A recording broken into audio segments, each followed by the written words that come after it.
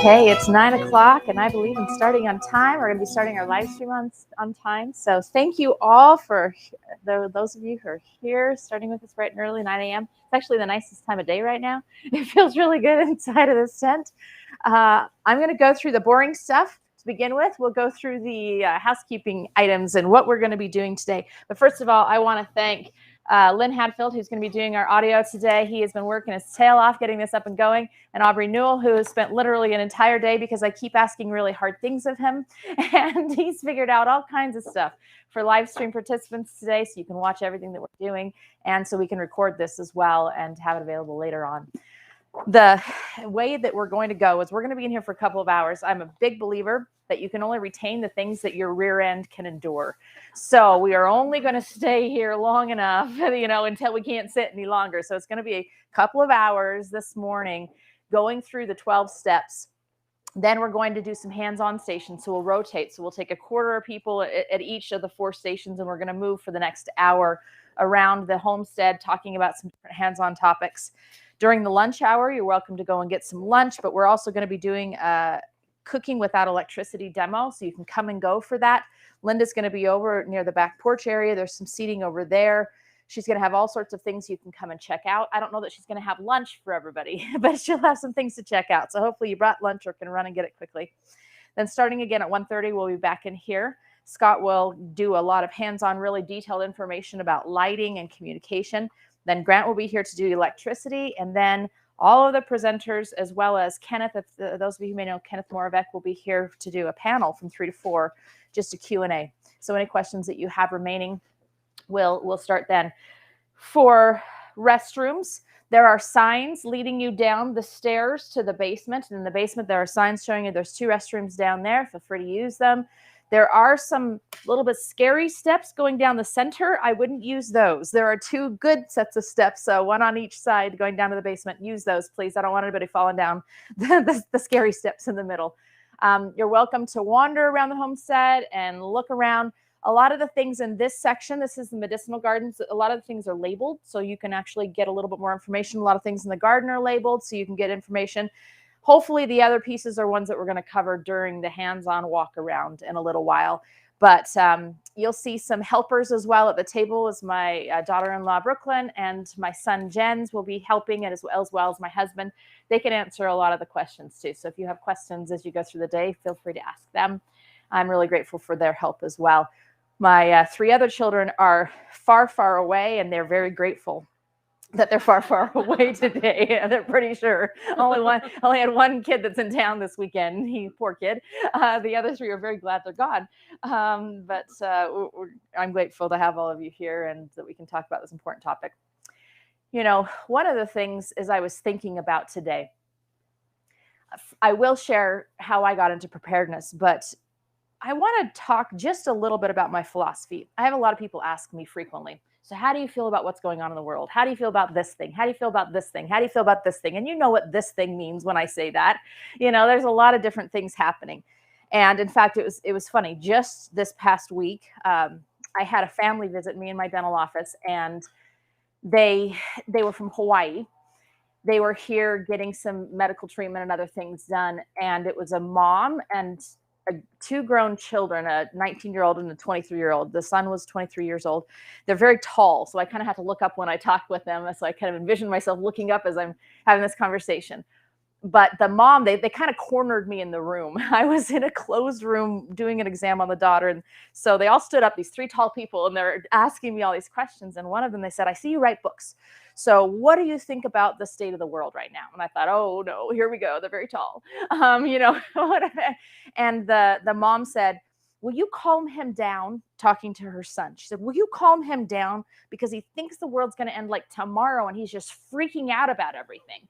And so I talked a bit about some things, and then we went out of the room, and then the son cornered me again, and he said, no, what do you really think? What do you really think?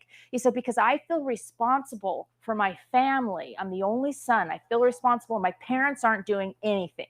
So this was his interpretation of his parents just being totally oblivious to the world.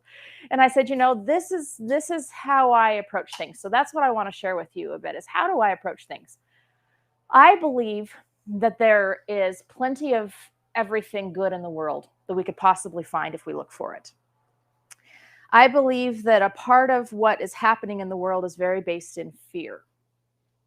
And if we stay there in that place of fear, it changes our own physical bodies. And literally, you know how it works. You walk into a scary situation or something that makes you fearful, you feel a change in your body, don't you? You feel a physical change. Your body changes physically. If that change happens, you are no longer as able to respond to a situation appropriately. Your body, your chemistry works differently. Everything works differently.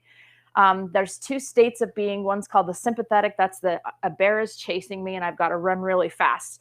And then there's the parasympathetic, which means rest and refresh and relax and heal. Well, if we're always scared, we're always being chased by a hypothetical bear. And our body operates differently in that area and that state of being. If we stay there, our brain doesn't work properly. It doesn't think logically. It doesn't think in systems and patterns. Our bodies don't digest food, so they don't feed us properly. A lot of things don't work well. So my whole intent is to get us past the place of fear and into the place of I'm doing something so I am prepared and able to do what I need to do. Because if we live in fear, that's the only place we're going to be. So let me tell you how I got here. I've not been doing this my whole life. This has not been my life. And some of you may have heard this story before, but it was about 2014. I had a book recommended to me by my hairdresser of all people. And everybody knows anything your hairdresser tells you is totally true. So you have to do it. So this hairdresser recommended this book and I was happening to go on a trip. It was Christmas time. And so we were going to be driving down to Phoenix to see family. So I had 9 hours in the car. And I love car rides because I can read in the car. So I always bring lots of books. So I was reading this book on the way, and it was talking about some possible scenarios for future events. As I'm reading this book, I'm thinking, whoa, okay, all right. This is scaring me a little, I don't know about this. And I just got this overwhelming feeling, if any of this is true at all, and interestingly enough, some of these things have actually happened the last year since 2014 till now. But if any of this is true at all, I am not prepared. I would not be able to handle this. My family would not be able to fare this very well. So I turned to my husband, who was, driving the car, and the poor guy, if he's ever driving the car and I'm reading, he just knows he's going to be like, reader's theater the whole time. Oh my gosh, I have to read this to you. This is so good. This is so good. And the whole time he just endures, and just listens to whatever I say. But I said, listen, if this is at all true, we are not prepared. We've got to do something. And he said, all right, let's do something then. So at the time, I had some 72-hour kits. My daughter was 10 and hers had diapers in it still. So I wasn't really very prepared. I hadn't kept up on this. I wasn't ready to if any of this happened again, I wasn't prepared. So I instantly felt overwhelmed, right? Because that's what you feel when you're talking preparedness. Instantly overwhelmed. Oh my gosh, how am I going to do any of this stuff? It's just too big. And I thought, okay, I cannot do anything in the state of overwhelm. This is not how I approach my life. So I looked at all of the possible things that I needed to do. And I said, all right, I can fit this into 12 categories. There's 12 months in a year. I'm going to take one category per month, and I'm only going to focus on that. So my mom growing up taught me a really useful skill. She taught me something called plan your worries. So the way that she told me to do this is she said, listen, you can worry about everything in your whole life all at the same time. But what good does it do if you can't do anything about the thing, right? What good does it do?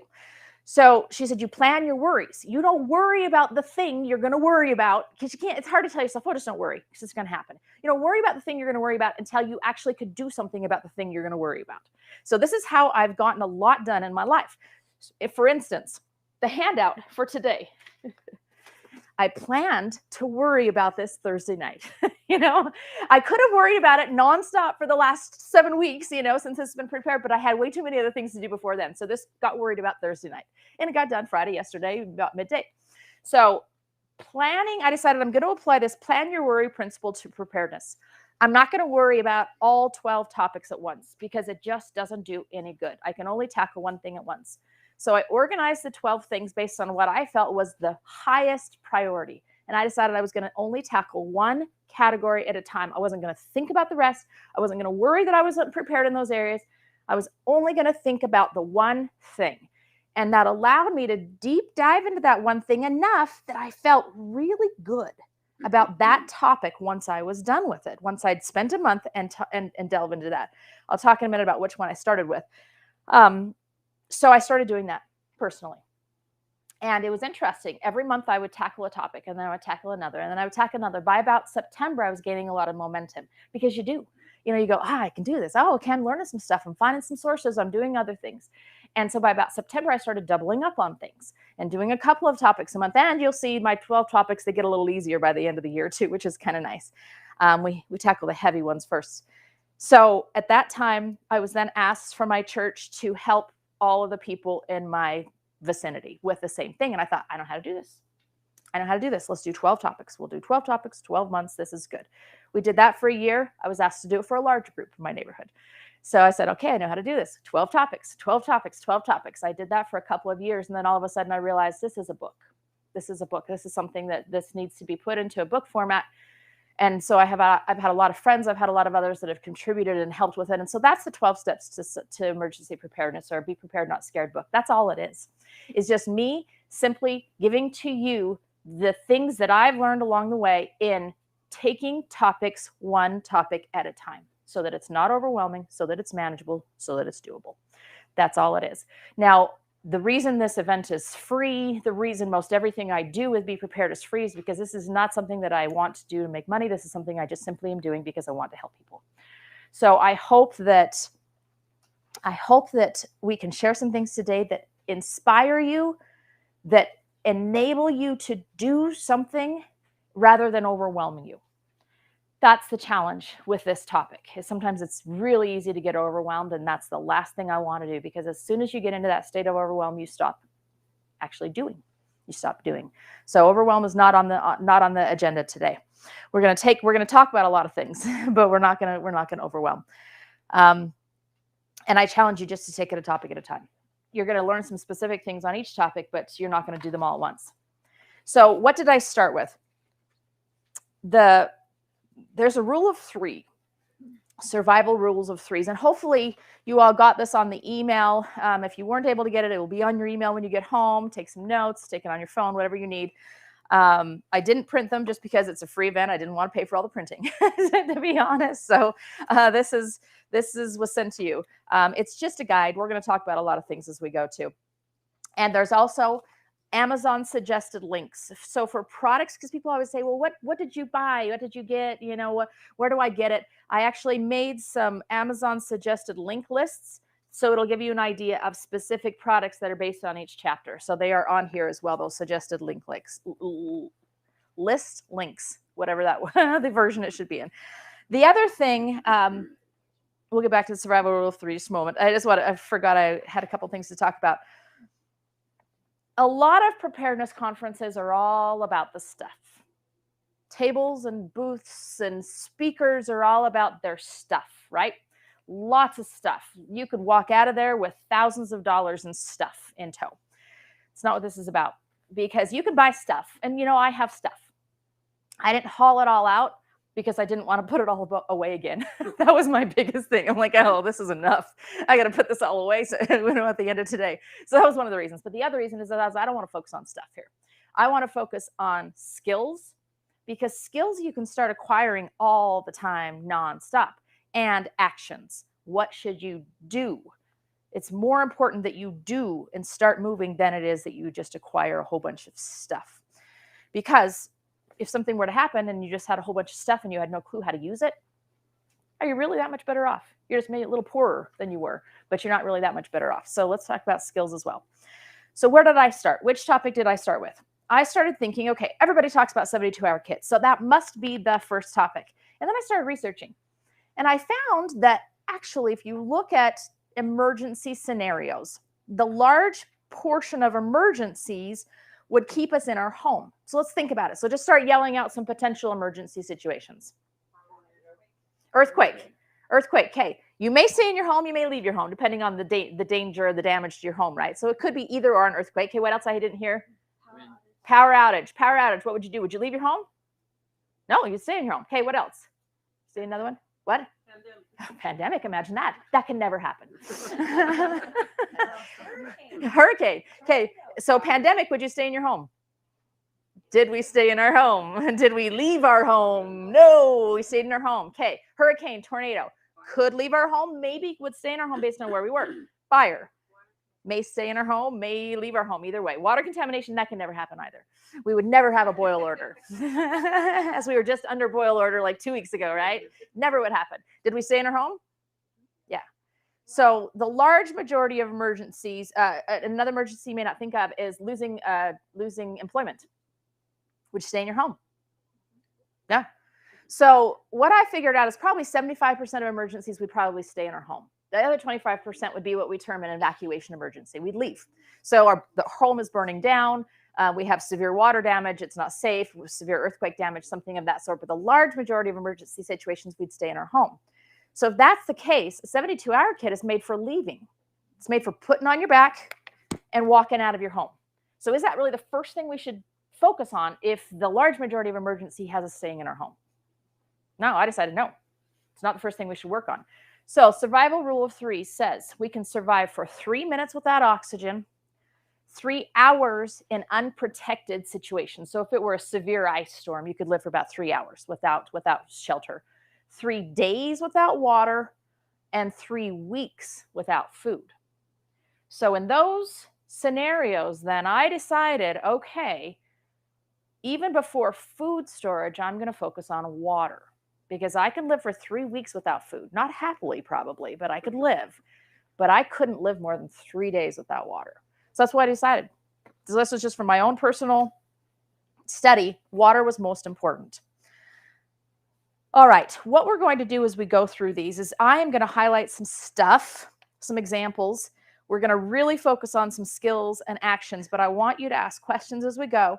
And then most of these we're going to have hands-on in a little while, and we're going to talk about some specific scenarios as well. So we'll talk about those also. But I want you to ask questions as you go, as we're hitting different topics. If you have some specific things, a lot of the information, and like I said, I am not here to sell books. That is not why it's here. But honestly, you probably just need to buy the book because it has so much information that you could go search the internet for days and weeks and months, which I did, or you can have it all in one single place that can just walk you through the 12 steps. So go find it on your own for free. That's fabulous. Or if you want it in one place, I've done that work to put it all together. So let's start with water. All right. I don't know where everybody is here, and we're not going to survey you all. I suspect we have some people who are just beginning with preparedness. I suspect we have some people who have been doing it for decades longer than myself. So we're going to have to try to navigate some of those different scenarios. Be prepared, not scared, and it's right over there. You can go check it out. So yes, we purchased a whole bunch of them so that they would be here if people wanted while they were here. Water. So if this is all very elementary to you, I apologize, but hopefully it will spur in you to go, oh, you know what, I don't have that. Or if you're starting brand new, I hope that this is, I can do that. You know, actually, because this keeps coming to my mind, and sometimes when it keeps coming to my mind, it means I need to say it right now.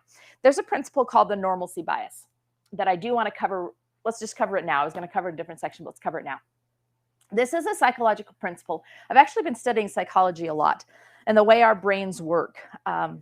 So normalcy bias is our brains,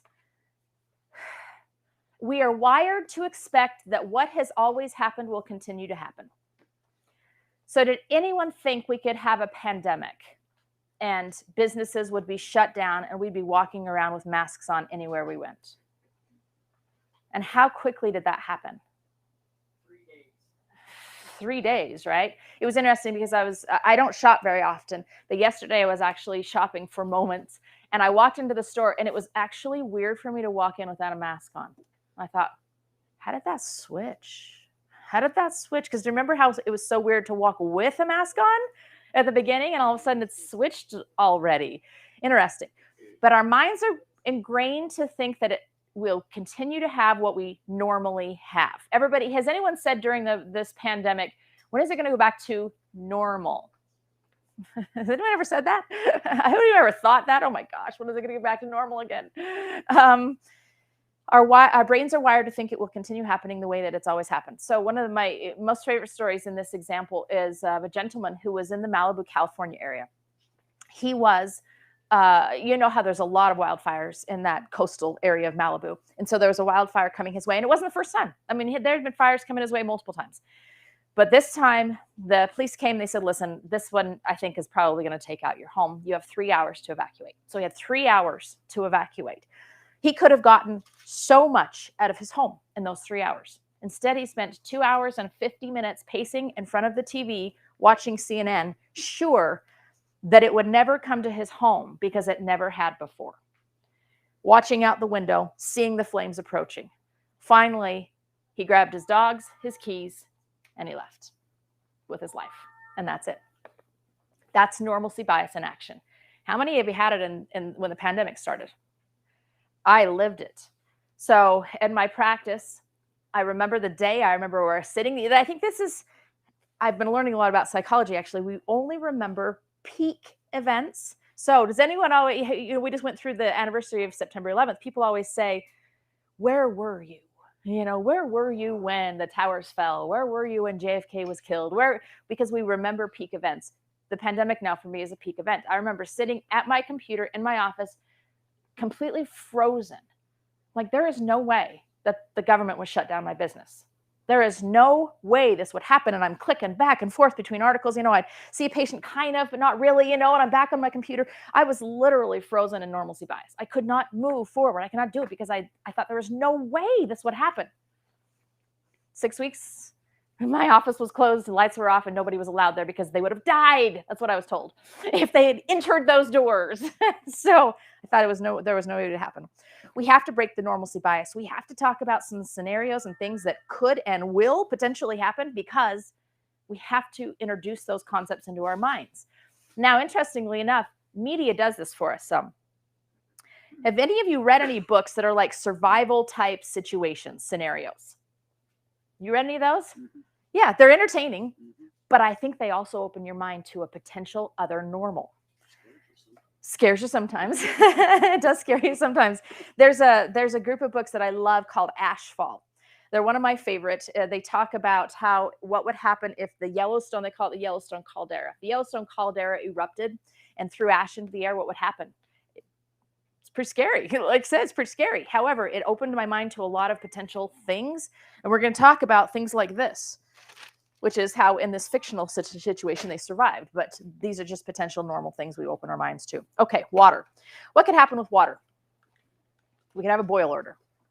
I was so annoyed by that boil order. Was anyone else annoyed by that boil order? And I was so bad at it. Like, I couldn't believe how bad I was. I was terrible at it. And my husband and I went out of town during the middle of it. We came back. My older kids were watching my younger kids. And we said, okay, guys, what are you doing for the boil order? And they went, we forgot there was one. I'm like, perfect, great. We would all die if there were really some bad things in this water. So we were terrible at it. But one thing that we did is we have a Berkey filter that we have all of our water out of at home. And I just said, guys, just don't drink anything ever unless it comes out of that. Let's talk about, because that's a potential situation. Where are water lines? Where do they exist? Are they in the air? They're in the ground. What could happen to the ground that would disrupt a water line? Earthquake, flood, anything that would affect the ground, chemical spill, anything that could affect the ground would affect water lines. Water lines would be completely unusable. That means we need to be able to have water to use and be able to treat water wherever we find it. Water to use, the very simplest thing is just get a couple of cases of water and put them underneath every single bed in your home. This is the simplest water storage that exists. It's the most expensive water storage, but it's the simplest. To get a couple of cases of water under every single bed in your room. Every single bed in your home. Interesting thing is, I've told this to so many people, and they said, just the fact that I went to Costco, except you can't get water at Costco right now, warning sign. Just the fact that they went to Costco, got some cases of water, put it under their bed, gave them the security, the peace, the whatever it was to click them out of that scared place and went, oh, I can do the next thing because that was easy. So that's why I start with this every single time. Now, what if, so you need to store water and lots of water. Today, we're going to do a hands-on with my son who built a water retention or a water storage center over on the side of our home, and he's going to walk you through how to do it. Yes? Just a quick question. Do you have to pay attention So here's the question. What is it going to do? Leach from the plastic. Are you going to die faster from the plastic leaching into your water or from no water? These are the questions I start asking. What am I going to die faster from? Yeah, I'm gonna keep this water, and if it's something that I need to drink, I'm gonna drink it. The Berkey could filter that out. You could dump this through this. Yep. How do you know when your filter is done filtering? I had a funny story. I'll share it. So when there's a certain number of gallons that it goes through, and so you look, I don't count, that would be way too hard. But you just think, okay, maybe that's 2 years. You consider how many gallons am I going to go through in a couple of years. When I bought my Berkey, I asked the gentleman I purchased it from, and he said it'll last you 20 years. And he said, if you don't think Jesus is going to be here by then, you're crazy. I went, okay. That was his comment. Anyway, I'll always remember that. So how long have I had it? Probably about 5 years. So anyway, so I got 15 to go. But I do change them periodically. I just kind of, keep it in the back of my head. I apologize for yard noises. We're outside. We're going to get them. So there are actual filters that go, I don't have it in here because they have to stay wet, but they're actually actual filters that go in these devices, and you just change the filter. So you don't have to change the whole thing. You just change out the filter. And then in your book, there's a tub where you can get them. Yep. Berkey is the place you get them, and that's where you get the replacement filters and everything else. Yep. And how often did you say you change the filters?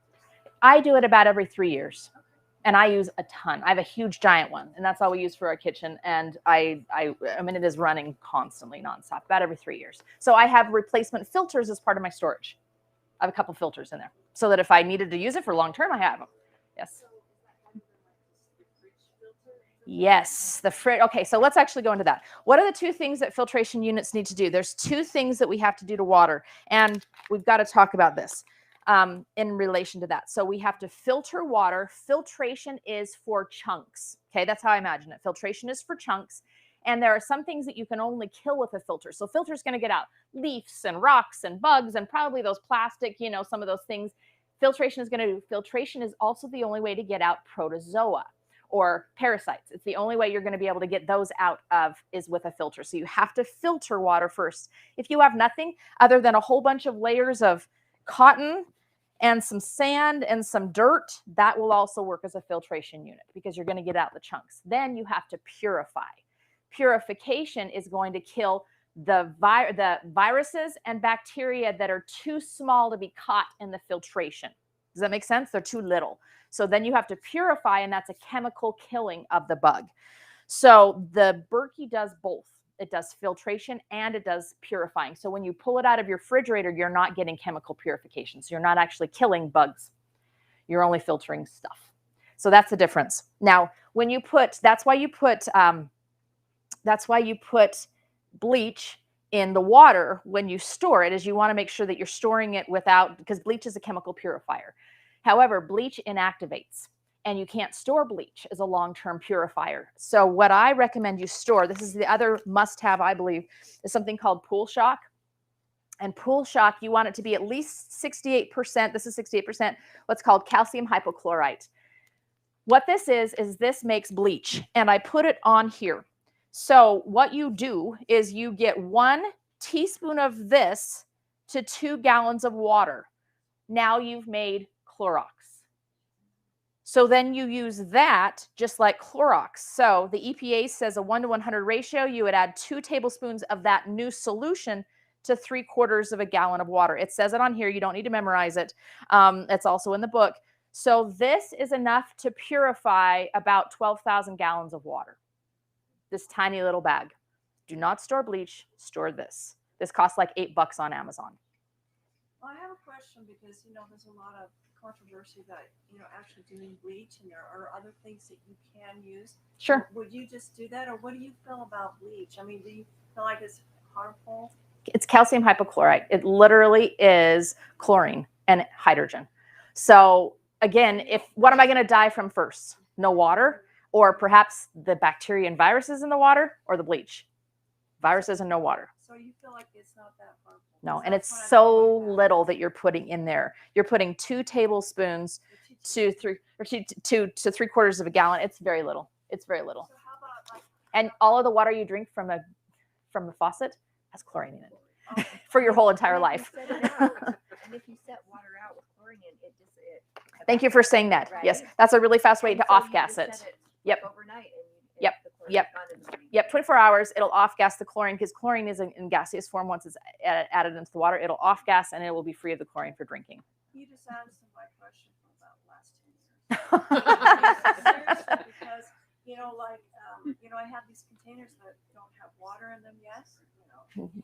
But by the end of next week, they will. That's right. I feel hesitant about, cleaning them out with Clorox. You clean it first, Nope. empty, and then put the water Nope. out. Oh, what am I gonna do? And you know what? That's part of the overwhelm is all of the information out there. Just do it. It's going to be so much better than not. I even have a tube. A clean hose. Now I can take, okay. By the end of the week, you'll have them full. I was told by a physicist that after the degassing, the 24 hours, if you plant a cherry tree and put that water at the base of a cherry tree, it will restructure the water to 1,000 whatever it is frequency. Very Put interesting. it there for 24 hours. All right. So it's healthy water. Berkey. Yep, Berkey. All right. So filter and purification, we talked about that. The chunks versus the chem versus the bugs. That's what they are. So action in this item, in this area, is look where you can get your water from. Just pay attention. Can you get it from a rooftop? Do you have like this? This is my husband has to like get his brain, this structure. So I had a dream. When I ever have a dream, my husband runs for the hills, man. I had a dream that we'd have conferences just like this. So we're living a dream right now. And so I just start looking for a structure. And I found the structure on KSL for $1,000. It was somebody in somebody's farmyard. They hadn't used it, been sitting there for 10 years. So my husband drove down to somewhere in the middle of nowhere, picked it up in the trailer, brought it back. And I looked at it and I said, I'm pretty sure we can throw that together on the weekend. It's how things work in my mind versus how they work in reality. So what ended up happening is the very first day I started putting these up, and they sent me a picture. I was at work. They sent me a picture. They said, we don't even have ladders this tall.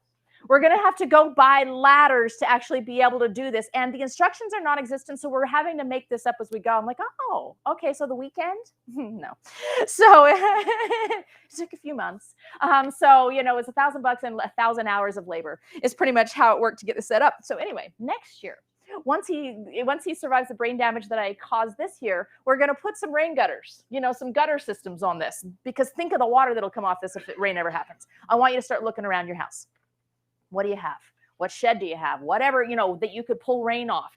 You can put some cheap guttering on. Heck, go to a construction site and get some flash material that's the leftover, fold it into a gutter. I saw a guy do this, so I know it can work. Fold it into a gutter, put it at the edge of your thing, and have it downspout into a bucket. There are so many ways to catch water. Just start paying attention. High water level. When we were digging out our root cellar, and I left the root cellar open, you're welcome to wander around, do whatever you want while you're here today. When we were digging out the root cellar, there was water 6 inches down. It's now in my head. I know where water is. It's 6 inches down from the bottom of my root cellar. It's right there. So would I dig down and get it? You better believe I would if I need water. So pay attention. What do you have where you have it, where you already are? And we're going to talk about our rain harvesting system that my son built. It was supposed to be his senior in high school project. Didn't get done for 3 more years, but it's done now. So he's going to explain that over there later in a while. Are you saying that when you dug the root cellar, you found there was water 6? Okay. Yep. So if I have to get water, I know it's under 6 inches under. So Michelle, Easy to get. Then do you use that as a root cellar, or did you have to dig somewhere else and that goes 6 Where the ground is, it's fine. 6 inches under, it's water. Okay. But where the ground is, it's fine. So yeah, it's still a root cellar. Okay, chapter 2. So then I started thinking, okay, food. Food, we can only last 3 weeks, and everybody's going to be so much happier if we have food, right? In an emergency, we're just going to be happier if we have food, and we're going to be able to do a lot more if we have food. So food comes next, but not necessarily always this kind of stuff. This is expensive. This will last for forever. This is what I want you to store if you have a pandemic and can't get to the store for 2 weeks. Why? It's easy. Do you need to heat this? I mean, it tastes better heated, but could you eat it straight out of this can? Absolutely. You would have to do nothing to this, right? How about this? Could you give that to a kid with a spoon? Yeah. You wouldn't need any way to heat it. You wouldn't need any way to cook. And we're used to this. It's food we're used to. If you have an emergency and you start eating this, guess what's going to happen to your gut? You're not going to feel good because you're not used to it. So in a short-term emergency, this is it. And the large majority of emergencies are probably going to be short-term, 3-4 weeks, that sort of thing. Have enough food. Have enough food that's easy to use. This is the other thing you need. Why do you need this? Open it up. If the power's out and all you have is an electric can opener, guess what happens? You're going to be using a chip or, a knife to dangerously open it.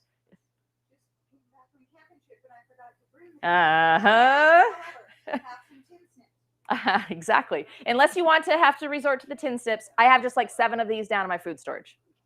They cost like $1 at the dollar store. So are you going to talk about expiration dates, because that's what's kind of been another thing too? Is Perfect segue right now. Yep. So how to make your food storage last. This is basically the rules for this. Store all your food storage in a cool, dry area out of direct light. As much as possible, have it covered, have it cool. Acidic foods, so that's tomatoes and fruit, are only going to last 12 to 18 months because they start to eat away the metal and the lining inside of the cans. Non-acidic canned foods are going to last 2 to 5 years. So something like this, 5 years, no problem. Use dented cans first as they will rust.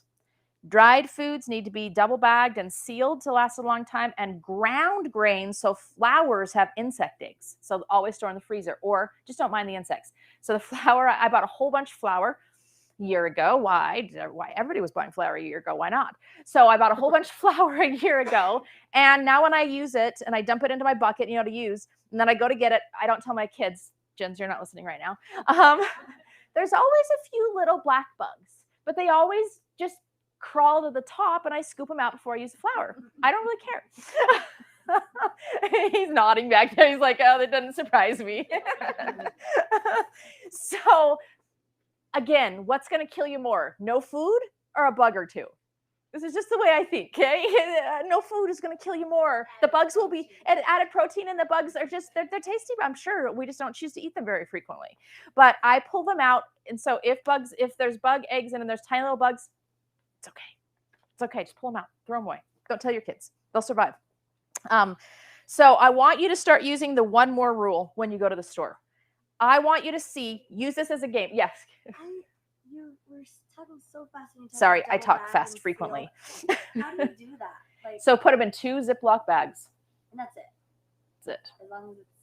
Yep. Okay. Yep. It's just going to allow less moisture to get in. That's the idea. Okay, like if you're dehydrating your own food, put in 2 Ziploc bags, and it'll last how long? I mean, ideally, you're going to put an oxygen absorber in there because oxygen with moisture is going to rehydrate your food. So you're trying not to do it. But I am so on the simplicity principle. Like if it means you've got to get some dry ice and seal it in a special bucket, you're not going to do it. So go get 2 Ziploc bags and make sure they're sealed really tight. Do you know what I mean? Like that's just go do stuff. Is that for even the ones that are already sealed from the No, store? these you're good to go with. Okay. It's if you have your own stuff. If you are, okay. Yeah, these are good to go. These are good to go. Yes. So if you buy flour, like say 10 pounds, and put it in your freezer for a little bit, and a month or so, and then bring it back out, I mean, that supposedly kills, right? Yeah, you've cryopreserved those insect eggs. Let's see if they survive. Maybe let's see if they're prehistoric insects, if they'll survive that cryopreservation or not. You never know. Again, if there's an insect that pops up, life will go on. So, Yeah. Michelle, what about, like the wheat? That's the one that goes rancid. If it's exposed to oxygen. Oxygen and heat and light are the things that cause rancidity. So rancidity is simply the thing that it's the change in oils. So any food that has oils in it will go rancid if exposed to light or heat.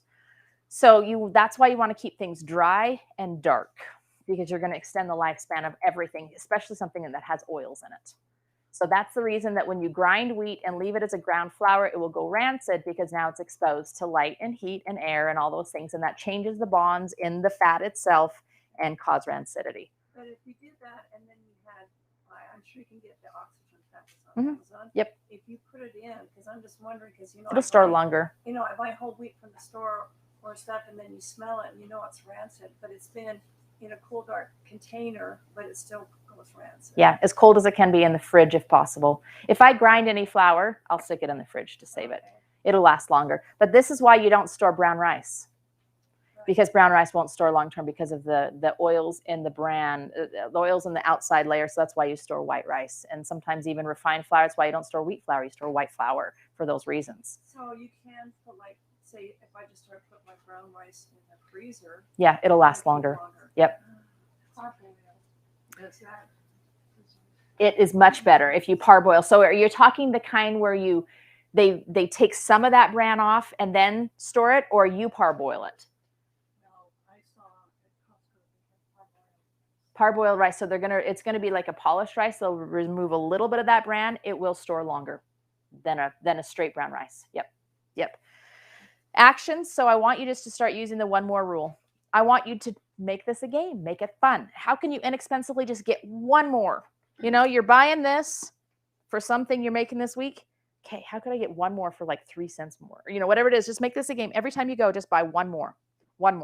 Also look at online classifieds right now, because it was a really good year for fruit here. So there's people just giving away fruit online. If anyone lives near me, which some of you do, there's a home down that street that has so many apples, and I cannot use them all. So all of you are welcome to them. More apples than can possibly be used. You have to have permission, but look around your neighborhood. That's what I do, is I look around my neighborhood. I'm like, okay, I bet you they're not using it. I noticed they aren't using it. Most people are actually thrilled to have you use their food because they feel sad that they're not.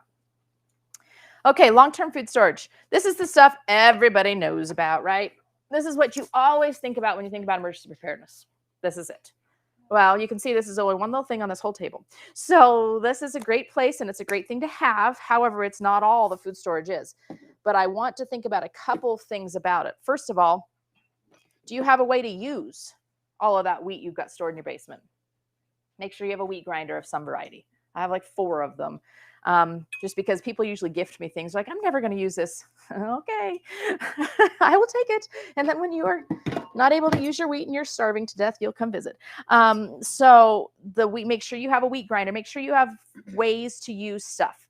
Now I'm going to talk about something controversial. Scotch broth.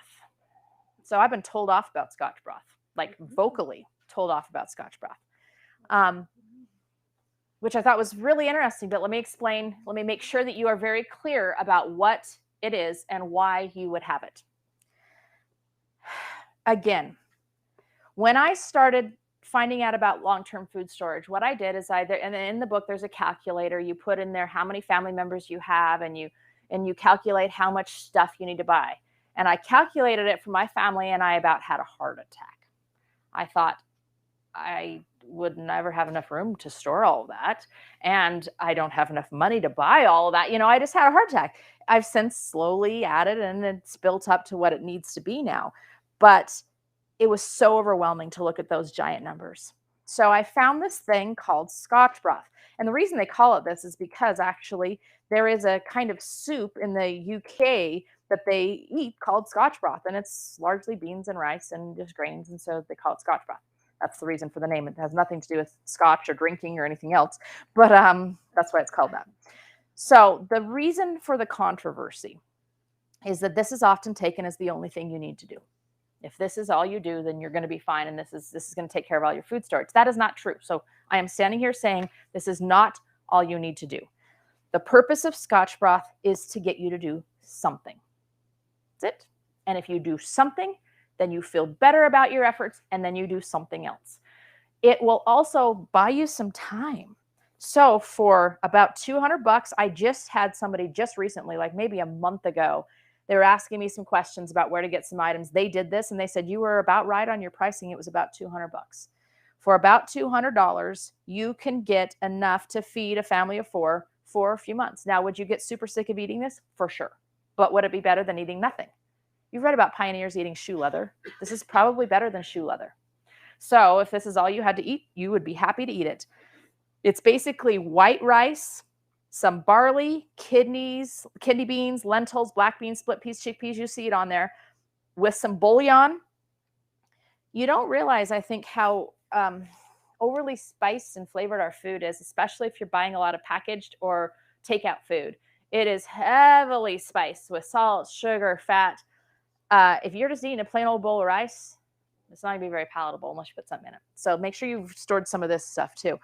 But so you put bouillon in this and you store it in 5-gallon buckets. And there's more detailed instructions in the book about how to do this.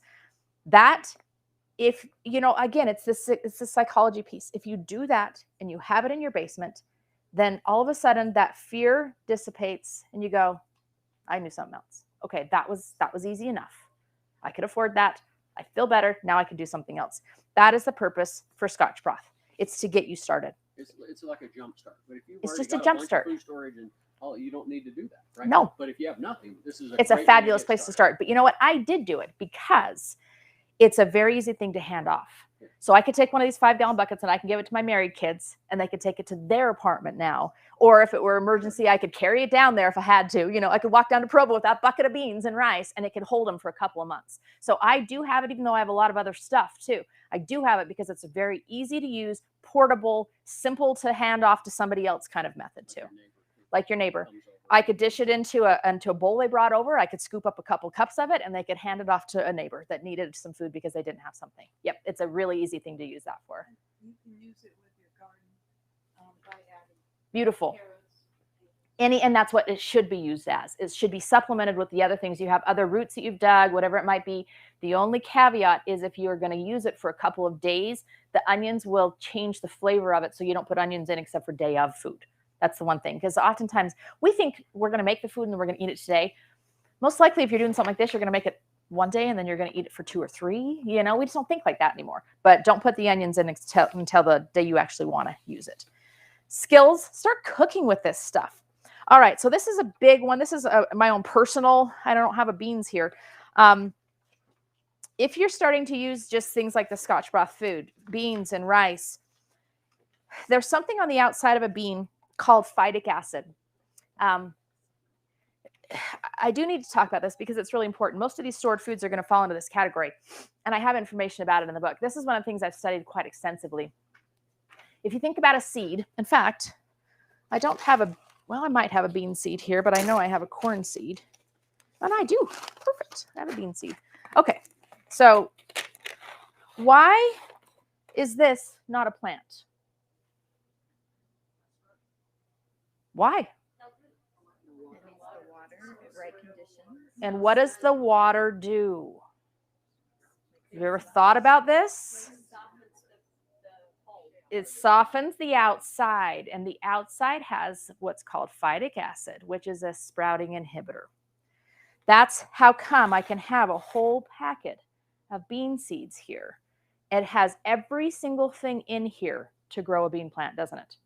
I mean, how many bean plants are sitting right here? It has every single thing inside of the seed to grow a bean plant. Every single thing, except they're locked inside.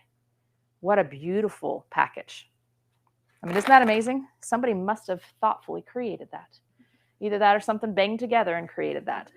But most likely this was thoughtful, and what an amazing package, because everything needed for that whole entire bean plant is right here, but it's locked up.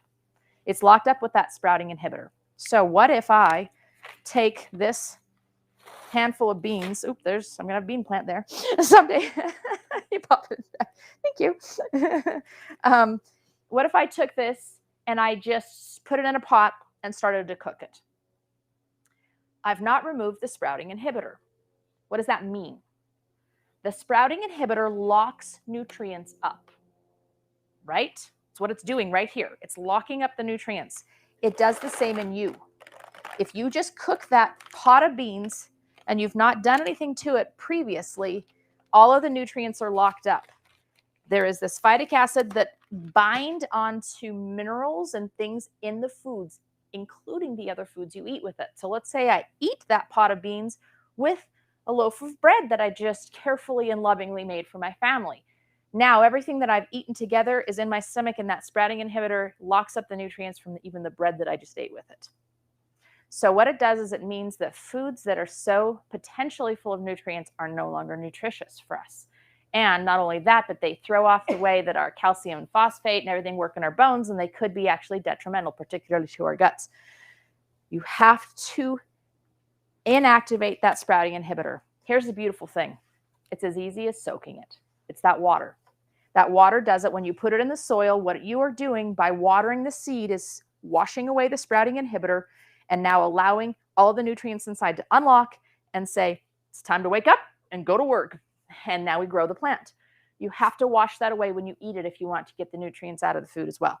So for any beans, corn, so if you look on the instructions, I think it does say it on here. Step 1 to use Scotch broth is soak in water 6 to 8 hours or overnight. You wash off the beans and rice, you put new water on, and you cook them. And you've now totally inactivated the sprouting inhibitor, and you're going to have released all the nutrients. I'm so embarrassed to ask this. Never. Does that mean that like the beans that we eat could be seeds? They are seeds. And we just eat them as beans? Yep. But if they are like this, they've already been treated, cooked. They're no longer live. There's nothing live in here. So you're not going to cook this one. But absolutely, you'll go and look out of my garden. You'll see, if you're walking through the garden, you'll see my garden's looking a little scraggly right now. The reason it's looking a little scraggly right now is because most everything out there is turning into seeds. And I'll be harvesting the seeds in the next few weeks. So all the beans that I didn't get picked soon enough to eat fresh are now growing long. They're ripening, they're maturing, they're going to dry on the vine, and then that will be my seed for next year. That's how gardening works. Like so many questions in my brain. Oh, good. I'm glad. See, this is why no question is an embarrassing question. It's just something you didn't know before. So please ask. Absolutely. So you have to soak these foods. How do you do this in an emergency when like the world is crashing in and your kids are crying because they're starving and you have no power and you're having to use your alternate cooking methods? And how do you do that if you've never done it? See, you need to practice. You need to practice when it's like normal time. Again, that word normal, when it's normal time so that you can do it. Okay, an action in this area, food storage inventory. Just go see what you have. You may be shocked that you have more than you think. Just go see what you have. What holes do you need to fill? Then make a plan. Make a 12-month plan. Okay, I'm gonna work on flour this month. I'm gonna work on oats this month. Whatever it is. Don't do it all at once. Just make a plan. So Yes. do we even need to soak just rice? I've never soaked rice. Yes. Yes. How long? Overnight. Overnight. Oh, really? Yep. Not only that, it will increase nutrition, it will increase digestibility, and it will shorten cooking time. All three of the above for every single grain or legume. That's what should be done to it. Yep. So like your brown rice, if you're gonna bake. 100%. Yep. You should be sprouting all of these things. It will. Are you soaking them? Soaking, sprouting, or fermenting will do this to the bread. I mean, if you want to learn about sourdough, so I'm going to be doing a hands-on sourdough baking class where you will come to here. So this changes. Some of you have been here and you've been to the other hands-on classes. This whole center changes to tables, chairs, and we cook in here. We're doing all sorts of cooking and making, and you take home stuff. So if you're interested in how to turn your cans of wheat into something that's incredibly nutritious, because it can also be not very good for you, incredibly nutritious, come back for the hands-on sourdough making class. You're going to walk out of here with a loaf or with some dough. You're going to go cook at home, and your family's going to go, did you learn how to make that? Because that's the most delicious bread I've ever eaten in my life. So come back and learn if you want to learn that. Okay, so what if you are like gluten? You have to eat gluten-free, and you have the rice, and you have a meal, and you grind it.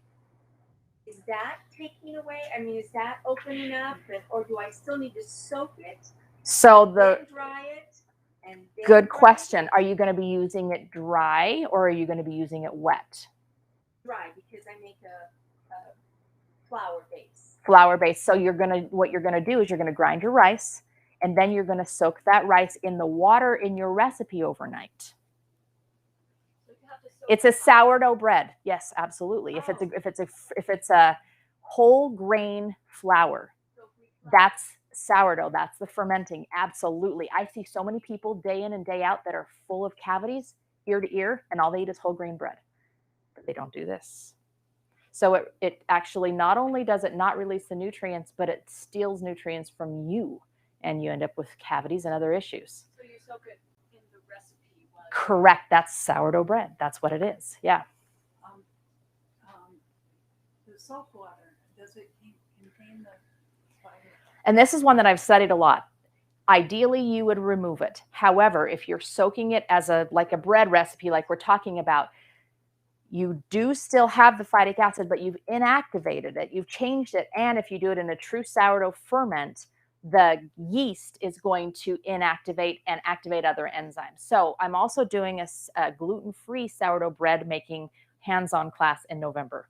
Okay, if you're, like I have to make a base, and it's white flour or white rice, brown rice, potato starch, tapioca, and I Yep. keep that as a base. Yep. So when I make cookies or brownies or whatever, You're going to start the day before, and you're going to add the liquid the day before, and then you're going to add your rest of your ingredients the next day.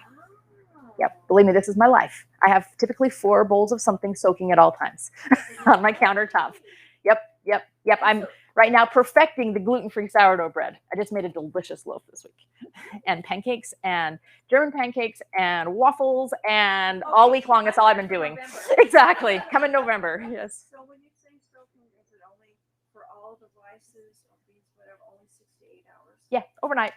It's just the way I think about it. In a couple of days until it starts to sprout. You can sprout it, but then that changes it entirely. Now you've totally opened up, and we will get to that in just one moment when we get to the gardening section.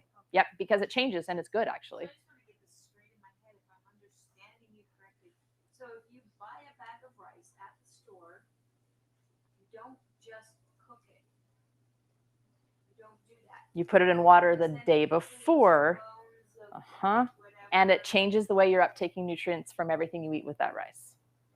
So guess what? Guess who knew this? And then you cook it the next, Great. it's less cooking time, or you're just warming it up at that No, you're cooking it the next day. So you're just soaking it. So you're not cooking it overnight. You're just soaking away the enzyme on the outside or the acid on the outside. Guess who knew how to do this? I remember reading a book about, I think it was a Louis L'Amour book. Did anyone ever read Louis L'Amour books? I love Louis L'Amour books. My husband owns every one. Do you have every single one? You need to come look at our collection, man, because my husband loves them. We have moved those Louis L'Amour books probably 10 times. And every time I think, why am I moving all of these books? Anyway, I remember, I think it was a Louis L'Amour book I was reading one time. And it talked about how some guy was hired on as a cookie. Remember, they called them cookies. Was hired on as a cookie for like this wagon train or, whatever they were. And he didn't know how to soak the beans. And so the guys came in later and the beans were hard as a rock. And he was so embarrassed and he felt so bad. And so guy had to pull him aside and tell him how to soak the beans and how to do whatever, how to cook them right. So guess who knew how to soak grains? Everybody prior to about 50 years ago. We were in the I need it fast and I need it now mentality. We started leaving all of those things behind, and we've since left behind nutrition along with it. All right, so when you soak it for 6 to 8 hours, do you throw out the water? Mm-hmm. Yep, unless it's in a soured, and you can't throw out the water because it's part of your recipe. Okay. Yep, So but yeah, you drain them, rinse them, and then put new water on it. Yep, I saw one back here. Yep. I don't like to bring this up, but Always do. I had a question. You were talking about taking a 5-gallon container with beans and rice. Yep. What do you think of putting diatomaceous earth in there to keep the bugs down? All of those things are great ideas. Okay. Yep. Now the second thing is, just so happened this morning, I was watching an education channel, and they were doing all about rice, how it's processed, how they Arsenic. Thing and from growing and everything. And they said, well, the phytic acid is true, it's on the husk. But when you have white rice, they said they tell you not to rinse white rice because The starches. They spray. If you buy enriched white rice, they have sprayed the nutrients on the outside of the grain. I don't want those nutrients, I'll tell you right now. Well, but everybody Yep. should know that, 'cause, And if you ever soak that rice and watch that little filmy, milky stuff come to the top, it's the starches, but it's also what you're talking about. that's right. And also, if they put calcium carbonate on there and spray it, that's just It's rocks. Mm-hmm. Yep. So soaking is good. And also there's controversy. We can talk about controversies for days and days and days. It's controversy about arsenic, that it's a problem with rice as well. This will take care of that as well. So it just takes care of everything. Just do it. Your pioneers ancestors have done it. I soak the white rice too. Yep. This is just to confirm. I have a Japanese friend, and she's old, and she says you never use rice without getting rid of Always. it. She soaks everything. Yep. Always. And gets rid of all the milk. Yep. As soon as the milk is gone, she says then you can use it. Always. Yep. That's why they live to be 100. Exactly right. Yeah. He said that's why they live to be 105. Yeah, like we'll let her real quick. Yeah, yeah. So I try to buy most of my things organic, but obviously sometimes it's expensive. So sometimes I opt for soaking them when I can't buy organic. Do you feel like that's That's a like great tip. Yeah. So Yep, it's a great tip. Yes, because sometimes you just can't, especially if you're going to buy in bulk like we're talking about for storage. Yeah, again, I always think, okay, organic versus dying because I have no food. I'm always going to pick non-organic and not die. Always. Yep. Yep. Yep. Corn's a whole nother story. Corn's a whole nother story. You have to soak it in. You have to nixtamalize it. Whole nother story. We'll do it. We'll do a class on corn. Yeah. So when you were talking about flour and needing to freeze it, I was getting so overwhelmed because I feel like I have a lot of flour that isn't like I have. It'll just have long-term bugs. storage. It's okay. Okay.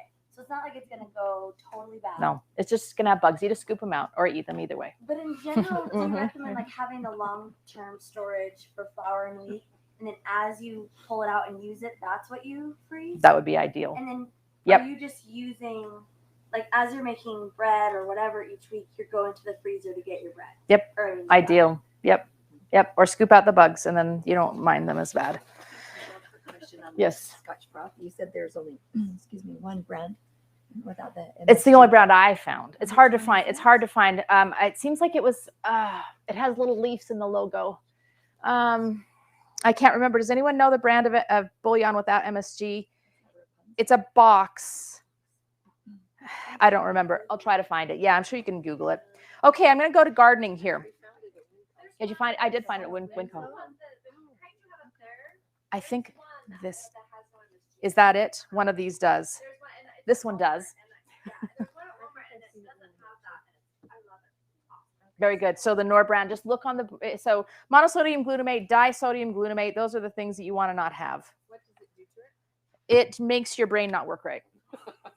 Other than that. It's a neurotoxin. It's a neurotoxin, yeah. But again, death, neurotoxin. You know, if I have to eat it, I'll probably just eat it. So, you know, I am super basic that way. It's like if, you know, and, you know, I'm gluten-free as well. If I have to eat wheat and it's that or death, I'll eat wheat. You know, I'll feel cruddy, but I'll eat it if it means that I won't die. And I probably rely on somebody else to help me, you know, so that's part of it too. Exactly. Okay. Gardening. I love gardening. Obviously you can go see, you know, out there, walk around and get some ideas, but here's some of the things you need to have stored for an emergency for gardening. You need to store seeds. We are going to talk about seeds, and there's some very specific, but really only one thing that you need to do for seeds. They need to be heirloom seeds. What does that mean? So not modified, correct. So this is my favorite brand called Baker Creek Heirloom Seeds. You can see it just says heirloom. All they sell is heirloom. It's my very favorite company. There's a few online that are. The reason is I described how I was going to go and harvest those bean seeds out of those bean plants out of there. If I had planted a hybrid bean, I cannot harvest those seeds and expect that I'm going to grow the same plant that grew that seed, because hybridized plants are hybridized or changed for certain characteristics. Like maybe they want it to be storable or all ripen at the same time for commercial harvest, or have a shorter plant so they're easier to harvest off of, whatever it might be. They've bred for certain characteristics. And because they've changed the genomics inside of that seed, they will not reproduce true to seed. So you cannot just go and harvest a bean seed from a hybrid plant and expect that it's going to grow the same bean seed next year. Not only that, but it may not even sprout at all. So sometimes they're non-viable at all. They don't even sprout at all. So you have to plant hybrid seeds, which means that you will have predictable reproduction and you will be able to then save your own seed, because this to me is the ultimate emergency preparedness, is a seed that can grow into a plant, that can create 10,000 more seeds, that can grow into 10,000 more plants, that can create 1 million more seeds, that can create 1 million more plants. I mean, is there anything more beautiful than that? So you have to store heirloom. Heirloom, the other word that can be used is called open pollinated. So those are the two words that you can hear used, but heirloom is just your safety bet, not hybrid. And the way you'll see it is you'll see them say like F7, Ludi, you probably know better than, what do they call them? Like F7, F, like they call them F. It's like in old, takes me clear back to my biochemistry days, alleles, they call them different. Anyway, the things. It's the generation that they are. So if it says any kind of hybrid, do not get it. Is this particularly for heirloom seeds that you recommend? This is, I do not believe it is. No, this is called, either you look at Baker Creek Seeds or it's called rareseeds.com. And I will tell you, you need to get seeds in November. If you wait till January or February, they will be sold out. They've been selling out year after year since COVID-19 happened. So you need to get, why wait till November? Why not now? Because they're harvesting their seeds right now. Like I said, you know, my seeds aren't completely ready out there. They're gonna be ready in the next month. They're harvesting the seeds. You're gonna get fresh seeds, ready to go, high germination rate, meaning they'll grow well, and they will still have some. If you wait till January, February, they'll be gone. How long do they last? So good question. So what I do is, these are not this year's, these are March of 2015. Okay. So when I use my seeds for planting, because I don't plant every single plant that's in here, like this is radishes. You can see I didn't plant them all. I will then take this bag and it goes into my cold storage. So I have year upon year after year. Now, will every single one of these radish seeds germinate? No, but I guarantee you one will or two will. And so they will last. The cooler you store them, the longer they will last. I do have some emergency seed packs that haven't been opened at all in my freezer. If you store them in the freezer, you're going to be able to store them for multiple years. But I guarantee you that probably at least 50% of the seeds in this bag from 2015 will still germinate. So this is just my long-term arc. You know, this is my Noah's Ark, is all my years of seeds. And just make sure you have them. Sprouting seeds. So I want to walk you through this. The first day an emergency happens, the first thing you should do is start sprouting some seeds. And you don't have to have a fancy sprouter. It can just simply be a mason jar with some sort of a mesh. It doesn't even have to be a fancy mesh. It could be a t-shirt that has an open weave, you know, or anything like that, or a dish towel that has a, you know, fairly open weave on it. You just want to be able to put water in here and then dump it out and have the seeds not dump out. Why do you do this? Because those beans and rice and things, they actually make a complete protein, but they don't make a complete nutrient profile if you eat them. There are nutrients in a sprouting and growing seed that you cannot get in anything that's dried or dehydrated or preserved long term. You need to have the enzymes that exist here to be able to digest those beans and rice. So enzymes are something that are alive, that will inactivate at about a little higher than 80 degrees. So between the 80 and 90 degree area, they will deactivate enzymes. Enzymes are literally the reactants that you need to add to your food to be able to digest it. So if all you eat is canned and dehydrated beans and rice day in and day out, your digestion is going to seriously suffer. So you need to have something growing. This is the easiest way to do it, is grow some sprouts. And it takes like a tablespoon of this, or probably less, to fill up that whole jar. So that's the first thing you do day one of emergency, is you soak some sprouts and you stick them in this jar, and they're going to be going. It says 4 to 6 days. It's really not even true. 2 to 3 days. It's some sprouting. It's a sprouting mix. Yeah. Can I see the front of the bag? That is the front. That is. Oh. Yeah. The back looks like that. This is called Rainy Day Foods. Yeah, rainydayfoods.com. But you can get this at any health food store. They have tons of sprouts. Tons of sprouts. Amazon has tons of sprouts. Yep, and they will store for forever. And it's typically, this has wheat, so I wouldn't use this brand. Beans, peas, garbanzo beans, spelt, lentils. I really like alfalfa or broccoli seeds.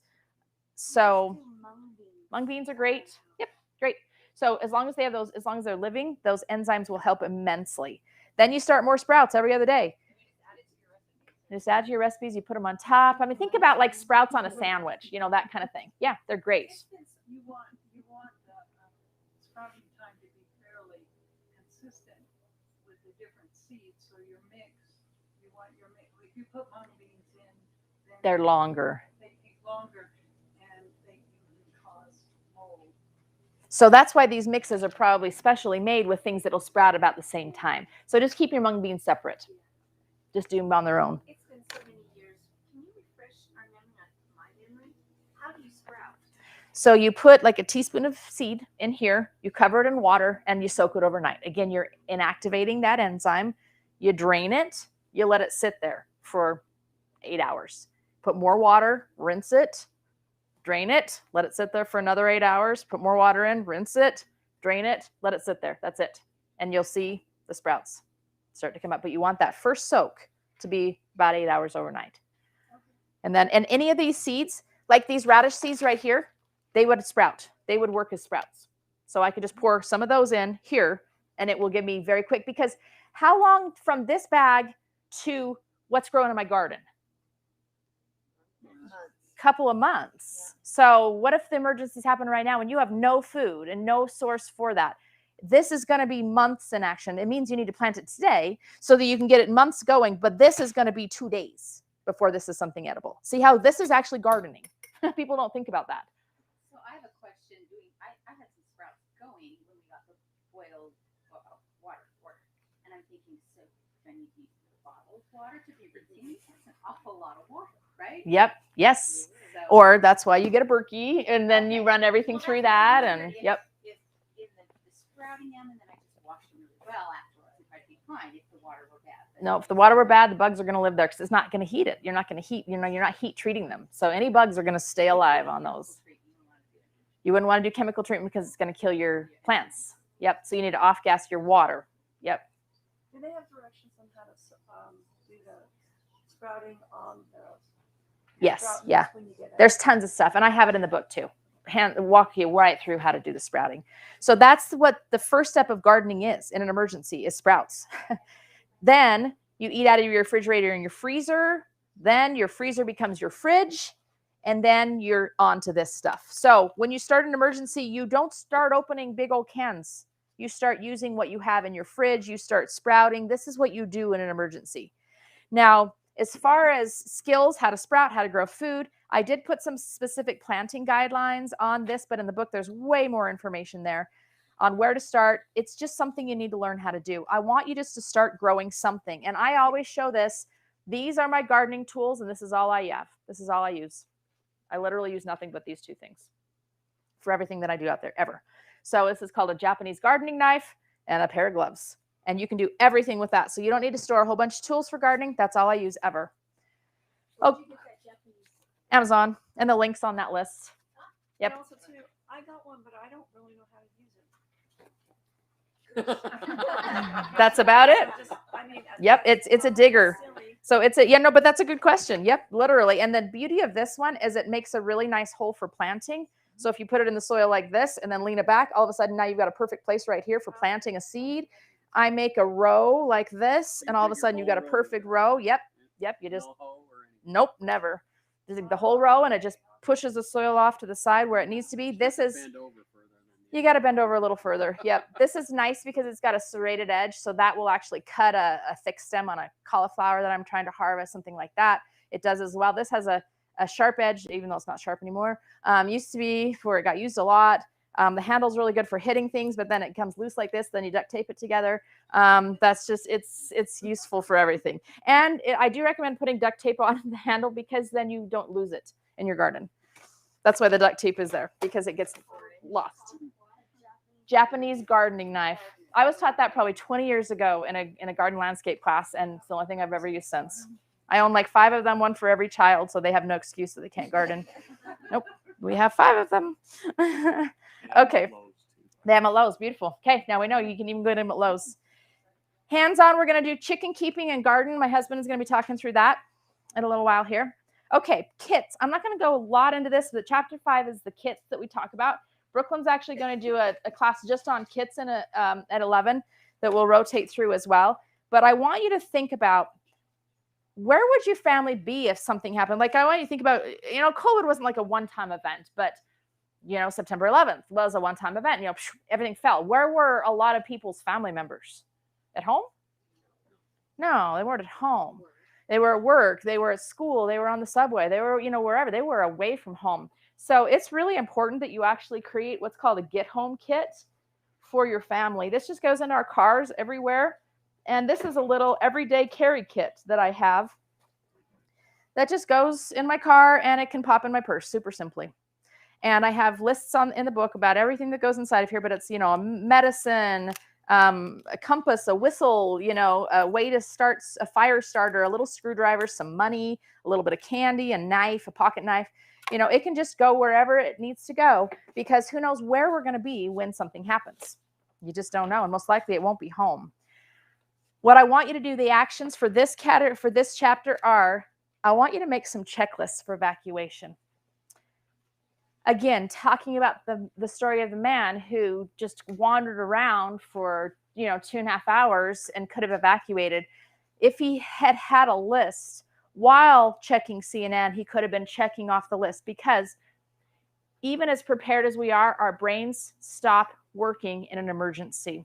We go into reactive mode rather than proactive planning, logical thinking mode. We're just reacting. So if you already have a list, your brain can follow a list when in reactive mode. It can't create a list. Have you ever noticed that? When you're super stressed out, you can't think well enough to actually be logical, but your brain can follow a list in an emergency. So what I did when creating this list, I just took a clipboard with some blank paper around in my house. I had a sheet that said 5 minutes, a sheet that said 30 minutes, a sheet that said 3 hours, and a sheet that said all day. And I just walked through my house. And so I walked in my kitchen, I'd look around and I'd say, okay, what would I need in this room if I had 5 minutes to leave? All right, I need my keys. I need, I just looked around. Okay, what would I need if I had, 30 minutes? What would I need? And in some rooms, there was nothing. There was nothing I would need if I had 5 minutes, but there were things that I would want if I had all day. So now I have these lists formed. So I put them all into lists, and I put a list in the kitchen. I put a list in the storeroom. I put a list in the garage. I just put copies of this. So if something were to happen, we could grab that, and in 5 minutes, we could have everything out of the house that I would want in 5 minutes. And you know the kind of things that would be. But then I also have a list for if I had a whole day, and on some of the things on that list are all the food you can fit, stuff like that. And, who knows how much food it's going to be, but all the food I can fit. But I know I will. So let's say I have a 3-hour time frame. I'm going to get everything on my 5-minute list. I'm going to get everything on my 30-minute list, and I'm going to take everything on my 3-hour list. So it's just something my brain can do in an emergency, but it can't create the list very well in an emergency. You're not going to remember what you need. Yep. In fact, I put my lists in there. Yep. So you can know exactly what I would take in my kitchen. Yep. Okay. Chapter 6, shelter. And for those of you who weren't here at the very beginning, there are restrooms. There's a sign over there that shows to go downstairs. Don't go down the scary stairs in the middle. Only go down the two stairs on the side, so you don't die. Okay, shelter and home preparation. So, if we have to stay home, what would we do? I forgot I was going to tell stories. I didn't think about it. I didn't see my notes here. We did this as a family. One of the things I really encourage you to do is to talk through this with your family.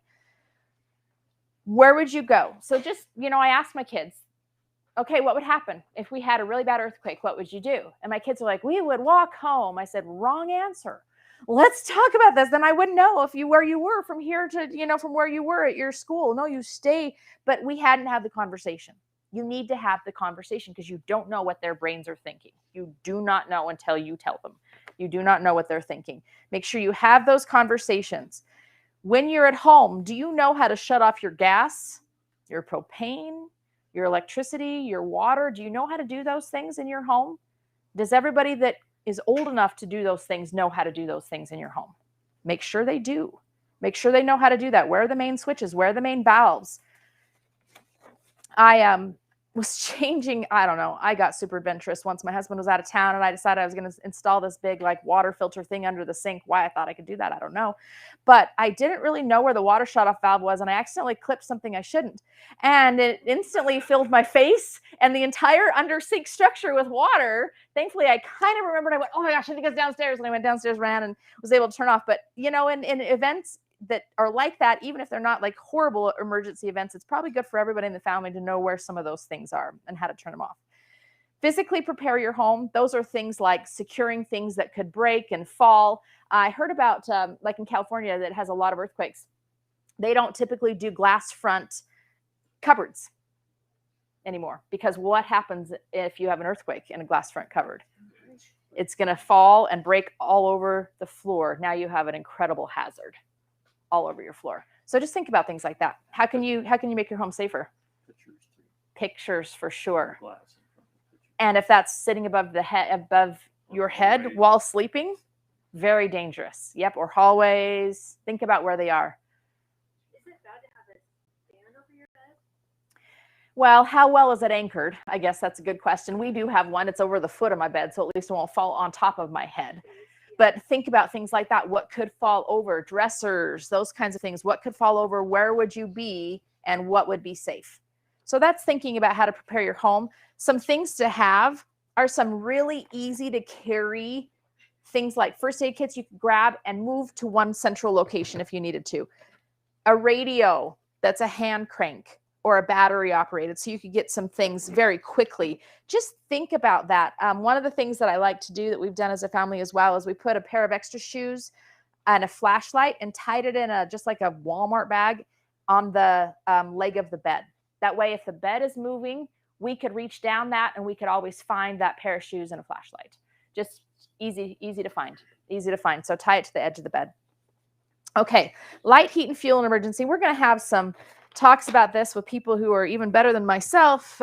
Scott and Grant are going to teach us more about this stuff later on. But I did want to talk about a couple of things from a safety standpoint. Open flames are dangerous. So I tried to research this last night. Actually, it was really interesting. Have you ever typed stuff in Google and think, that's not what I was looking for? It came up with some very interesting things. I was trying to search how many pioneer women died from open flames, from cooking on open flames. Again, the search didn't yield the results I had anticipated, but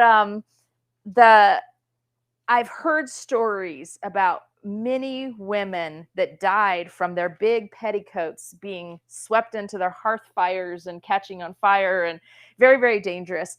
And they lived with open flames day in and day out. And they still have these issues. You know, the one that was so odd that I learned about? Ballerinas, their outfits were made of like very gauzy types because they wanted them to look, you know, floaty and stuff on the stage. And the stage lighting was all gas lamps. And so they would swirl around and they would catch on fire and they would go up in flames. And they lost many very prominent ballerinas. They lost an entire ballet troupe. They all caught on fire at the same time. I mean, it was like terrible stuff I was finding. I'm like, I did not think I was going to find this. Anyway, so if you're a ballerina, do not dance around open flames. Anyway, so that was an interesting search result I found. But they were used to open flames. We are not. Right? We don't even know what to do. And the other problem we have is all of our homes are built to be airtight so that they're very good at retaining or staying at temperature that we want. That's a problem. If you've got an open flame, what does an open flame feed with? Oxygen. It will quickly eat all of the oxygen in the room. What does it leave in its place? Carbon dioxide, which is odorless, non-visible. It will fill your home and you will die before you even know it. So you've got to, if you're using an open flame in your home, what could an open flame be? Is this an open flame?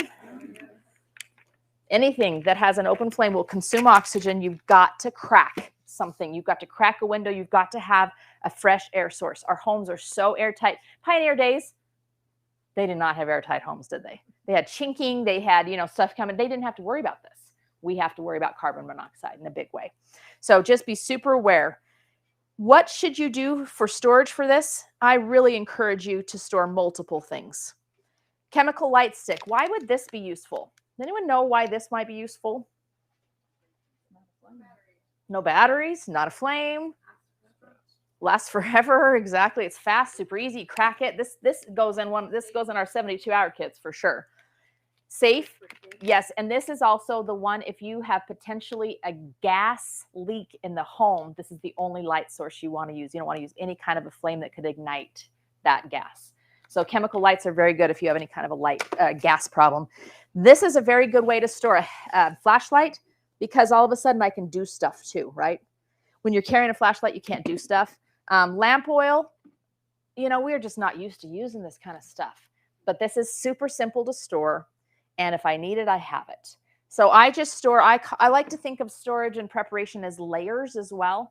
I might only have one of each of these things, but I have one of each of these things. So I just have layers of preparation and it helps my brain. It helps to know I'm going to be okay. How are you using lamp oil except with I have a lamp. You have a lamp. Yep. And I buy them on online classifieds, but you can get them cheaply at the store actually too. So yeah, I have some oil lamps. They're sooty, they're dirty. There's a couple different kinds of lamp oil. This one's a pretty clean burn. But again, I'm going to worry a lot less about my ceiling than about, what living if it were that. Back onto those magic light things. The light strip Yeah. things. When Halloween comes out and they have all of those Oh. things, it's really good to put around your kids so that in the dark you know where they are. Mm-hmm. And so That would be a good time to buy them as well. Yes. Because they're going to be cheaper. Actually, not Halloween, the week after Halloween is the time to buy all of these. Kids come over and they go, "Mom, why do you have all of these?" Well, we'll be spreading. Exactly. Or even 4th of July. 4th of July is a good time to buy them too. Yep. It's also good to use one of the pets. That's a good idea too. Camp out, you have all the dogs and kids running around. You can see the kids, you can't see, no, you put it around the dogs and you have to around. I like it. So again, extrapolate this to an emergency situation. Same thing. Yeah. Do they expire? That's a great question. You can I'll also look and get see. Those really cheap finger lights that they don't last, I don't know how many hours, but they're really cheap, right? You can get like a bipolar and they're adequate for if you want. I mean, that's the Yeah, sort of for thing. short term. Put some of those by your instead of a whole flashlight, you have to change the batteries every time. Just replace the finger lights to get out in an emergency. Yep. You have enough of those. This says this is expired. It says 2019, but I bet you it'd work. It'll work. I bet you it would work. Exactly. I bet you it would work, but I should get new ones. Or not, or maybe not last as long. Yeah, exactly. And then that's how I feel. I can't tell you to eat expired food. However, I will tell you I ate a can of, yeah, I shouldn't admit this, but I ate a can of chicken that the expiration date was 2007 last week. I'm still alive. But I think chicken probably wasn't a very wise choice. However, I think that, again, if it, choose your poison a little bit. If you have some expired beans and it's that or death, I'm going to eat the expired beans. You can tell I live on the edge a lot. Unless the lid is closed. Yes, and that's your indicator. So yeah, you look at this can and there's no bulging anywhere. There's a little bit of rust though. So that I should be eating right now. And I think this one was on the ground, which is why it's probably expired. No, this one isn't. Okay, so skills, again, safety with open flames. Never leave a candle, lamp, anything with a flame unattended, especially with children. Do not get a gas-based lamp if you have children. It's just not worth it. Use these other versions.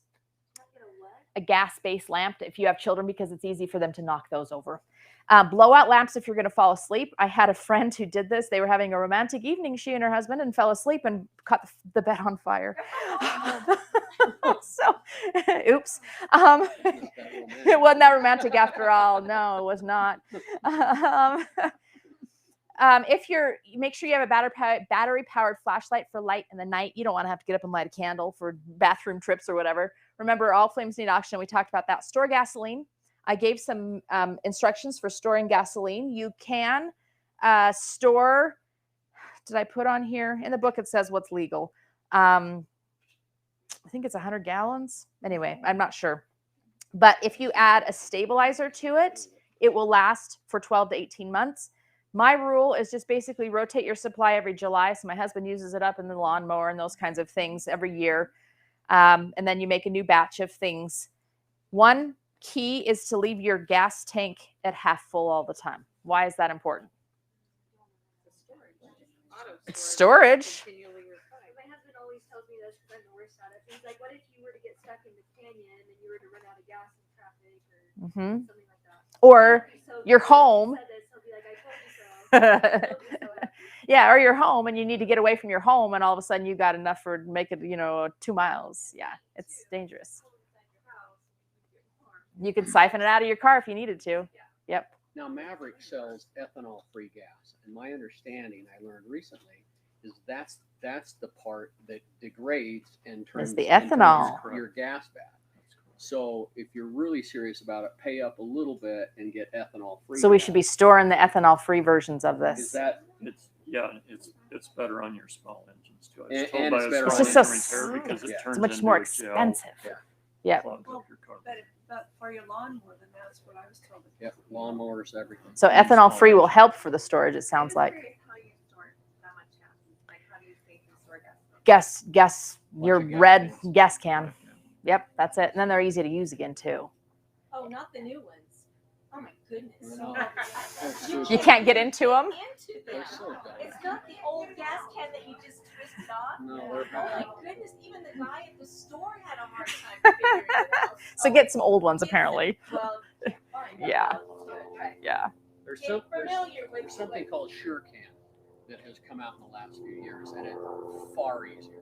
To get They have the into? spout on the bottom, so you don't have to pour from the top. You just pull the spout down, put it in where you need it. Okay, there you and go. pull the Sure handle can it in, is. and it's called SureCan. And Okay. they cost more money too, but they're far easier. They're better. Aubrey, do you have a question back there? Some of the people online are just wondering if you could repeat the question when answering the questions. I will do that. Help me remember to do that if I don't remember to do that. Very good. How much gas can you legally store? How much gas can you legally store? So I think it's around 100 gallons. It says it in the book. I think it does depend on where you live. Yeah. Okay. Yep. So you would store that Or don't check.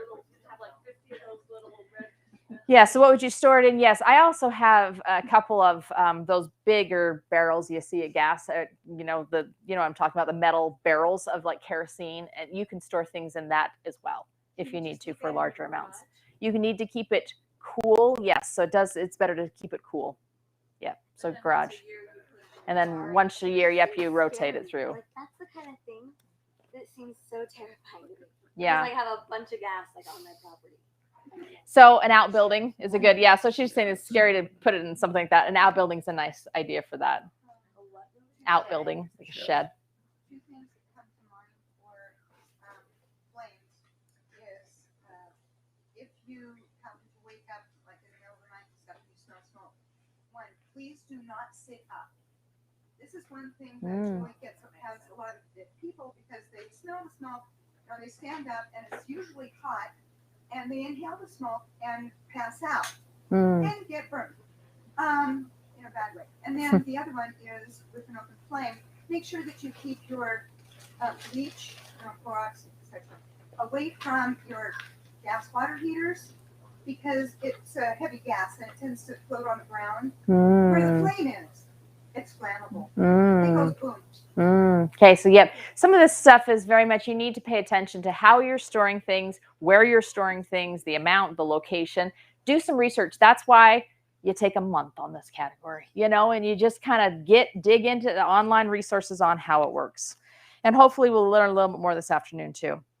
First aid and emergency. Okay, so I do have in the book quite a detailed list about things to get from a first aid standpoint. The one that I really, wanted to go through too is some herbal things. But before that, there's I'm always signed up for crazy stuff. So I signed up for an active shooter disarmament course, just because, why not? And I had my boys, my husband do it with us. And at the time we had a foreign exchange student from China. Well, in China, they don't allow people to have guns. He'd never even seen a gun before, okay, because they don't allow guns in China at all. But I signed him up for this class too. He was terrified the entire time. He was literally terrified to death of this whole thing. But what was interesting is part of this course, so we went through an active shooter triage. So they had the lights going and the smoke machines and stuff. And there was somebody we had to try to find it. And there were injured people all over the place. I mean, it was crazy. But what I learned is that oftentimes first aid is what you have. So, we figured out that a splint is made really nicely out of a cardboard box and a scarf or a necktie or, something like that. It's just being aware enough of first aid needs and things to do for first aid to be able to look around and be a little creative.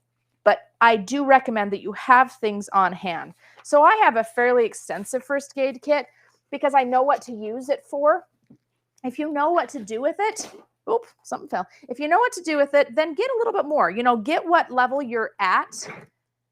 If you don't know how to use a ton of stuff, then just get a lot of stuff that you do know how to use. But I have, everything, but even things like now, gloves and masks and, this is a sling. And, I've got a bunch of stuff in here. You don't need all of this, but I just feel a lot of safety in knowing that it's all here and it's all together and I can find it really simply. You know how, you know, somebody gets sick and you're like, oh, where did I put that? Okay, I thought it was in that bathroom, but then my daughter moved into that bathroom and now it's just all hair stuff. And, you know, where, I don't know where anything is. So even just putting it together gives me a lot of peace. The other thing is learn about natural remedies. So again, before 50 years ago, what did everybody use? I've learned, I actually studied this pretty extensively lately. 100 years ago is really when chemical pharmaceuticals came into being. So before that, and all chemical pharmaceuticals are made from natural plants. That's what they started from. They isolated a certain action in a plant that they knew of, and then they synthesized it chemically, and that's what became the drug that we take now. So if we don't have access to that, or if there's problems with that world, which we're not going to go into it, but you all know what I'm talking about. Wouldn't it be nice if we just knew the actions that came from the natural plants to begin with? So this is cayenne tincture. Right now I'm studying a book that was written in 1820 called The Thomsonian Botanical Medicine. And this guy, he's pretty incredible actually. He wasn't a doctor, but he just felt called to this. This is something he used all the time, cayenne tincture, because he believed that at the time bloodletting was the predominant medical treatment of the time. And they killed a lot of people with bloodletting and something called calomel. Anyway, when you get into the history, this is pretty interesting. What he figured out is rather than letting off the heat through blood, which is what they were trying to do, that he actually figured out you should heat the internal part of the body and that the body would kill off then the bugs. So he used cayenne a ton. And I really like some of the things he does because it does lead to the body being able to help itself and get better. So I really encourage you to learn some of these things. When we do the hands-on walk around here in a moment, we're gonna go over here to my herb garden. Actually, in fact, all the gardens here in front of the center and over here are all the medicinal gardens, and most of them are labeled. You'll see there's a label with the plant name as well as the plant indication. So the reason you would use it and how you would use it if you wanted to use it for medicine. But you won't memorize them all. There's no way I'm going to learn all those things. So I recommend, and these weren't on the list because I just thought of this morning. I recommend these two books. And you'll see I got this one on Thrift Books. So I bought it used because they're kind of pricey, but I got this one used. Thrift Books. This is basically every herb, and it tells you exactly what to do with it. So I will never memorize them all. I will never learn them all, but I don't need to because I have this. It's called the PDR for herbal medicine. When you say how to use it, are you just meaning like the benefit of it, or like literally like both? Both. Okay. Both. And then this one is one I really recommend getting. I did buy this one new on Amazon called Prescription for Nutritional Healing. This is based on symptom. So diabetes. If you have diabetes, you turn to the diabetes section and it tells you natural remedies. Natural meaning just using herbs, plants, other actions, remedies for health that have nothing to do with the pharmaceutical medication. So this one I recommend to just be on hand for your family. Phyllis Balch, B-A-L-C-H. But just kind of picture in your head, it's this green and red book here, Prescription for Nutritional Healing. This is, to me, the best medicine preparation you can have. Go spend $40, get these two books, and now, okay. I think it's a compilation. Yeah, I think that one, it does look like it has an author, but I think it's a compilation of authors. The Thrift Books label is right over top of it. Usually PDRs it says Thompson, Thomson. If you just look up PDR for herbal medicine, you'll find it. And this is the 3rd edition. I think the newest edition is like the 5th edition. Honestly, typically between editions, what are they going to change? 1 or 2 things. But this was about $100 cheaper than the new version because it was on used. And so that's what I bought. That's how I do medicine. And then you slowly start to put it in. And what you're going to find is that a lot of the plants you grow in your yard, because they're pretty, are medicinal. So that's why this garden bed you'll see out here, it's pretty much a lot of plants you're going to find in any garden bed. Every single one of them has a medicinal use. That's what I want to highlight and let people understand is that the plants that surround us are medicine. We just forgot how to use them. So some of these ones that you just did this spring, or most of them, right? Mm-hmm. Are you going to be harvesting seeds from these? Yep. Or are some of them seeds and the plants and everything? A large majority of them will come back. Most of them are not. Most of them are perennial. Yeah, most all of these gardens are all perennial. Yep. Okay, so sanitation. Sanitation's an interesting one. We don't like to think about it or talk about it, do we? It's like this taboo subject in our world. We don't talk about poop. We don't talk about, we just don't talk about it. I was thinking about this the other day. I thought, but every person does it. Every person. And so every person, this is an issue for, because we don't think about waste. Our waste flushes down the toilet or it goes out onto the curb and it goes away, right? We don't think about waste. We don't ever think about it. What happens when the garbage truck quits coming? What happens when the sewer lines break because we have had an earthquake? How quickly will this be an issue? So death rates have dropped exponentially in the last 100 years, and a lot of it has been attributed to antibiotic usage. It's actually false. There definitely is an improvement in health because of antibiotic usage, but the large majority of death rate dropping is because of sanitation. Because of improvement in sanitation, we're no longer living in our poop. We're no longer pooping in each other's front yards, right? We're just not. So sanitation has been the difference. 100 years ago, 50% of babies died from diarrhea. 50%. I mean, you hear the stories, about your great-grandmothers who had 13 children and 5 of them lived to adulthood. That's just doesn't happen anymore. It doesn't happen anymore. You don't hear about babies dying and moms dying and kids dying. You don't hear about it anymore, but listen, pay attention to the stories. They died a lot, right? There was a lot of death. What was it from? Large part of it was due to sanitation issues. If you have not thought about this or prepared for this, you're going to be in dire trouble. Really serious issues. So the first thing you have to know is that if something breaks in the lines and there's an earthquake or some disruption of the lines under the soil, everything that comes from everybody else's home will also now enter yours. If those sewer lines back up, it's all going to come into your home. So the first thing you should do is block off your own lines from everyone else's. So the easiest way, there's a great presentation online on sanitation from a woman who works for the state of Utah. She came and did a presentation for us. The easiest way to do it is you put a ball, harder ball the better. This is a racquetball, lacrosse ball also works, in a sock, and you shove it down your toilet. That's going to block off the toilet from the rest of everybody else's toilets. How do you get the water out? Everybody always asks me that. There's a trap in the bottom of your toilet drain, and if you use a plunger or a toilet brush and you just scoop the water and push it over the trap, you can get all the water out. Sanitize your toilet. Shove this down. Why put it in a sock? In case you want to use your toilet again. Exactly. So you can pull it back out again. So I put all this in this bucket. This is a luggable loose, so I could take a toilet with me if I needed to. It's all in here together. So if I have to do this, it's all here. So I have those in here. Then I also have some hydrated lime. There's instructions for all of this in the book, so I'm not going to go through in detail. Basically, what you do is you turn your toilet into dry toilet. Some of the principles, so then you line your toilet with garbage bag that you can remove and go and dispose of. One of the number one keys is, and in fact, I think there's a sanitation kit list on here.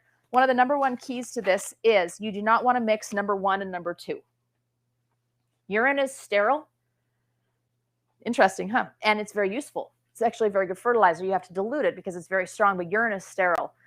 And when urine mixes with fecal matter, it's when it starts to smell and get really nasty.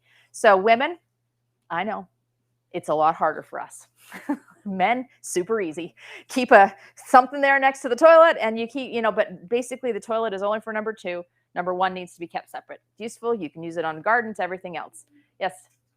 So you mentioned sewer backing up. Plugging the toilet will prevent sewage from coming up the toilet, but it'll come up your floor drains and all through your house. So are there main block off areas that you can block off? But there's plates that you can put over your floor drains that you can lock in so that nothing will come up those as well. That's a really good point because you're right. Yes, there are actually fixed plates that you can get to put over top of the floor drain. Thank you. Very good point. Yes, thank you. Where? think about your laundry room. Furnace. Don't you have your furnace room, your laundry room? You see those floor drains that, like if your washer overflows, where's it going to go? Go look and see. Your shower. Yep, you can get hard plates that'll go over those drains and keep it out. This is really a good point. Thank you. Not sinks. Sinks are different. This is going to be sewer line, different. My ex's parents, in their basement, they have a hard racquetball, like a hard river ball, in their floor drain, and it's underneath, so that when it's normal, everything can go down, but when pressure starts pushing it up, it pushes it up. So maybe we can use these same balls in socks and shove them down all of our drains. Yeah, that's what she Yep. Is that what she says? This lady who does this, put it on all your drains. So I remember the plates, but I was looking for where to find them because she had some sort of a plate, but I couldn't remember exactly how those worked. So just shove a racquetball down all your drains They're usually just a little screw that you just pick up. and take it off and then put it down. Yep. Does that include sump pumps? If we have a sump pump, Does your sump pump, it's where your sump pump drain to. So this is all just thinking, where is it draining to? Anything that's draining into the sewer is going to come back up again. So where does it drain to? So, like in an emergency, if you have no toilet or anything, you just go in the yard or whatever. Don't go in the yard because now you're living in everybody else's poop. Yeah, So you're going to use your toilet. You're going to convert your toilet to a dry toilet. So that's why you're doing this. Then you're going to line your toilet with a garbage bag. That's what you're going to use. You're going to keep a thing of kitty litter or sand or charcoal or something there by the toilet that will help neutralize what's in there. In the book, it's going to give you a list of all the stuff to do and how to do it, because and it also discusses how to dispose of that, because eventually that garbage bag in the toilet's going to get full, right? So it also discusses the proper way to dispose of it. You dig a big hole, you have to cover it for critters, you have to add certain things. This is something you need to have thought about beforehand. You really need to. I'm just one, but I tried for 3 months on sanitation. And, I found that cocoa peat bricks in the potties are really good. You don't have to hydrate them at all. You're going to hydrate them naturally. and then on the poop, it's really hard to have the both. They both come at once. And so I use a paper towel and catch the poop on the paper towel. And then I use a big enough piece that I can cover it and put it in a Ziploc bag and take it out and put it, if it's winter, put it in the bag. And that's composted separately. But Then your other. The peat moss, the peat, when it finally hydrates, I stir a little bokashi powder into it to desanitize it. Sometimes I use essential oils in there, but it is a good material to put under your bushes and trees. It's good. So for those online, she's talking about using peat as an absorbent for the material. Cocoa peat is an absorbent. The main piece here is you need to, you can tell she's thought about this and she's actually even practiced this. You're going to be like 10 billion light years ahead of the rest of us, because you've actually tried some things. We at least need to have thought, something got me. We need to at least have thought about it, You have to go through a psychological sort of. Yeah, because we're so repelled at the concept of it. It's just our world. Yes. Yeah, I'm sure I'm the most clueless person in myself.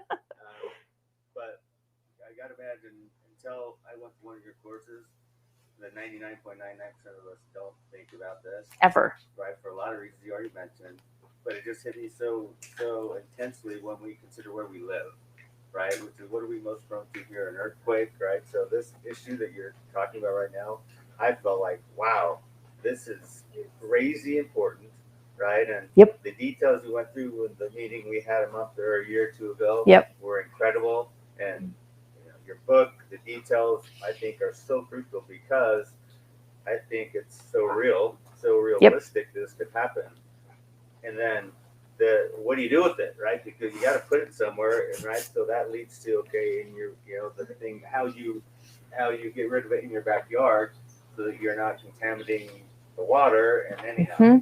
Because where does it go next? It goes to the mice. It goes to the dogs. It goes to the things that then go to your neighbor and go to your other neighbor. This is how people die.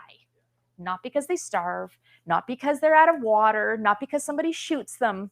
They die because of their poop.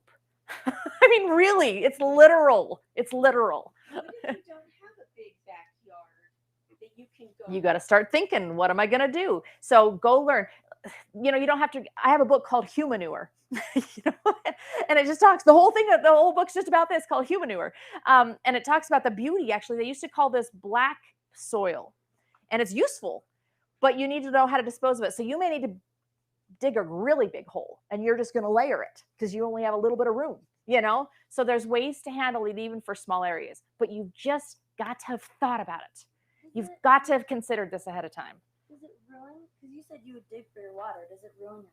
This is a great question. So it needs to be out of where, I'm not going to put it down back there for sure. It's going to go way out here. Yeah, it's going to go way out here. So all those things are going to be, you're going to do a little research in your own personal yard, because everybody's yard is going to be different. Yep. The lady's name is First Responder Mom. Okay, I'm going to write that up here. And it's on YouTube. Yep, she's so good. And that's the name of the book? The lady, she's on YouTube. First Responder Mom on YouTube. She's very, very, very good. Her whole thing is this. No, Humanure is just a book I bought. I own like every book, every crazy book there is. All right. That's enough about poop. But I really needed to get, you know, a couple of the things, though, that you need to think about is feminine hygiene and baby needs. Women, we just have it harder. It's just, it is what it is, and I'm pretty sure every man will agree with us. So you need to think about it. Moon cups, all these, you know, reusable, absolutely part of my storage. Absolutely 100%, because it changes that. It changes every need. There's no more disposable need at that point if you use those. Yes? Yeah, we need to try him. You need to try them. You need to try them. It doesn't always work. But again, if it's all you got, you're going to figure it out, you know. But yeah, you need to try. You need to try it. Okay, cooking in an emergency. Linda's going to go through in depth. So I'm not really going to cover much of any of this stuff. She's amazing. One of the things I do want you to think about is preserving food without a refrigerator. We're just not used to doing this kind of stuff. So you can use a solar oven to cool. You can get sheeting to hang on a shelf unit, and as the air passes through, it cools. You wet the sheets. There's a lot of different ways to be thinking ahead of time. Mainly for this, you just need to practice. This is actually this is very good. Something like this, we're not used to cooking over flames. You'll see, you can go check out, I've got what's called a cob oven. My boys built that one summer. That was their summer project during high school. And they built it with everything on our property, except for the only thing that we didn't have on property. So it's built of soil and hay and sand. The only thing that we didn't have is the seal around the outside is made from fresh cow poop. And I was fresh out of fresh cow poop. So my husband had to go ask a farmer if he could get a bucket full of fresh cow poop. He asked him very specifically, what are you using this for? It better not end up on anybody's doorstep. And he said, no, this is for my crazy wife. And so, all right, he let him have a bucket of fresh cow poop. But some of the things to think about is cooking utensils and devices that don't have plastic. You don't think about that with cooking some of these things. This came from DI, a buck. That's where I get so many of these things, because people get rid of them. There's so many long-handled utensils because people use, you know, they think, oh, I'm going to barbecue them. They never do. These are so cheap. Get a whole bunch of them, because if the flame's over here, do I want my short little, you know, spatula that's plastic? No. It will be melted in a second. So long handle, wood, metal, things that aren't going to just melt when you do it. You know, start practicing with things like this. This is a thermal cooker. You don't have to get a fancy one. This is called a Wonder Bag. You can use, and Linda's going to talk about this, how to use thermal heat to cook things in much different ways than you're used to. But practice. Otherwise, you're just not going to have a clue how to do it when, you know, the eventuality comes. If you don't practice, you'll figure it out. You won't die, but do some practicing. It's actually really fun. Okay, clothing in an emergency. The one key for clothing is layers. So You know, I pulled this coat out purposefully. It's a nice coat. And I get all of my stuff at DI, so at thrift stores, everything. You'd be amazed at what you can find at thrift stores. You can get so many good outerwear pieces like this for just almost no money that you would be spending hundreds on, you know, if you were getting them new. This isn't a real heavy coat, right? It's not like thick. It's not super heavy. The reason is you actually don't want really heavy layers, because sweating is one of the most dangerous things you can do in an emergency. What is sweating intent? What is it supposed to be? What is it doing in your body? Detoxing and cooling you down, getting rid of all your moisture. Is that what you want in an emergency? Do you want to cool down if you're freezing? So as soon as you wear something really heavy and you start to sweat, your body's cooling itself. And you're going to be losing water, and you're going to be getting sweaty, and you're cooling, you're getting cold. So you do not want to sweat. You want to wear layers so that you can stay just warm enough, but not sweat. So you want to be able to take off layers. You want to be able to add on layers. You want things that you can layer. Definitely need good footwear, because if you, I mean, how many stories have we heard of pioneers that were walking in, you know, straps of, you know, cloth on their feet, and how sad it was. Make sure you have some good footwear. The key on clothing, though, is make sure you have multiple sizes, especially if you have children that are going to be growing.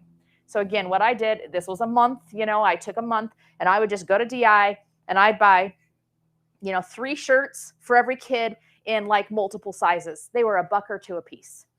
So you can just buy them and store them away.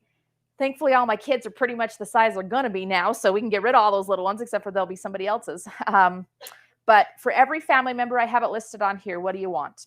You know, your long sleeve shirts, your short sleeve shirts, this is what you need. Store them away. Don't use them unless your kids are growing, then please use them and cycle through them. But that's what you need. Learn about layering, about repairing. I also have some information about laundry. We don't think about that. We don't think about laundry.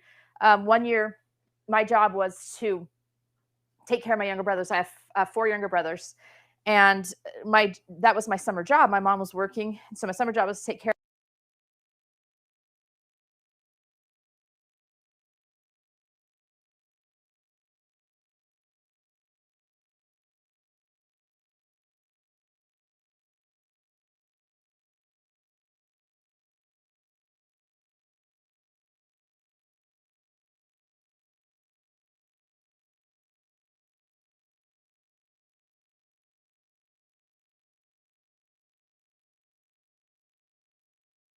some things. Okay, communication. When you have an emergency, what's the very first thing you think of? Very first thing I think about is where's my family? That's the first thing, right? Where's my family? What happens if you can't get in touch with them? Fear, panic, and all of a sudden you can't think about anything, right? So you need to have a plan for how to get a hold of these family members, for how to get in touch with people. There's some key important things. Text is best if using a mobile phone, because the lines will get jammed quite quickly, especially local lines. So if you're using a phone, you need to have an out of area contact that everyone knows about. So for me, it's my parents that live in Arizona. The reason is local lines will get jammed and you will not be able to get through. So if everybody's calling, I was just reading about this last night. I was doing a little bit of research, and we're having to ice the camera. I just saw this. Poor camera. Oh. Yeah, it dropped off for a second. But is it got too hot. Is it back on now? It's back on. Okay, good. The poor camera.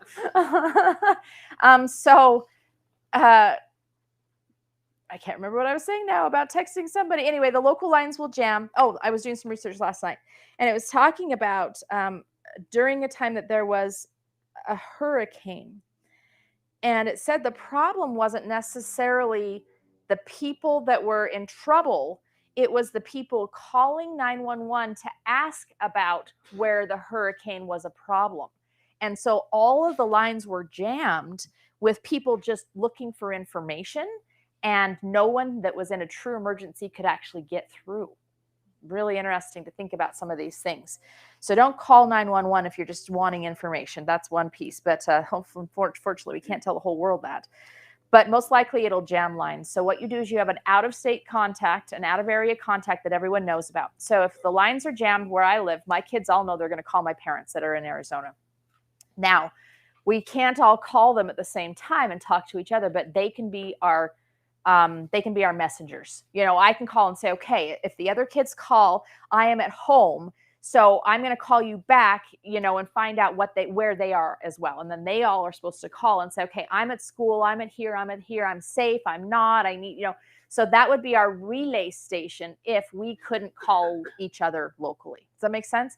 Because they are different lines for a local and an out of state. So you need to have an out of state contact that everybody knows about and knows the phone number for. Oh, I don't have my phone with me, but we made little cards, and they're in the book too, little cards that just go in everybody's phone.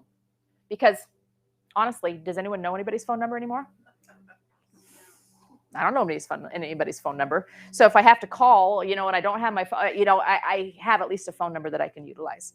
Wait 10 seconds before redialing a phone number. If you redial too quickly, it doesn't have enough time to clear. So even though we're so impatient, save your phone battery by turning down the brightness so that this can last a little longer.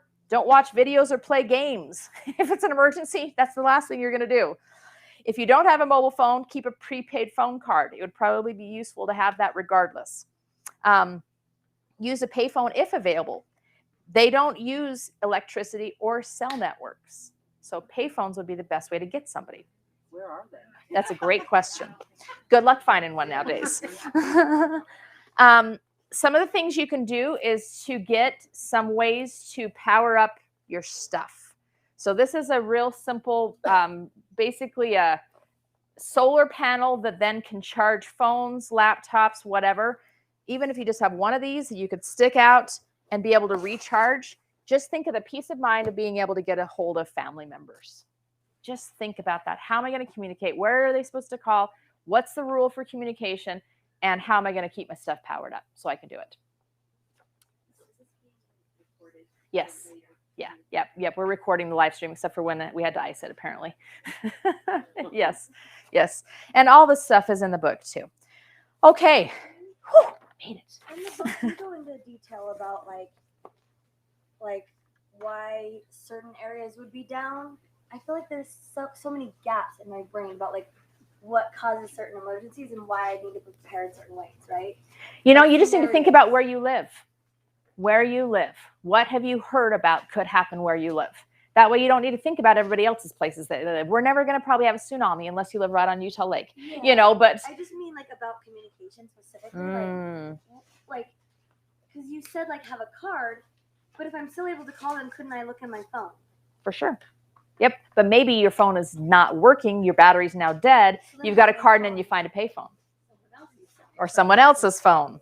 There, thank you very much. Yes, someone else's phone. So your phone's dead. You can't access that phone number anymore. But what about phone lines? Like, if all phone lines are... Then we're not going to call anybody. If all of our phone lines are gone. But yeah, let's say your phone is dead. You want to call your out-of-state contact. You don't know it by memory. But you got a card that says it. Now you're going to use her phone. Okay. So that's why you're saying layers. Because there's layers of emergency. Like, maybe phone's dead is one. Then there's, like, no... Everything's dead. That's a different layer. Yep. Then you just get some running shoes on. Yeah. Just wondering how you go about, or if you have, when you travel or you know you're going to someplace else on a vacation, how do you think through? Do you have a process that you go through to think through? You know, how would we deal with the situation if we arrive there? I do think about that, and I get myself a little crazy sometimes. Yeah. Because you can't take things like pocket knives on the airplane, or, you know. But, and we were a little crazier before. We probably have gotten a little less crazy, but maybe we need to get a little crazier again. But we will take a few things with us. And, you know, something like this is very easily portable, or much smaller. I have smaller versions of this too. You know, this is very easily portable. And it might seem a little crazy talk, but you know what? Depends on what's going on in the world right now. If it's a little crazy, then I probably will throw something like this in the suitcase with me. Or just wherever you're busy, you might have an earthquake. Everybody's don't get out. You just never know. You never know. Yep. And what we always do too is when we're driving places, my husband's big stickler on this one. When we're driving someplace, you know what the kids are going to show up in? Flip-flops, right? Always. He always says, go get a decent pair of shoes to bring with you. Because what if the car breaks down somewhere? And we don't have a good pair of shoes and a pair of socks to stick on with it. And so, just stuff like that, we'll just think ahead of. Whenever he's heading down to St. George or something like that, he'll throw his 72-hour kit in the back of the car. That just goes with him. So just some pre-thought ahead. Okay, what would I need to get home if my car were to break down? I mean, it could be as simple as that. My car breaks down and it's a horrible, what just happened a couple months ago, right? There was an enormous sandstorm anyway, horrible accident. What if it just was literally blocked the road? You could not drive anymore. What would you do to get home? Just have a little bit of forethought. So do you carry stuff in your car at all times? Always. For always. Like if you got stranded for a day? Yep, always. Like that? So this is always in here. This is always in here. And then my get home bag always in there. I can get home from pretty much anywhere. Every car. All my kids have these in their car. Everybody has this in their car. It just gives me peace of mind. On occasion, you need to go through it. I pulled this out to teach a class once, and all of my food that was in one of my get home bags had weevil in it. Like they had little weevil babies and families going on inside of there. But again, extra protein, right? Exactly. If I were starving, you bet I would. Exactly. But yeah, that goes everywhere with me. And I have fed many a hungry teenager out of that bag too, that those are always emergency situations as well. So that goes everywhere with us. Is that in your book about? Yep. The whole list is in there on what you should put in that. Yep. And Brooklyn's going to do some hands-on. You can come and look through. I didn't empty the bags because honestly, I was too depressed thinking about putting them back together again. But you can kind of, look through and she can talk to you some about it. Okay, I'm sorry for a lot of fast talking and not a lot of super intense details. You guys' questions were amazing. We're going to do some hands-on now because I think that 2 hours is about as much as your rear ends are going to be able to take. So I wanted to get up and go around and walk around. We have 4 stations. So one is going to be here. So maybe kind of the front few people, front couple rows stay here. The next couple rows. And this is a good time to do a bathroom break. We'll start probably at 1/4 the hour. And we're going to take about 10 minutes for each section and try to be done at noon, I believe. Yeah, noon or noon 15, 12:15, somewhere in there. The 4 stations are, there's one in here. There's one just right outside of here in the medicine gardens. There's one over by the chickens. And then there's one over by the water retention station just back behind the front porch or the back porch over there. So go stretch, and we're going to start in like 7 minutes at those stations. So everybody just kind of, if you see a lot of people somewhere, go to one of the others. And you're going to be rotating between the 4.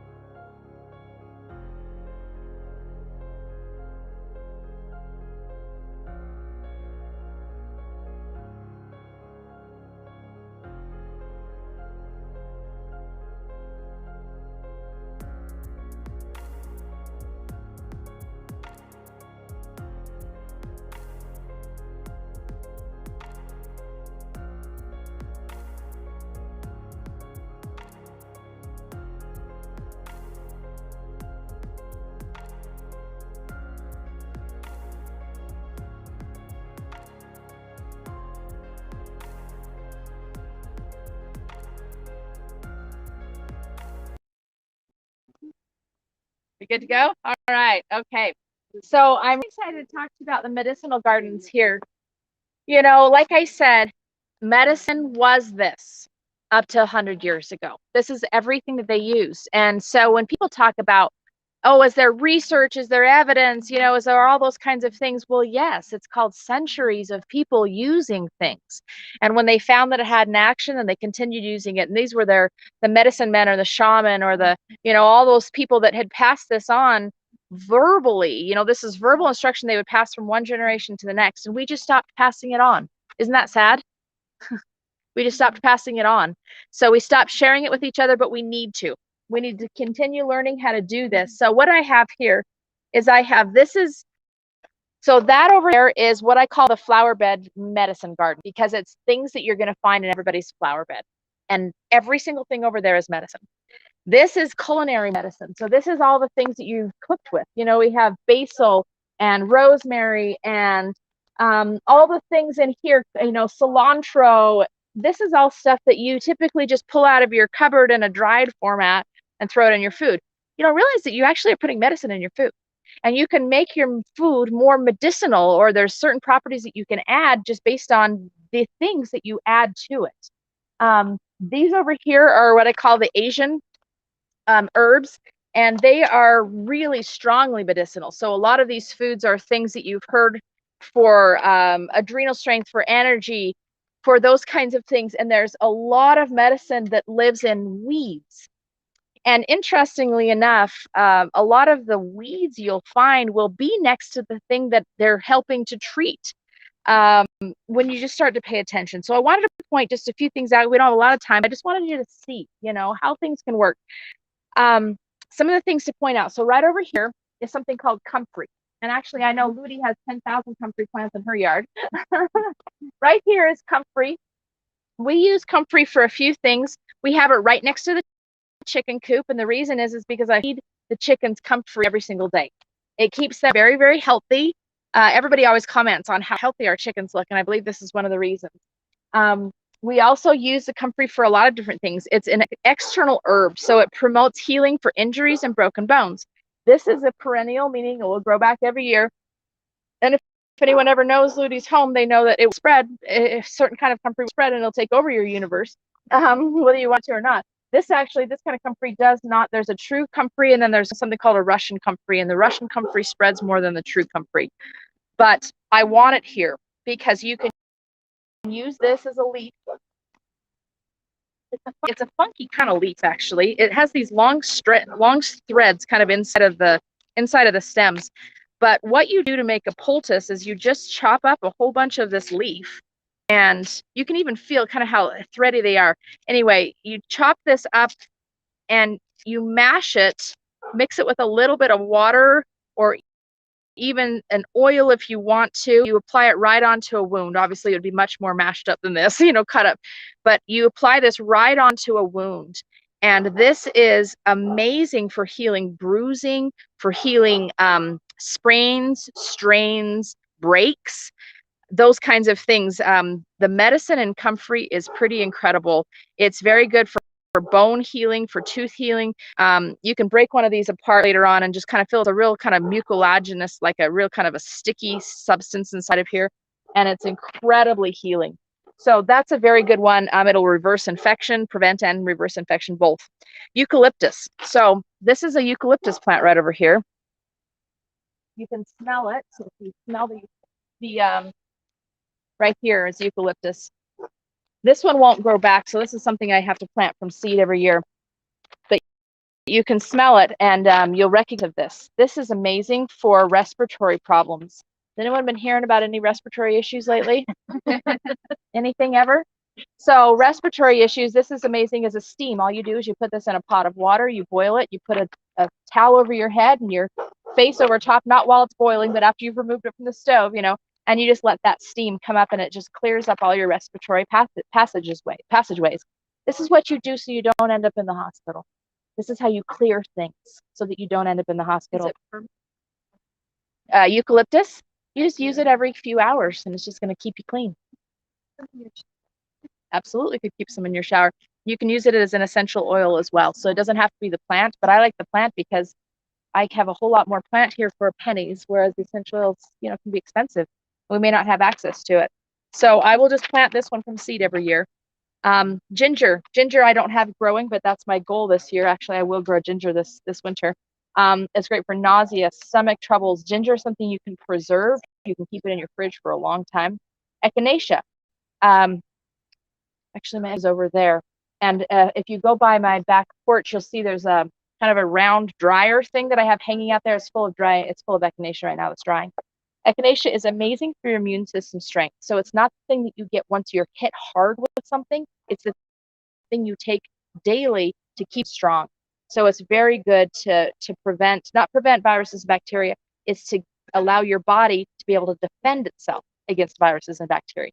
That's the key, is our bodies have to do the work. We just have to provide it with what it needs to be able to do the work. Peppermint is amazing. And actually, interestingly enough, I've eradicated peppermint intentionally from my yard because it also takes over the universe, but I'm going to have to put it back because I really needed it. So I'm going to try to keep it. And any mint, this is catnip, or not catnip, this is citronella that a lot of people will use for mosquito repellent. And any mint family will spread really quickly. And if you want to know how to know if it's a mint family or not, it's to feel the stem. It's square. So any mint family will have a square stem. It means it will take over the universe and will spread rapidly. That's why I have it in a pot. It can't spread outside of that pot. So if you want to plant something, lemon balm is throughout my whole yard and it has just spread there. It's also a very good medicine. So I'm happy to have it. I just don't want it everywhere. So keep it in a pot if you don't want it to spread. Apple cider vinegar. Do you know how to make apple cider vinegar? So easy. I made it last year. You use apple peelings. So if you're making anything with apple preserves, there's so many apples right now, use apple peelings. Cover it with water. The yeasts on the apples, on the peels themselves, you can look up the exact instructions. I'll give you the short version, but basically you cover it with water with like a cheesecloth over top and you just let it sit for about 3 weeks. Then you strain out the peelings and all of a sudden you have apple cider vinegar. That's as hard as it is. I believe I put sugar in the water because I had to feed the yeast, but the apple peelings do that as well. It's all you do for making vinegar. That's how everybody made vinegar for hundreds of years. They didn't buy it from the store. They made their own. And the kind that has the mother in it, that has the mother in it because it's the yeast that's creating that vinegar. So it's very live. It's really good for digestive troubles, indigestion, poisoning. Vitamin C. Where do we find vitamin C? Everybody's talking about vitamin C these days. Where do we find it? Fruit. So all of these vines back here are full of blackberries. Blackberries are one of the highest concentration of vitamin C in any food. You can also find it in some herbs. Rose hips, which are I have some hips on my roses back over here. They're those little red berries. They're very, very, very high in vitamin C. You can make a tincture out of rose hips that will be like just basically a dose of vitamin C daily. Aloe vera, right next to these little things here is an aloe vera plant. If you've never used an aloe vera plant before, how you utilize it. People always say, well, I don't know what to do with it. You use the leaves themselves and you want to know where the aloe vera gel is? Is this over? It's inside of the leaf and you just scoop it out of the leaf. That goes right on the skin. And that's what you use for sunburn relief, for any kind of burn relief, a lot of skin conditions. That's all aloe vera is. This will die outside in the winter here, but you just take it inside. That's why I put it in pots too. It just goes inside and then it stays fine all year long. Put that there to show somebody Inside in the garage or in your house? It needs to not freeze. So it's going to go in my greenhouse. My greenhouse that'll stay all winter long. Baking soda, phenomenal. Just simple basic baking soda. I have like huge bags of baking soda stored for severe heartburn, urinary tract infection. Coconut oil, amazing for makeup removal, antifungal. Coconut oil is a very, very good antifungal. There's just so many medicinal uses for all of these things that you don't know. So that's why I recommend those books. Just get them and you don't have to memorize it. Then okay, I have diaper rash. All right, what could I use? You pop that up, coconut oil. Oh, that's perfect. Okay, I can use that. What about like dried herbs? Like if you have like dried oregano or like dried like echinacea tea, like is that still helpful or is it best to have fresh? It's best to have fresh, but you can't have fresh year round. Yeah. It's just not possible. So absolutely, dried is fine. What you're going to use is you're going to lose the water soluble vitamins. When you dry something, you're going to lose the water. Right. So water soluble vitamins are vitamin B and vitamin C. So you're going to lose those, but you're going to retain fat soluble vitamins and all the other minerals that are in there are going to stay. Are going to be fine. Yep. So obviously fresh is going to be better, but dried is going to retain most of what you want. Is there a tool that you use for ginger to like actually prepare it and like make it like easier to deal with in the kitchen? Because I would think I would want to use it more, but I just don't have it. It's called a spoon. I'm serious. That's how you peel ginger. I learned this in a cooking class. Oh. A man had worked in a Chinese restaurant, and he would use a knife, and he would lose half the ginger. And the man that was running it said, "No, you use a spoon." So you literally you use a spoon you're going to eat with, and you'll be shocked how easy it is. You use the back of that spoon, and you just run it down the ginger, and it just peels that ginger in seconds. Try it. You'll be shocked. My favorite thing is like the peel isn't harmful, and so like I'll just break off a chunk and I throw it in my smoothie, and you don't even have to do. You don't have to just peel it. Break it off and throw it in. Yeah, it's just thick. It's like a thick peel, but you can eat it and it's fine. Yeah. Yeah. Good. Okay. Awesome. We're gonna move you on quickly. I think they're gonna be ready for you over by the chickens. Let's go that direction. Aubrey, you're gonna follow this group, and we'll just have you. And you guys are welcome to wander and look at all the signs. That's what we like. My best friend. You've got room for a good place. I do.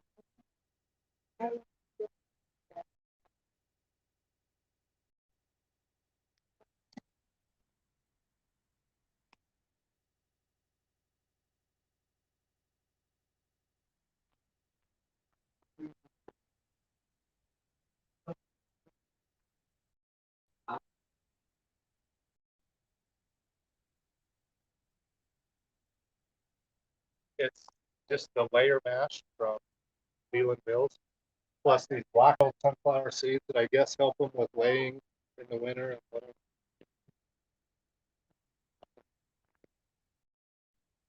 Can I add the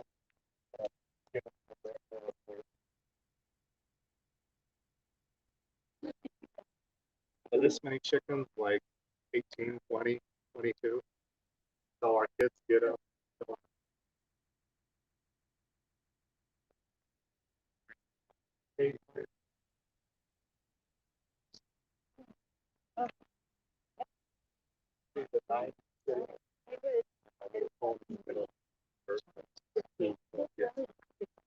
And I'll end up with a hole down one side by the morning where they like to eat. They like to eat on the north side the best way to protect them. So I just come and shake it.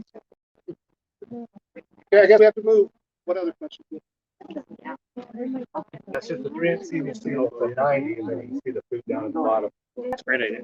So they just put their head in, and go down with their beak, and start grabbing food out of it. And that garden soil is from where? Linden Nursery, their garden blend. We're rotating now. Somebody wrote to water that hasn't done water. What's that? How much scratch you throw? We just throw one of these guys each morning. And it's the same thing. It's just normal scratch. And I do a little bit of the black oil and the also. So, okay. Just for stuff for them to eat out on the bottom. Cool. Awesome. Thank you. You're welcome. Thanks. Those that were here, go to water or garden or wherever. And I'm doing chickens here. You want us to step in here? You can come in here. You can stay out there. You can do whatever you want. So we won't walk on, but afterwards, if you go up there, I've got little kind of separate places for different chickens. Just right here on this north side it used to be a rolling chicken coop that you could put out like on the lawn or in a field or whatever. And we used it like that for a while and then decided we didn't like all the chicken poop on our lawn, even though it would be good fertilizer. So ended up just leaving it over there. So that's where I like put chicks. When we get new chicks, I put them in that little guy, put a heat lamp in with them. They hang out in there, eventually open a little door that they can get down in the bottom and move around in there. Now I've got another place up that I can separate with the fencing to be for, because they get a little bigger, they go over there. Or a few months ago, we did meat chickens. So we put them in there. And then the main coop here. It's kind of 3 different areas that chickens can be as I move them around. This is all, so what I started with the last group, this is all homemade from used stuff here. Everything you see came off of KSL. Michelle would find it somewhere and say, hey, over in Orem is this thing. Go buy it. You know, this is like 6 years ago or whatever. So I went and bought this part of the coop and it had that part on. And then up in West Jordan was this guy. So we went and got it on a trailer and brought it in and I figured out how to maneuver it in with this. And then there was another coop, I think, came from Orem also. So we started with nothing here and then bought it all. So that's a good way to get started rather than something fancy from IFA or wherever. So we just kind of put them all together. And then for chickens, they're super easy. We made them a lot more complicated the first year or so than, because, you know, you're new at it. I grew up on a farm. My grandma and grandpa had chickens. I remember going in their coop and getting chickens and all. And that's why I can do fences and put this all together and stuff. So I'm kind of used to doing that. But they're really easy. We were worried about heat in the first winter in there a little bit. And especially around here, you don't have to be worried about it. I've read that they can be like 15 below before it starts freezing their feed or anything. So in our area, they're totally fine. You don't need to do supplemental heat. You want to make sure you've got airflow. I've got some vents and openings.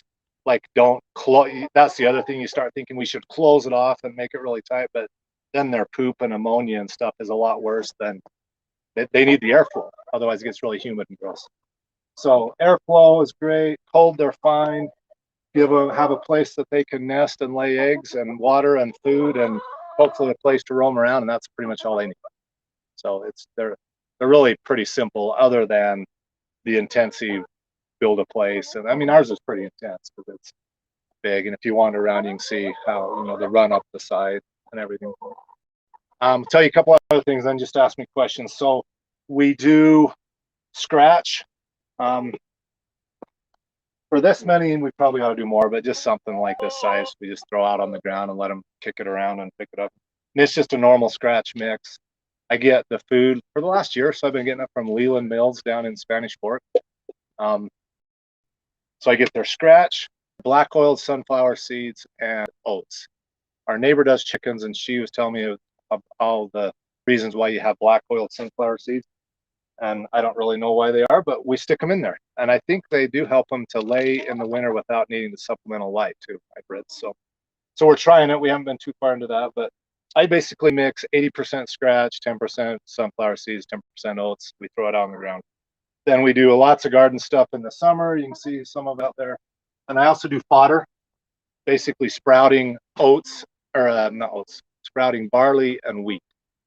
So this is 5 days old. So I just sprout this up and then tear it apart and throw it out there too for them to ask Michelle about all the advantages of sprouted grains and all that. But I just grow it and then throw it to them. I'll do this more in the winter. We've kind of been doing it, even if we haven't really needed to because we have so many greens we're throwing in. But wintertime, this will be good for them. Yes. Doing what? Laying eggs. Problem with that? Oh, just not laying enough. I've done supplemental light every year, so I'll usually have it turn on so that they have like 14 hours of light every day. My aunt grandma pretty much. Mm-hmm. So the only heat they had was hot like stove. Chickens had taped up a little bit on the far corner. And when it was too cold and they wouldn't she'd take a cookie sheet that had sides and lay out some bread, heat up a little bit of milk and get that little damp on there, and they'd always lay. Yeah, I've heard of that kind of thing. I've heard the black oiled sunflower seeds really help. That's the other thing. We're always in process of trying stuff. So I've done light for a lot of years. It seemed to help. They definitely slow down in the winter, but then they'll still lay with some light. It's just light bulbs inside of the coops. Have a light bulb hanging up there, and then I have a little timer that flips it on and off. So, what's that? I've actually gone to LED. I had incandescents for the first couple of years, but just because that's all I have is really LED lights, so that's what I put out there now, and they last longer too. Yes. Hey, you don't have the specifics, but are you guys profitable on what you pay to feed the chickens versus the equivalent? Yeah, no idea. We don't like sell the eggs, whatever, so we're probably not, just because we have lots of chickens right now. We had some meat ones that were supposed to turn into meat that we didn't do, and so they're in there now. We usually have around 20 or so chickens, and we'll get 12 or 14 eggs a day in the summer, and it'll drop to 7 or 8 in the winter. But we do it because we can throw all the greens in, we can eat the eggs. This is our whole composting place. Ludi, no roosters. No. You would hear them down at your house if we had roosters. and so would the cells. So I just wondered. yeah, So you're they're not fertilized. No, so we'll let, if we get like 8 chicks, we might end up with 1 rooster, and you'll hear them start croaking, and then they turn into a rooster, and then we ship them off because they're too noisy, especially for close neighbors. So that's food. This is our feeder. So I'll tell you 2 things that I love. Here's this one coming to maybe get out. So this feeder is the best thing ever, because often you have the feeders that just sit on the ground. And I haven't liked mash in the past because it goes all over the ground. But this is a guy a couple down had something like this. It's like a 3-inch 90 PVC that I put all around this. He did it in a big box, but then you couldn't get to the food in the middle. But they go and they stick their head in that and eat it, and none of the mash ends up out on the ground. They have to eat everything that's in there, which is awesome. And then I don't know if you heard right as you came up, we also had a whole bunch of sparrows. And they still fly around some. They would eat the food, eating the food more than the chicken. And I tried hanging flashy things and buying some deal off the internet that hung off over there that made hawk sounds or something, and they could have cared less about all that. They just went right by it and ate all the food. But since I went to this, the sparrows are no more. They come and they play in the water and eat on the stuff on the ground. But I think they're scared to go in that because it's got them trapped if they were to go into that 90. So they don't go in and eat any of the food anymore. So this is the layer mash from Leland Mills, but the same proportions: 80% layer mash, 10% black oil sunflower, and 10% oats. And it's like the best thing ever. And it's just homemade. I cut holes in it and screwed and caulked that guy into place, those guys into place around it. The chickens get in and eat it fine, and the other birds don't, and they don't make a mess of it. So I love that. Ask me anything about that. Oh, they see all the sparrows coming over, and now where they went. And then the hanging water is the other one that I would tell you. If you come over here, there's this blue hanging water. If it's really hot, 100 degrees, I'll sometimes put a groundwater out for them to supplement this. That blue water right there is the best thing ever too, because those of you that have or have had chickens, you know that if you have a water on the ground, it gets nasty. They poop in it and they kick stuff in it, and you have to clean it like every day. That thing is just a little bucket, and it's got these little nipples on the end of it that they, if you watch them, they might come over and do it. They just go and peck at the little metal thing, and water drops come out, and that's how they get their water. Yeah, that's true. And in the winter, I have a extension cord over here with a timer and stuff for the light, but I also have a not timer for that. So I just get a livestock water. It's just a little circle thing that I just hang, and if the water gets close to freezing, that comes on and keeps it from freezing. But those are the 2 things I love: that kind of feeder and that hanging water. We throw them lots of greens. I throw them the fodder, and they're really pretty easy. They just wander around and do their thing, and they're pretty hilarious sometimes too. You sit out here and watch them do their thing. Is that what you feed them in the winter? All the time. Oh, all the time. And the other stuff too. So the scratch, we just throw out on the ground for them to go and pick at and eat. And then the food is just in there, and that's the Leland Mills 24% layer, or maybe 21% layer mash. Yeah, I have a lid that I put on it. Yeah, it's right up here. There's a little concrete thing. And it's kind of underneath another little perch that I have for them, so it keeps it from getting wet. Works great. How full? Well, in times past, I filled it all the way up, and then one day it started coming out the side right here. So I tend to keep it only about half full, just so it doesn't blow out the stuff. They peck. Yeah, they peck at it, and I'll usually come and shake it every day just to kind of filter down, because they like the north side. I think especially the new chicks that are scared of everybody else, they'll go eat real quick around there. So if I take the lid off, I can see that there's kind of a hole in the food down to that one. So I'll just shake it. How big? Once they're just a few weeks old and big enough to get at it, they can get into that. For the chicks though, I still have a ground feeder and water for food. Not till they're bigger do I start giving them the water hanging. Well, because we have so dang many of them, like this thing half full and lasts maybe a week, or a little more than that, probably maybe a couple weeks. It's like really simplified. Yeah, that's why I say it's really easy. You don't need to get too intense with it. Just give them food and water and scratch. And I have a little place up in there where I throw grit, and you can just buy grit on Amazon, and oyster shells for calcium. So I'll throw a little bit of that in occasionally, but really they're pretty easy. Water, food, a little bit of shelter, place to lay eggs, and grit and oyster shell stuff. And then all the garden stuff we can throw into them. So after they are done, like 3-4 years. now we typically, there's a couple of them if you see are getting pretty mangy. Like those are the ones that are the golden sex links. That was the other thing I was going to tell you. The kinds we like. Golden sex links are great, or I think there's black sex links. They're called also, but they wear themselves out in a hurry. They lay really big eggs and they lay a lot of them, but they only last a couple of years. I really like my two favorite kind are Rhode Island Red and Black Australorp. Those two, they don't get broody. We have cool green eggs. I should have an egg out here to show you. Yeah, and those are the other kind actually.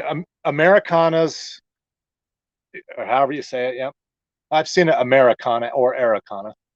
So black Australorps and Rhode Island Reds. So they're called the Easter egg chicken, whatever. They lay kind of bluish eggs.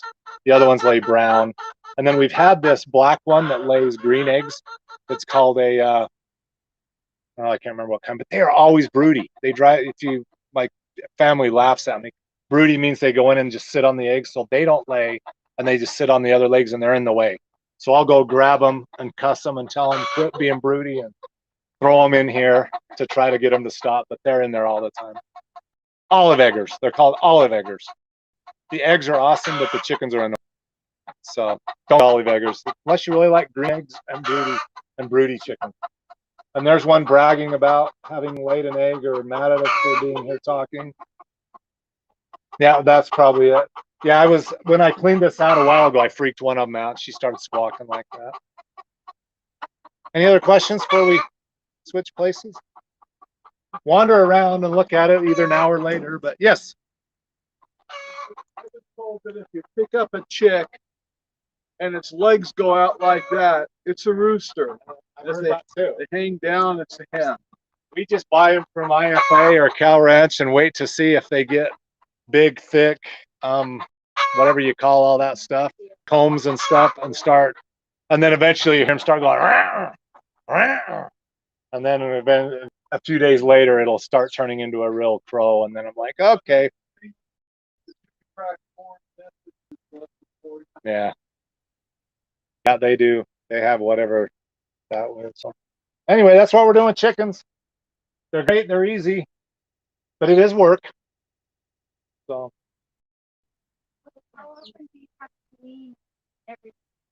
About once a month, I try to get it from there over to here. I haven't done anything in here this year. I really need to. I need to get this pulled out. Whoop, watch out for the water. And I need to get this cleaned out and over here before winter time. But not that often. I just like to keep nesting areas clean here. They kick around and eat it and take care of it. So. Can you compost? Yeah.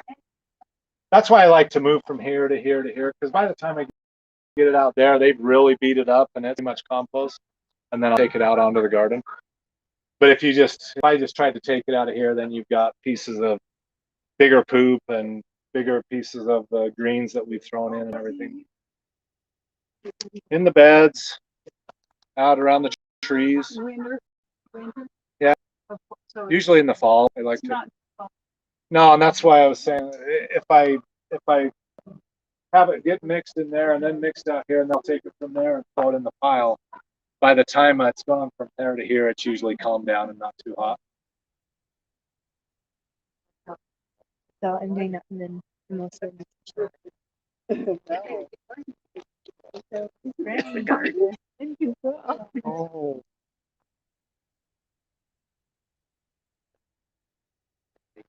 Take it all apart, get it off. Yeah, exactly. Insulated plastic. No, you're good. I was just Will you say that again? So this right here.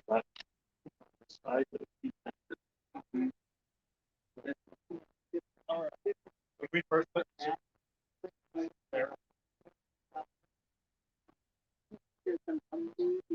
So I blew it this year. I started my school. big enough.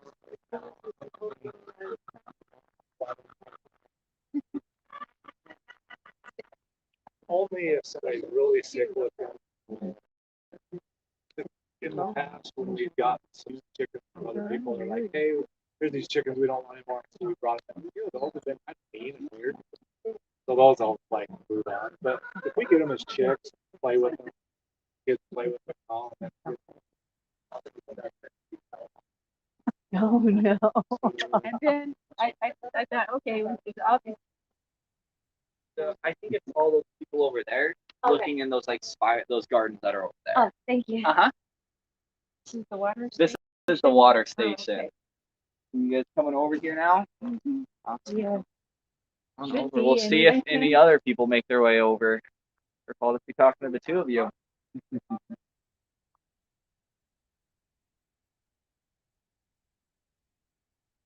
By the garden and the chickens.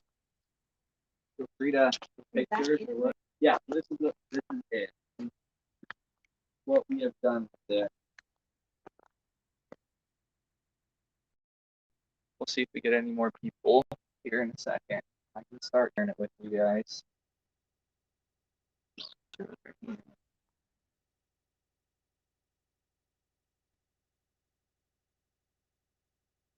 glance over here and see.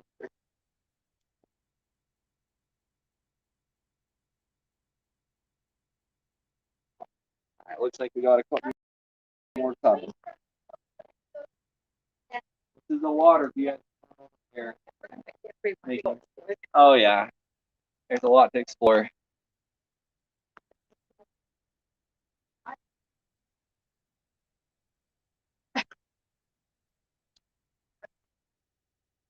What are you doing anyway? Doing well. Doing good. Oh, but I really want to get. Does this have to do with that? Nope. Fire pit. That's all. Okay. Another source. Yeah. Right. Exactly. No, this came And just for first, fun. and then we added this. So. Still gonna put some more over and then.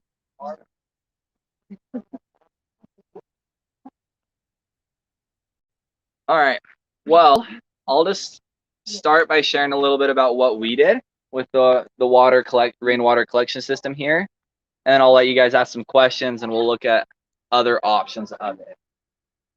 So, just to start off, these tanks are something called an IBC tote, and they are normally just used to ship different foods like a corn syrup, things like that. And you can just buy them used off of classifieds or from different distributors in different areas. We just got them used. They're 250 gallons. Then we just made sure we cleaned them out really well, and then we wrapped them in black plastic. The black plastic is there so there isn't algae and moss and stuff like that growing on the water, because these are clear totes, as you can kind of see from the ripped plastic. So that's what the totes are. This system is a complicated system. I'll try and explain it simply, but we really want it to be in one central location from multiple areas of our house, of the roof and gutter system. So it's something called a wet system, which means that there are pipes running underneath the ground that always have water in them that then flow up into the tanks. So this works because this is where the water comes into the tank. It drops into the first one. These are all interconnected in the bottom. So as it comes up in the first one, all of these tanks will also fill up with water. This is how we get the water out. It's not extremely high pressurized, so it does have a hose connection, but it's a little harder to kind of connect a hose and get it running all the way out to the garden and expect there to be a lot of pressure. So more than anything, we can just open it up here, and it's a decent amount of pressure to use to fill up a bucket or a watering can or things like that. The main thing with us planning this system is we did not want any type of overflow or water kind of at the house running into the foundation, into the window wells, things like that. So we have multiple areas like this that function as overflows. So as soon as the water gets to about this point in the tanks, it'll start running out this pipe and just down across the ground.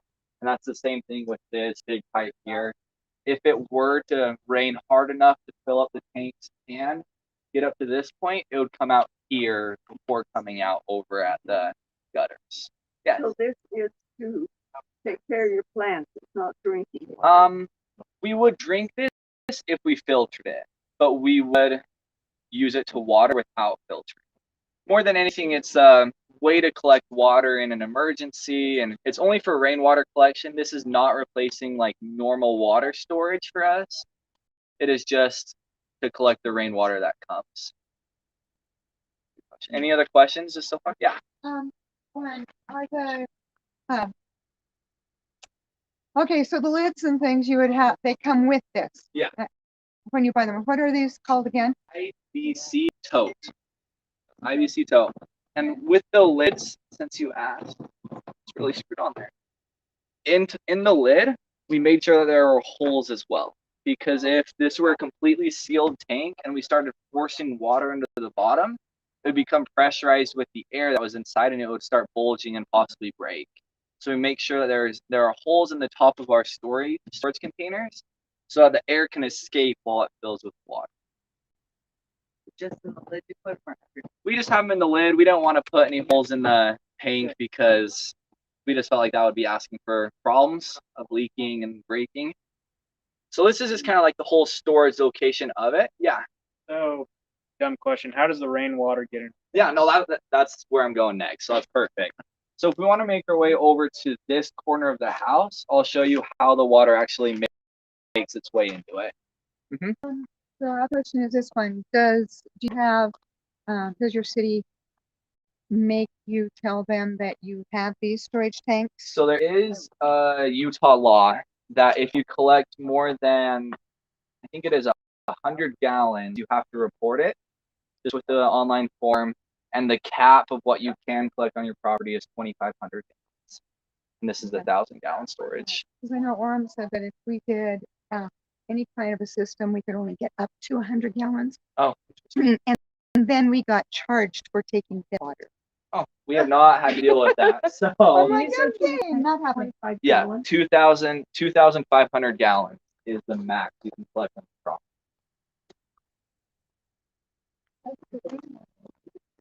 Per year?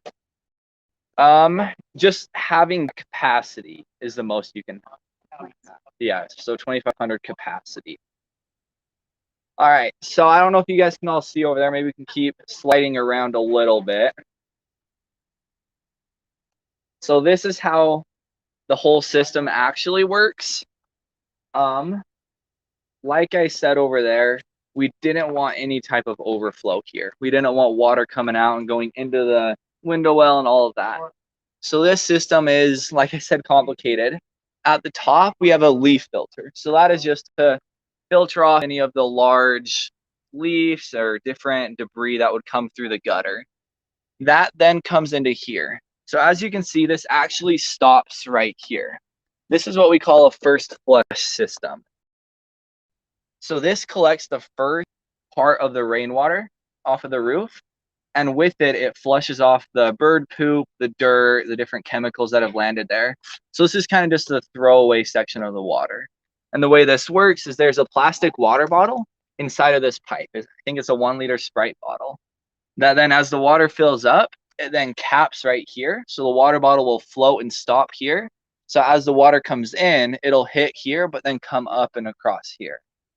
So the water will come here, and then underneath the ground here from that one over there, that gutter and this gutter are pipes that are all completely sealed and interconnected that then drop it into the first tank over there. The way it works is through gravity. It's a sealed system, so this is the only entrance along with that one over there, and that is the only exit. So if this is higher than that, it'll come out there first before it comes out here. So as soon as water, probably about here, is the height of the tanks. So the water will get here and then it'll start filling up the tanks. So as of now, there's probably actually water to about right here in all of the pipes. So why do you need the Sprite bottle? Why not just let it fill up? Yeah, that's definitely a simpler way. We like the Sprite bottle just because if there isn't some type of cap here, the water will come and almost cycle through this area. So then kind of like mixing in with the dirty water and bringing some up and over. Yeah, great question. That is a good clarifying comment. So that's why we have a cap here, is so that this water stays untouched and the clean water can then come across. Other than that, this is a system that we empty in the winter. We do not have those tanks insulated and we don't want them to fill up and then burst as it freezes. So we will empty those tanks, and that is the purpose for this black pipe. We don't want water running through our pipes. So we'll just remove this cap, slide this black pipe onto it, and then just let the water during the winter and during the early part of the spring just run out and not into our system. That's a main overview of what we have done for this system. I don't know if you guys have any questions on that, or if I should explain a easier alternative, a good beginning level. So you just Yeah. particular rain. Yeah, so these two rain like downspout areas collected about 50% of our house's roof space. So those were the two main ones we wanted to focus on because they collected the most water and they filled. I think that's been full for about a month and a half now. So it filled up pretty quick with the rain that we've had this year. All right, so I'll just explain an easy beginner rainwater collection system. This is just a cheap rainwater barrel. It could also just be a water barrel that you can find on KSL Classifieds, Facebook Marketplace, even like Cal Ranch has them. They come with a spigot there at the bottom and a hole here at the top that you can get into. And the easiest way to use this type of system is you just remove this cap, and instead of doing all this piping, you simply just leave your extended gutter down and just direct it straight into this. If you don't want to do any piping, you can just cut a hole in the top of the barrel here and just direct it straight into it and just let it fill up. The only thing with that is you still want to make sure that once it's full, you have a way to divert the water away from the house. That's just something that you always want to make sure you're considering with these types of systems. But that is the easiest way, just to put one at the bottom of one of these downspouts and just put water into it directly. But you did that, take a hose at the bottom of the downspout and then feed it up to the barrel. Because like most. Yeah, because most downspouts go down to about here. If it were us doing it, I would probably put this directly under and have some type of like this extendable thing and just chop the downspout about here and then either let it flow into this or pull a extendable downspout onto it and just like clamp it there. So that's what we do with this. We have a clamp that we then clamp this to it. So I would clamp it onto it for the wintertime or once it's full and just let the water run out. Otherwise, just direct it straight into here. And like I said, we would filter this water to drink, not enough. Like with that leaf filter and this collection system, we don't think there's enough of a filter to then just drink it directly, just due to chemicals on the roof and everything. So we would filter it if we were to drink it. But other than that, that's kind of all I had to share. I don't know if you guys have any questions for me. What we've done. So Jen, Yeah. How do you know when you buy? Yeah.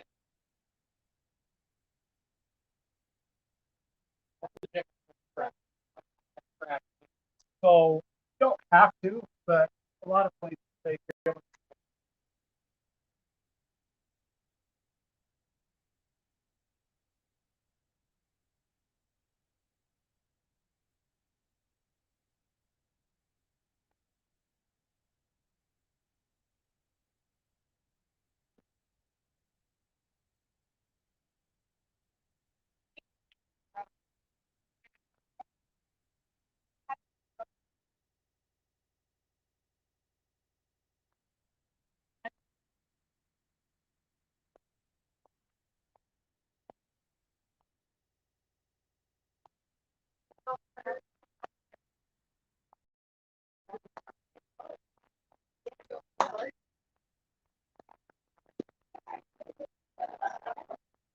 should have seatbelt. Seatbelt.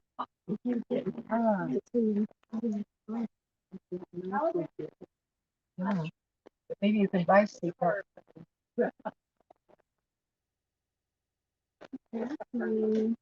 We have a birthday better than a birthday.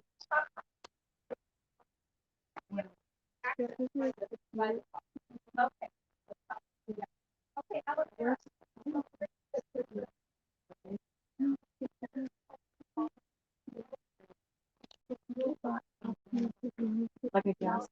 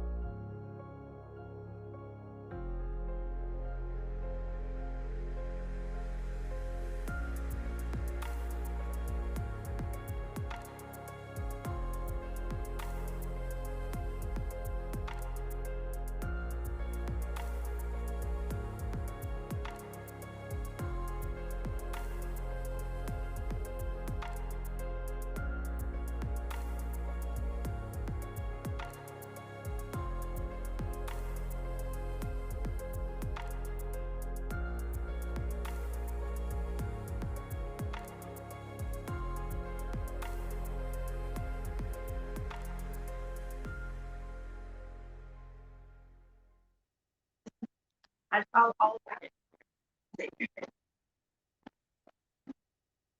Okay. So this is our biggest group. Welcome to Kits. We'll be talking about emergency preparedness kits. My name's Brooklyn. I am Michelle's daughter-in-law. I married her oldest son, and since being married to Jen, this is his name, I've learned a lot about emergency preparedness.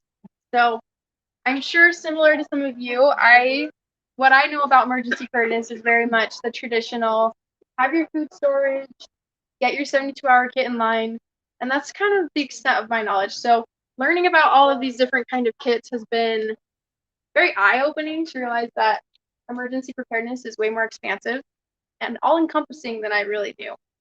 So we're going to talk about 4 different kits, and we're going to talk about some of the principles with the kit. So to start, this is a 72-hour kit. It is the biggest kit that is in this thing, and in her book, Be Prepared Not Scared, she will have lists of everything you can put in a kit. Obviously, you can embellish however you'd like, but she's got the basic lists in there that you can follow if you need a jump start into it. And so a 72-hour kit, a couple things to remember with this is to go through it regularly. In her book, she tells the story of when she started getting more into emergency preparedness, she was like, oh, I need to check my kits. And so she went and looked, and she realized that she had diapers for an 8-year-old child. So she hadn't checked it in so long that now she had diapers. And so if there was an emergency, she would have been totally stuck for her youngest daughter, Liza. And so she always says to make sure it's updated, check it every 6 months to a year and see if it's still applicable to who that person is. And then the other thing is make sure dietary needs are met. When my older sister turned 20, she learned that she had celiacs and couldn't eat gluten anymore. And I know that there's a lot of gluten sensitivities around nowadays. And so making sure, so for her 72-hour kit was totally not helpful anymore. All the snacks and food in there was all had gluten in it. And so we've had to redo her whole kit to make sure she could eat in an emergency and not be glutened, is what she called it, by eating foods that are not good for her. So keep them updated for age and for dietary needs and for clothing size, right? You don't want clothes for a 10-year-old if they're now 15 and they've grown 5 inches. So that's your 72-hour kit. And then the last thing to remember is to keep medications updated. My mom had to have her thyroid removed, so she has thyroid meds that she has to have to live.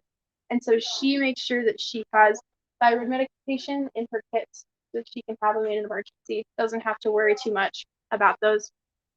So 72-hour kit, look in the book if you need the list for what's in it. And in a second, I'll let you guys come and poke around them and see what's in them. Yeah. It's also a good idea to go through them on a regular basis and actually use what's in there, because the day you don't want to be learning how to do that is the day that you need. That's totally true. Being like, oh, well, what did I put in here? So go on a 3-day camp out. Yeah. See if you actually have. Then you'll know what you don't have, what you don't need. That's a great idea. Great way to check. So the next kit is a car kit. Now, this one right here and the things in front of it are the car kit that she has in all of the cars in her family. So she's given us one that we have in the car. And randomly enough, I ended up needing it a few weeks ago. I went with my younger sister, she's a photographer, on a photo shoot for bridals up in the canyon, about an hour away. The bride had driven 2 hours to get there, and so, we were doing it. And it started to pour rain. So we were a little disappointed, and we didn't know what to do because she's in her nice dress, and she's all made up, all ready. And so I remembered that I had been given this car kit, and so I poked around. I did the wrong thing. I hadn't looked in it before. So it was kind of this discovery of, oh wow, like look what's in here. And my little sister, I remember her saying, like, a car kit, like I've never thought of that before. What if you're stuck in your car? What if you can't get home? And so a car kit, we ended up using the trash bags to kind of get the rain off of her and help her with the pictures. And so although that wasn't a big emergency, it was a regular emergency. And that's what a lot of these kits come in handy for, right? It's not always going to be an earthquake. Sometimes it's just day-to-day living. These things work. So a car kit can consist of food and water. Have you ever been stuck in traffic and you got hungry, right? Food, water, medications, socks. Also have a blanket in the car. She also has a little foil blanket. So it's just really compact, but it will keep you warm if it's wintertime. So you can come poke around. The next case kit is a get home kit. Have any of you guys heard of a get home kit? I hadn't, so I had to learn. A get home kit is a little different from a car kit. A car kit is if you're stuck in your car, whether that's because of traffic, because you ran off the road, you ran out of gas, whatever reason, you're in your car and you're stuck there till you can get help. A get home kit is if you can't use your car and you need to get home. So my husband and I, we live in Provo, and my parents live in Cedar Hills. His parents obviously live here. So our main goal, because we have very sad food storage in our apartment, we would be very sad if we were stuck there for a long time. Our goal would be to get here or to my parents' house. And so this get home kit has things like, let me read from the list because I'm not super familiar with what's in it. It's got $50 to $100 in cash, your backpack, razor blades, a flashlight, screwdrivers, Sharpie markers, safety pins, a bandana, a water filter, and a lot more. But it's the things you could do so you could trek home from wherever you are, right? We shouldn't have to only rely on our cars to get places. We can also walk, right? So that would be a long walk, but we could do it just fine. Yeah. You could get home kit in your car as well. Yeah, you can keep it in your car or in your home. Honestly, you can even do both, right? So if you're stuck in your car in traffic, you can pull over and just start walking home. Or if you're at your apartment and you know the roads are stopped or you know you don't have gas, you could also just kind of just depends, I think, on personal. And her book might work go more into that one. So that is a get home. I know she has like a cool tent in there, so if you're overnighting it, right? There's a lot of things to think about that sometimes, for me at least, it's hard to think about them until you're in the situation. So it's nice to have lists to guide. And then the last kit that she has is this cute little everyday carry kit that she keeps in her purse. So you can come look at it and poke through it. But it's the idea that emergencies don't always happen when we're near our car, when we're near our house, right? When we're just out and about. Small emergencies, big emergencies. And so this one, let me get the list out, has things like $20 in cash, right? Low bills, so if you need it, you can get around, right? Credit cards won't work. $2 in quarters, Band-Aids, water purification tablets, mini fire starter. You can even come see she has her little mini emergency fire starter kit. Safety pins, screwdrivers. So a little less like end of the world, but a little more day-to-day living. That's nice to have. And so that is this one. And honestly, most of the things you can buy on Amazon. I know like this little case is. She has this little cute keychain for medication. There's meds in there. That it's just nice to have on hand. So those are the main 4 kits she has recommended. There's a few more she talks about in the book. But you're welcome to come poke around and just kind of see what's in them. Yeah. So any questions that I will do my best to answer? Yeah. Okay. So yeah, feel free to hop up here, chat amongst yourself. You're even welcome to look at like the gardens while we wait. And then I believe the cooking class, cooking in emergency without electricity, will be over there on the patio. So You know what time? I want to say that's beginning. I think it's like right now. So Yeah, it's right next. after this is concluding. So that'll be beginning shortly if you want to grab a seat over there. Also take a restroom break. You're welcome. Mhm.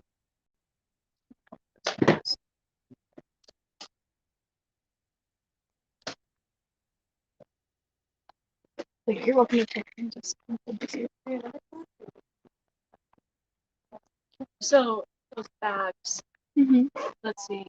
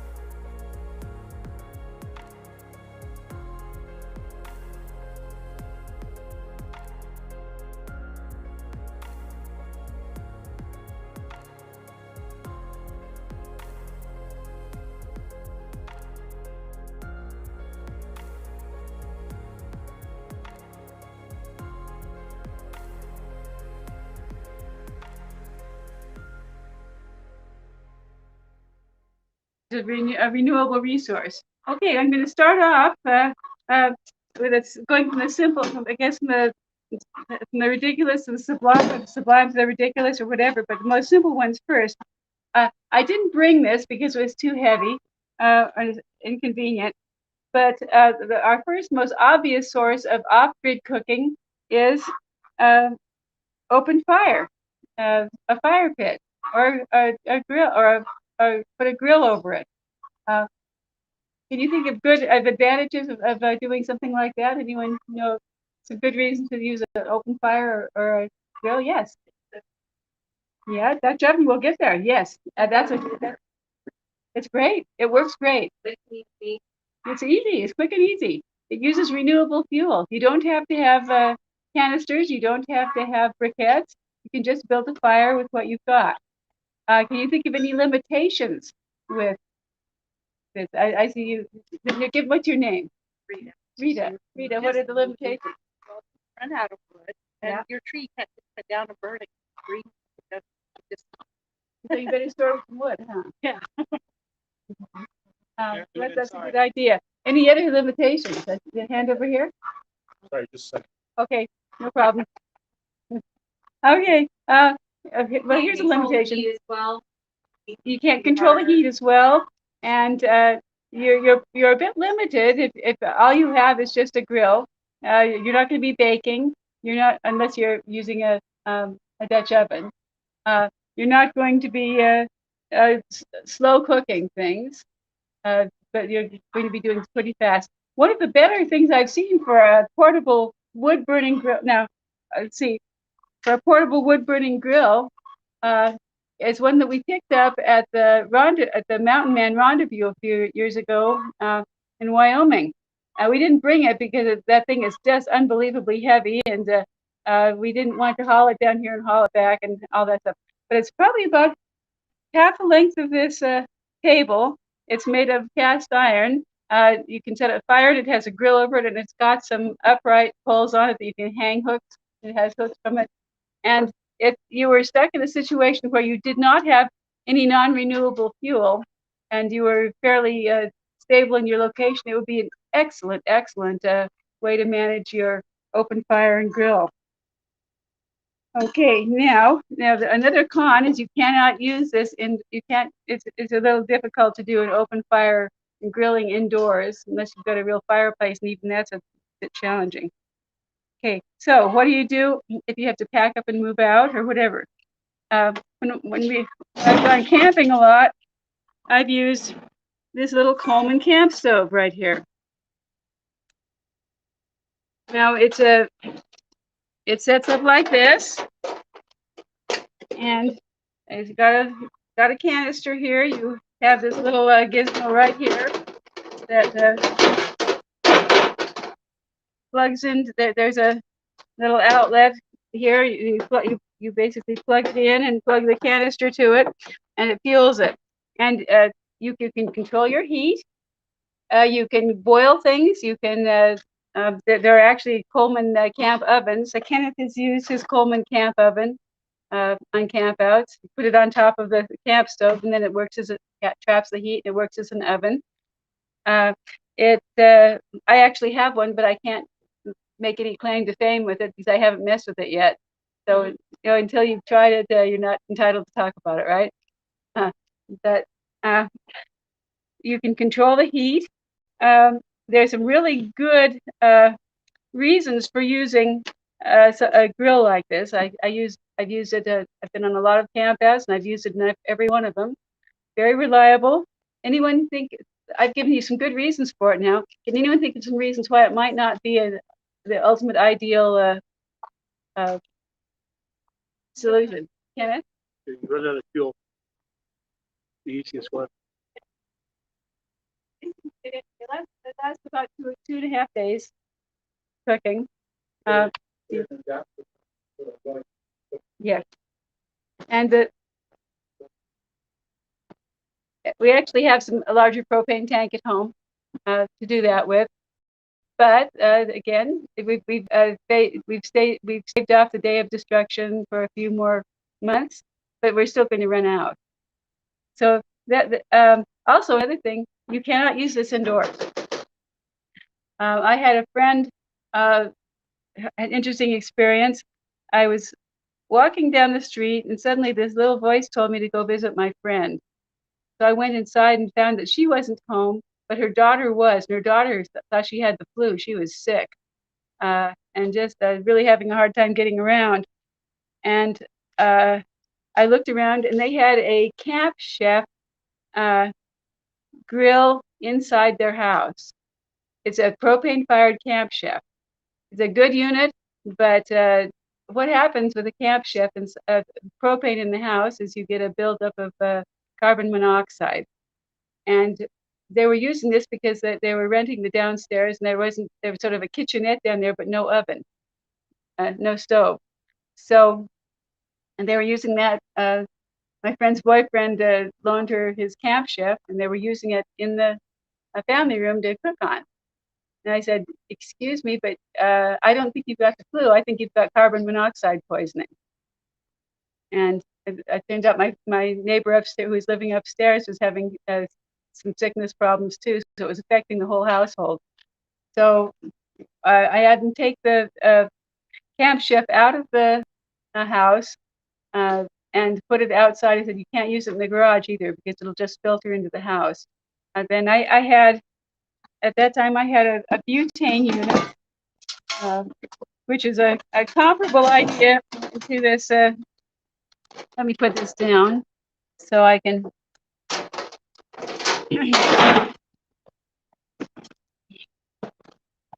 This is a comparable unit. This is a butane stove. It's a single burner. This container, this compartment right here holds a butane canister. I didn't bring any butane canisters because I didn't want to open up my boxes and make a big mess and just wave it around here. But just assume it's a butane canister in there. It's about the same concept. A butane canister will last you 2.5 days of cooking. The good thing about butane is you can use it in the house. So if you have a disaster, a short-term disaster, but the bad thing is just like the propane, you're going to run out of it. It doesn't matter how much you store, you're going to run out of it. You can't refill the bottles. So the butane unit is a really good, the propane unit is really good for camping and outdoor cooking. The butane unit is really good for when you need to cook indoors during a short-term power outage. So, and they were actually, my friend actually kept my butane unit, and I had to buy a new one, and so this is the new one. But it possibly saved their lives. Yes, Rita. The propane, yes. Not for the butane. Another problem with butane is that you don't plan on using it if it's below freezing. It doesn't work very well. You have to heat it up to above freezing temperatures. But if we had a problem like they had down in Texas, where the power went down for 2 weeks, and it wasn't below freezing, I guess it got below freezing there a little bit. But if you had one of these, you'd be able to cook and support yourself inside without going outside in the rain. Yes. The thermal cooker. Are you going to talk about that? Yes. But go ahead and make your point. Well, we have an award, and they have done a lot. I think with rice, you just boil it 1 minute, and then you put it in the thermal cooker. Well, you boil it rice. You want to boil it probably about 2 to 4 minutes, depending on the type. Yeah, but that's the concept. Tag on. Good job. Same for beans. Yeah. I'm going to specifically talk about beans and rice in a thermal cooker. Nice intro. That's a great way to save your fuel. Okay. Now another thing we have is various camp stoves and grills. I'm going to turn the time over to John to do that. He's whiz bang on that.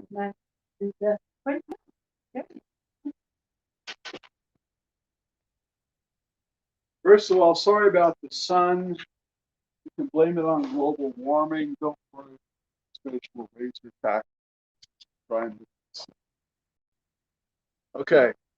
To answer a question that I got earlier, this shirt displays my contempt for social media, the form of what do they call that? Anyway, If you came here for politically correct comments, you came to the wrong place. okay. I used to be a scoutmaster, and I would demonstrate all these cooking methods that scouts use, buy and use. Each one of them has warts. In fact, everything on this table has warts. There are times when you just can't use each thing on this table, and there are times when it's exactly the right thing. These are very small ways to cook. This is an S-bit stove. It was invented by the Germans, used in the Second World War, and it's still in production. Here's a new one. It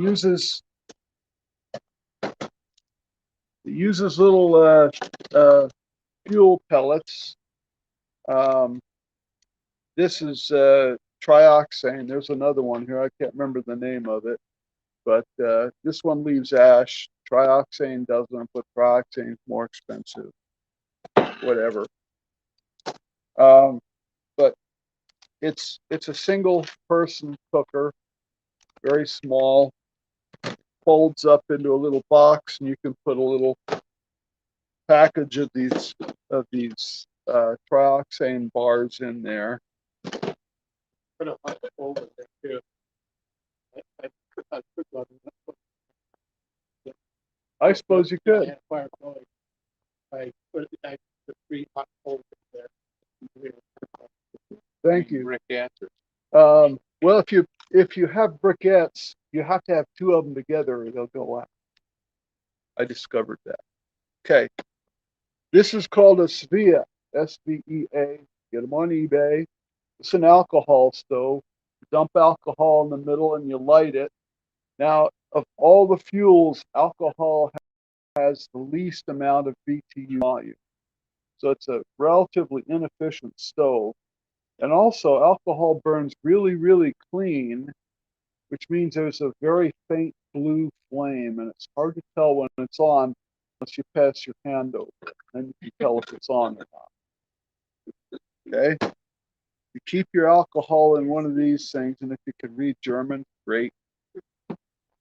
You can get denatured alcohol. This is 100% alcohol at the paint aisle in any place that sells paint. Now there's What was that called again? what? No, 2 different bottles. Denatured alcohol. And the other bottle. Oh, this one? It's just it came with it. Okay. We all know about these stoves. They're very tiny. This one fits in here, and you screw them on top of one of these. Now these have propane and isobutane, which means that if you're up high or it's really cold, the isobutane will not burn. Your flame will go out, and you'll shake this thing, and there's still stuff in it, and then you get mad at the company. No, it's because it's cold. Okay. Another problem with one of these things, screw this into the top of one of these. You put your pot on top, you've got the wind blowing all the heat away. So what do? You put a piece of cardboard or something as a windscreen. But what happens? You reflect all the heat back to your fuel canister when you put a windscreen close by. And this becomes what we call in scouting a pocket rocket, because you'll hear this fuel boil, then it'll go pew right up in the air. Okay. Now the way you get around that is by getting one of these. You put your fuel canister here and your pocket rocket here, and then you could put a windscreen between them. I've made all these mistakes, by the way. Now this one, there is nothing more as far as BTUs per volume as gasoline. This is gasoline. Okay. Never, ever, ever light a gasoline stove in an enclosed area like your tent. Never light this anywhere around your tent because your tent is synthetic. And when you light one of these things, you plug one of these bottles in here. This has got your gasoline in it. Then you pump it up like that. You put some pressure in here. Then you leak a little bit down into the bottom and you light it. And you get a soccer ball size flame. Whoop. Okay, and then you've got to let it burn down a bit and heat up. And this gasoline stove is extremely hot and extremely efficient. I recommend it only for outside use. Now we've all heard of MREs. There are MRE heaters. What you do to activate the MRE heater, you take the MRE out of here, you put the MRE bag in here after you cut this off. Then this is a chemical heater, and you put water in up to the level it tells you. It says do not overfill. Don't overfill it. Okay, this is a single use item. Okay, and that's it. And I'll turn the type. Oh, yes. One more thing. This has got a little piezo lighter on it. These wear out. Therefore, you have to go to Snow Peak and buy yourself a couple of replacements when you get one of these piezo stoves. Because eventually they'll wear out. And of course, we all know the problems with all of these camp stoves, which is what?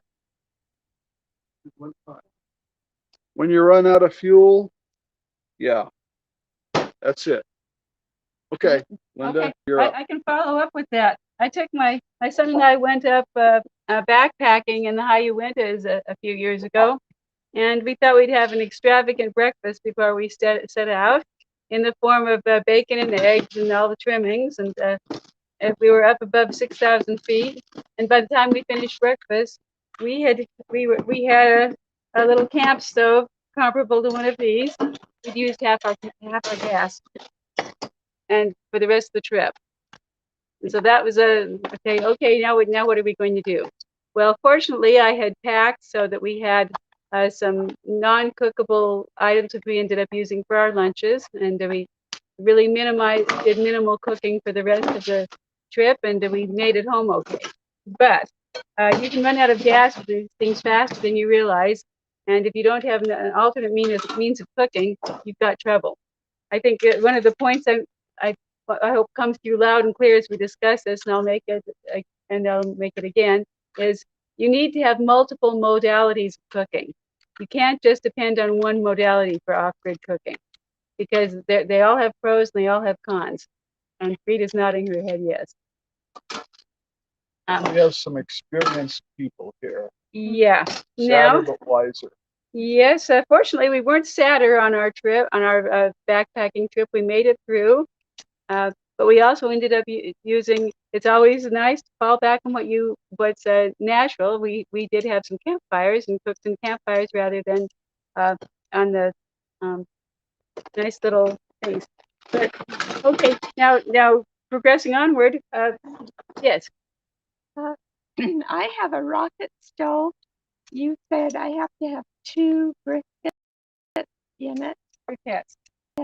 Or if you're using charcoal briquettes and you light them, you've only got 1 briquette there, it will go out. If you get 2 briquettes, they keep each other company. But you can experiment with that. Now we've started off with the obvious the stuff that they sell in the stores and stuff like that that everybody uses that call for basically non-renewable fuel. We're going to get into some stuff that you can use renewable fuel with. One of these and that minimizes your fuel usage. One of these is a rocket stove. Now there are several different kinds of rocket stoves you can use. This one's a commercial one. This is a little wind gate to keep the wind from blowing things down.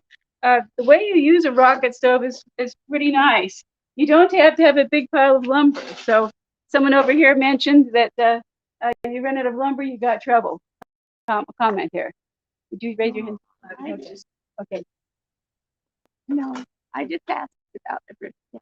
Okay. Yeah. And so how much lumber do you put in? 1 or 2 sticks? Okay. Now for one of these rocket stoves, you're not putting lumber in. The fuel goes in here. You're using sticks, you're using twigs and leaves and stuff like that. Stuff that you can just pick up off the ground. So even if you don't have a chainsaw, and you don't have firewood, you can still use a rocket stove. You can shred up your wood too, but it uses a minimal amount of wood. That the good news is that you don't have to have expensive piles of wood. You can work off basically the ground cover. The bad news is that you have to feed it constantly. You can't just go on and leave it. So I mean, we don't have any ideal solutions to the problem. So this one's a relatively good one. There are a variety of different designs you can use for rocket stoves. This is a commercial one. It's a Stove Tech. It's very good. A few years ago, some of us went to one of our friends' houses and made a bunch of them out of number 10 cans and filled them all up and stuff like that. And they're good. There are a variety of different designs on the market. They're great. They really minimize your use of fuel. You cook on them, you're going to do something like this. You're going to light your fire, and I'm not going to light a fire today, and then you can put your pot and let's see. This is not a. Why don't we put this speckleware pot up here for the time being? We can put our pot in here and go ahead and cook, get things going in our pot. And then we can just we can control the heat somewhat with by putting more or less fuel in it. Now, a caution on these things. When I was in Girl Scouts many years ago, we learned that whenever you put a pot over an open fire, you have to soap your pot first. You get some detergent and the outside of the pot, then you put it over your open fire. And this is basically an open fire. It's I don't know if you probably can't see. So I'll tip this so you can see it. It's basically an open fire. It's got a really thick wall of insulation around here, so your heat is very concentrated, and it comes up here, but it makes your pot and your hands black.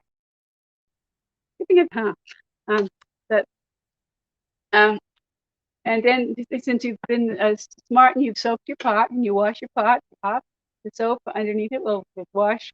All the soot is on the soap and it'll wash right off. So soap pot first if you use these things, but you can use these to cook things in, and then you can use, as was suggested over here. What is your name? Annette. Annette.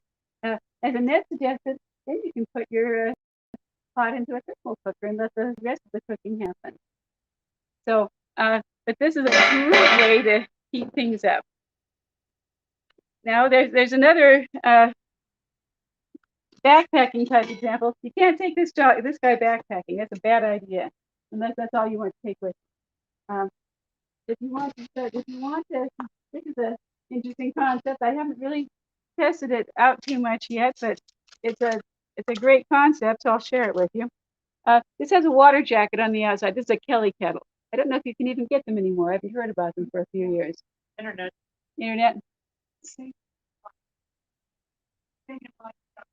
Okay. And Sagan Life. How do you spell that?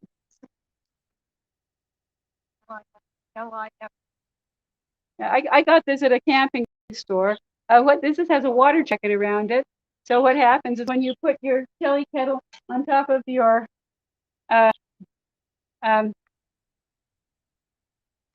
stove right here, your rocket stove. This is sort of a mini rocket stove. On here, you just feed in there. You put your fuel in there. It will heat whatever you have inside the internal container. And you'll have some hot water at the same time to wash your dishes with. You called it Kelly? It's a Kelly kettle. And it comes with its own little pot. Let's see, where did that little pot go? I'm moving things around here so I can't find them. Yeah. Got a little here. Take the Kelly kettle off of here. Put your little rack on. You can actually grill on this rack if you need to.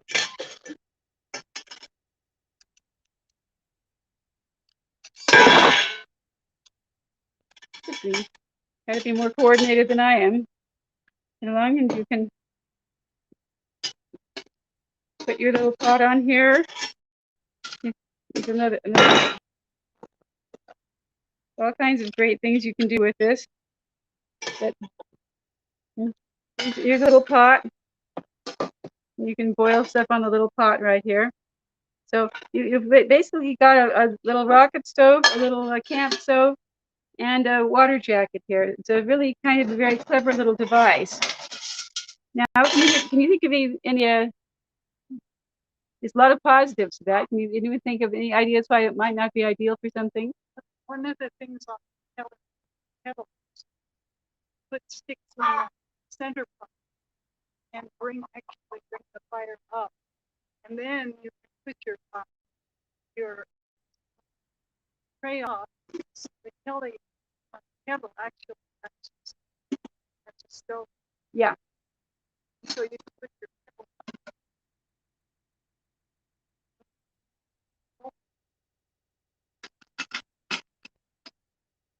Yes. Yes. And this is something you can take backpacking. Yeah.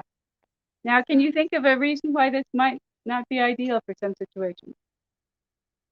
How many people can you feed with a thing of food this big? No. You can't cook for a crowd. You can cook for a crowd of maybe 2 people and something like this. Which is good, but it may not be what you need. But maybe what you need some of the time. So that leads us, how are we doing? Okay. That leads us into our next couple things, and that's where I'm going to spend. We've got to talk. Can't go off onto these yet. Okay. One of the all-time best ways to handle cooking for a mob is with a Dutch oven. And I'm not sure where okay, they landed here. I put John up here and forgot about putting my Dutch oven back up, so let me get everything back into place here and get the Dutch ovens up here, and then you can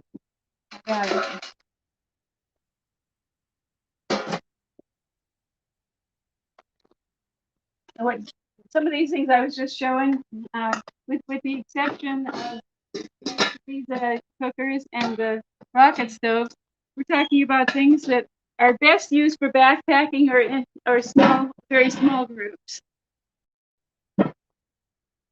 Now, you would not want to take this guy backpacking, I promise. I think the all-time best ways to cook food for a group is with a Dutch oven.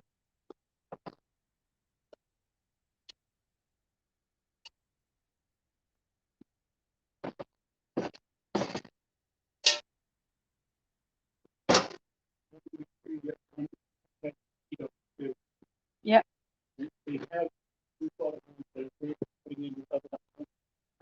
But they don't work good in a cold situation. So you don't That's for sure. I've got some of both. I've got a ceramic coated one that a cast iron pot, which doesn't have feet on it, which I use in the oven on my stovetop all the time. It would be excellent on that. But it's I put coals underneath it very easily. It doesn't have legs. Caring for a Dutch oven or an iron frying pan is very different from stainless steel. You should never let soap touch it. Now, whenever I went to a scout camp out, somebody inevitably was cooking peach cobbler in a Dutch oven lined with aluminum foil. Now, peach cobbler has a very low pH, which means it's acidic, and aluminum is toxic. And these people will not even listen to me, but I wouldn't touch that. Now, what you do is you take a scrubby and just get all the stuff out of it, and then you oil it, but never soap it, otherwise it'll rust. And the first time you do it, you're going to want to season it, oil it, and then put it in your and bake it in your oven for several hours. We have comment. Yes, I know. So you should never cook anything on. I would ever cook anything. I don't cook on aluminum pans. I don't use anything. I do not cook in aluminum foil, especially if it's acidic, because the aluminum will leach out into what you're eating and it's toxic. I stop it. Okay, now you know better. You had a question? Yeah. If in the past the Dutch oven that you're using had been soaked down, is there ways to counteract that through seasoning? Yeah. Oil it, stick it in the oven and bake it for a while. Yeah, bake it at 200 degrees for half an hour. After you put, we can use coconut oil to season it. Just buy some cheap coconut oil or something. If there is such a thing. Yeah. Anyway, the basic way of using a Dutch oven is that you heat up your coal. I didn't bring any charcoal briquettes because I'm not, they're limited to what we can carry. But you figure out how many charcoal briquettes that you're going to need. I think it's about 25 degrees for every charcoal briquette. Yes. Yes, it does. Let's see. This has 2 quart. I don't know. This one doesn't have a number. An 8 quart. No, these don't have numbers on them, but it's nice if they do. But I think it's about 25 degrees per charcoal, and you put half of them underneath and half of them on top. You have to, if you don't quite split in half, put more on top. But so it becomes an oven. You're actually surrounding the items of heat. But you put their charcoal briquettes in the chimney like this. You light them with a little bit of lighter fluid, and then you let them sit there and cook until they're about halfway white. Then you take them out and you put half or slightly less underneath the. Make sure you're in a fire pit or something like that, where you're not going to. Don't do that on the table. That'd be a really bad idea. Then put your food in your pot. Put your lid on, and then put your remaining briquettes on top. Then go off and let it cook. There are charts on the internet tell you how many briquettes to put under and how many briquettes to put over for certain temperatures. Incidentally, you're not going to want to pick up these briquettes with fingers. You need to have a pair of tongs, and you're really well advised. If you I couldn't find my right leather glove this morning, so okay. But you're well advised to have some leather gloves when you're working with this, because you're going to burn yourself if you don't do that. But welder's gloves are a great idea. And then you're not just limited to you can cook a roast in here, you can cook potatoes in here, you can cook vegetables in here, you can cook a dessert in here. There are a number of other things you can also bake in here. Now, I don't have my pie pan with me, but I do have my bread pan. Got a cast iron bread pan. You can make your bread, let it raise. Then I put it on a couple rings. Yeah, I use a couple I think I improvise here. A couple canning rings. Put them on top of it, and then I now have an oven, and I can bake my bread. It'll bake it quite well. You can I've also got a cast iron pie plate. You can do pies in. Now let me interrupt one more time. I'm going to teach you how to light a leave no trace fire you can actually light a wood fire on this table and not melt it. Okay? This is how you do it. You get one of those aluminum pans that you cook a turkey in. Okay, just a cheap pan. You fill it with about 3 or 4 inches of dirt. Okay? Then you light your fire on that. Okay, and you can actually put that right on the table. You put your stuff on it and cook it, and then when you're done, you disperse the ash. You put the dirt back where it came from. You take that aluminum pie pan, which held the dirt in. You put it back in your pack. This is how you light a leave no trace fire on any surface without burning.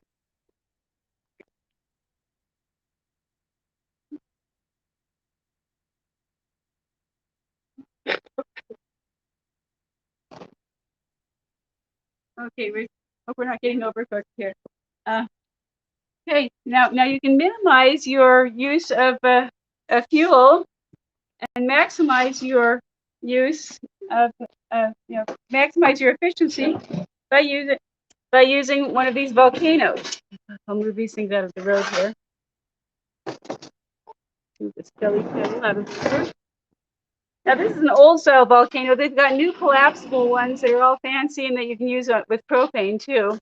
I don't have new and fancy. I've got old and less expensive. So deal with it. But with the this has 2 grills in it. I tip it right here. It's got a low grill right here, a grill on the bottom here. You take that out, put your briquettes down, your bottom down, and you actually use fewer briquettes with one of these than you do because you're protected. You've got an insulated barrier here, and you can just you can go ahead and grill on top on this grill right here if you want, or boil or put something on here and boil it and whatnot if you want. But you can also put your loaded bread pan in here. I mean, not bread pan, with bread pans in here. I've got these, there's some screws in here so I can hold up the grill, so I'm relaxing the screws. But I can put I've got my briquettes down here. I put my briquettes on top. And if I really want to be fancy, I can take another pot. It can be the same size pot. You can go up 3 pots. You want. Put stuff in that. And then the briquettes on the top of this pot also work as the bottom briquettes for this pot. And I put more briquettes on top so I can cook my whole meal all at once with less fuel. So these things are really handy to have around. So questions or comments?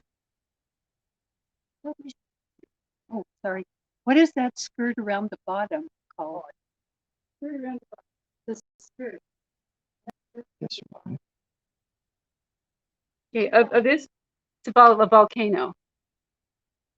And they make the new ones, I think, are collapsible. They take a lot less room. They're lighter weight. You can use propane with them, but they're basically the same function. I don't know if these are still available or not. So when you're doing the briquettes, you put lighter fluid on it and then you light it, and then wait till they turn white. Yeah, so it's about half. Now, out of briquettes. You can go ahead and make some coals from your fire and use those. So this is a while the fuel, you might be using a non-renewable fuel with it, you can have a renewable fuel too, Kenneth. If you have any wind problems, you can take aluminum foil and wrap it around the outside of that so it doesn't burn up your briquettes too fast. I've cooked my ward several times, and we do about 20 Dutch ovens, and they're 4 across and 5 high. So you can actually do a fairly good deal. You saw those ward dinners that we do, and we cover it all with just the 20 briquettes. I mean, the 20 Dutch ovens. Yeah. Can't do more, that's all I own. That's remarkable. The 300 people with 20 Dutch ovens, which means you're getting about 15 people per oven, for 15 to 20 people per Dutch oven. And that's not unreasonable. Okay, now we're going on to, I'm not sure if I got all the questions and comments. Just gonna say, you could use kindling in there instead of lighter fluid if you don't have it. That works well too. That's a good idea. And you're not going to have lighter fluid forever. So anything that you can morph over to using a renewable fuel like kindling or wood is good. And this is one of them. It's not backpacking gear. You're not going to go very far carrying one of these guys around, but unless you've got an animal to carry it for you or something, or a hand cart. But it's a very versatile, very useful, and very sustainable type of cooking. Further questions or comments? Also, and one other thing, you've got to have a lid lifter. You need to, once you have hot, and you're going to use your welding gloves and take the pan off, and then only crazy people do something, pick up the lid with their hands. You lift up the lid with this thing, and you're going to, actually I don't have a lid rack here, you're going to put it on the ground where it's not going to burn something. You're not going to put it on this table because you make a big black spot on it. Actually, a welding blanket works really well. Yeah, a welding blanket works, the ground works. You can get them on eBay or Amazon or anywhere. The ground can work fine. You can also get various tool sets. We haven't messed with this yet, so I can't really talk about it, but you can get a lid holder. You can get lid holders and grills and stuff like that you can work with in Dutch ovens too. And so there's Dutch ovens. Now, yes. So if you're using a volcano, you don't have to put it in a fire pit like if you had cement in your backyard. If you were using the volcano, could you still use it on that? Or fire pit? I know if you don't have a fire pit. Just like on the cement. Yes, you fire pit. Just on the cement you can. Fire pit. It provides some insulation, and that's why it uses less steel. This is why you should buy a welder's blanket so it will protect the cement. Yeah. You can just shake the ash off afterwards. Okay. Our next project is going to be thermal cookers. Now, thermal cooking has been around for a long time. We have some members of our ward. One of them, he's Tongan, and he and his wife put on a luau for our ward in August, and where they basically dug a pit, lined it with stuff, and then threw in a sheep and a pig. And then they dug the pit. They built a fire inside of it, let the fire simmer down, and they threw the meat in and let it cook for several hours, and pulled it out and served it. My dad and I did that on a very limited basis for the scout group a few years ago. We dug a pit and we put a pork roast in. We didn't put a whole pig in. But that's a way of thermal cooking. Use a minimal amount of fuel, get it up to temperature, have it in an insulated environment, and let it cook. And it doesn't take very much fuel. Comment. So what's an insulated way to cook your food if you didn't have this is better, but because we talk about tinfoil dinners, and now we're not supposed to use tinfoil. That's where I'm headed next. Oh, cool. Perfect intro. Thank you. Yeah. Okay. Now the thermal cooking's been around for a long time. It's been around. I've actually got a few cookbooks here. Where they're right here. Oh, I should mention this. Matt Pelton's The Cast Iron Gourmet. I guess he's associated with Camp Chef. Has a cookbook out on the Dutch ovens.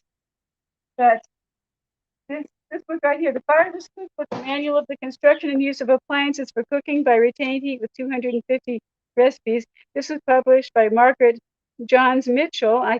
She might have written Gone with the Wind, I'm not sure. But there's a she was born in 1869. So this has been around for a long time. So the general concept is you bring something to a boil, get the pot thoroughly hot, then you put it in an insulated environment and let it sit there and cook and continue to cook for several hours. You can do this in several ways. You can do this by putting it in a separate, I think they might have used, they put it in the food in a container, then they put it in another container that had water in it, brought it to a boil, then wrap it with a blanket. You can wrap it with a blanket and stick it in your ice chest, which acts as an insulation. You can also make, and I was thinking it would be nice to make one of these things. One of my neighbors demonstrated hers to me the other day. But you can make a sort of like a quilt to fit around your pot. It's I got patterns for it if anyone really wants one. You can get them online, I think. Debbie Kent, I believe, has some patterns online. I could try you with her email to get that. But you basically build a sort of a round blanket with some slits in it so you can fold it up around, sew it up, fill it full of insulating material, and then you can wrap your pot in that and stick it in your ice chest. Yes. Prior to this come across the plains, my family came across 17 different wagon trains, and so they didn't all do it, but in at least 8 of them they had what they call a hay box. Yeah. The same thing, the idea. Yeah. They put it on the back of the wagon, and they boil something up in the morning, and then by the time they put camp, they had a cooked dinner. Right. Again, it wasn't all the wagon trains, but at least 8 of them that I know. This morning, I kind of applied that principle. I brought a speckleware pot of chicken, which is what you've been smelling over here in the solar oven, and a bottle of chicken, what you've been smelling over here in the funnel cooker. And they've been in the refrigerator all night. I actually solar cooked them yesterday. And they were in the refrigerator all night, and they were cold. And I didn't want them to get hot before and spoil before we got here, so I wrapped them in a towel. And when I got out of the car, we got here this morning, they were just as cold as when I put them in the car. Now, those are the low-tech methods of doing it. You get a higher-tech method of doing it, of getting a commercial thermal cooker. Now, these are Saratoga Jack's thermal cookers. There are several varieties.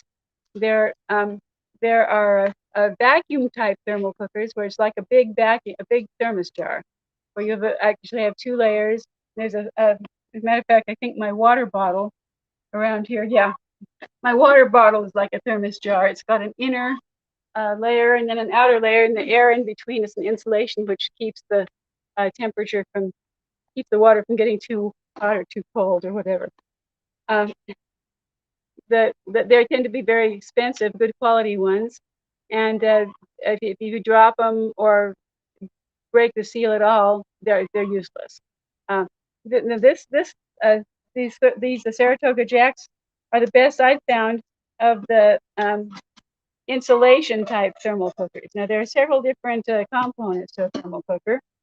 First is the insulating jacket right here, and this has some kind of a foam insulation inside of it. It's not going to go bad. It's not going to break as easily as a thermos type one that has a vacuum.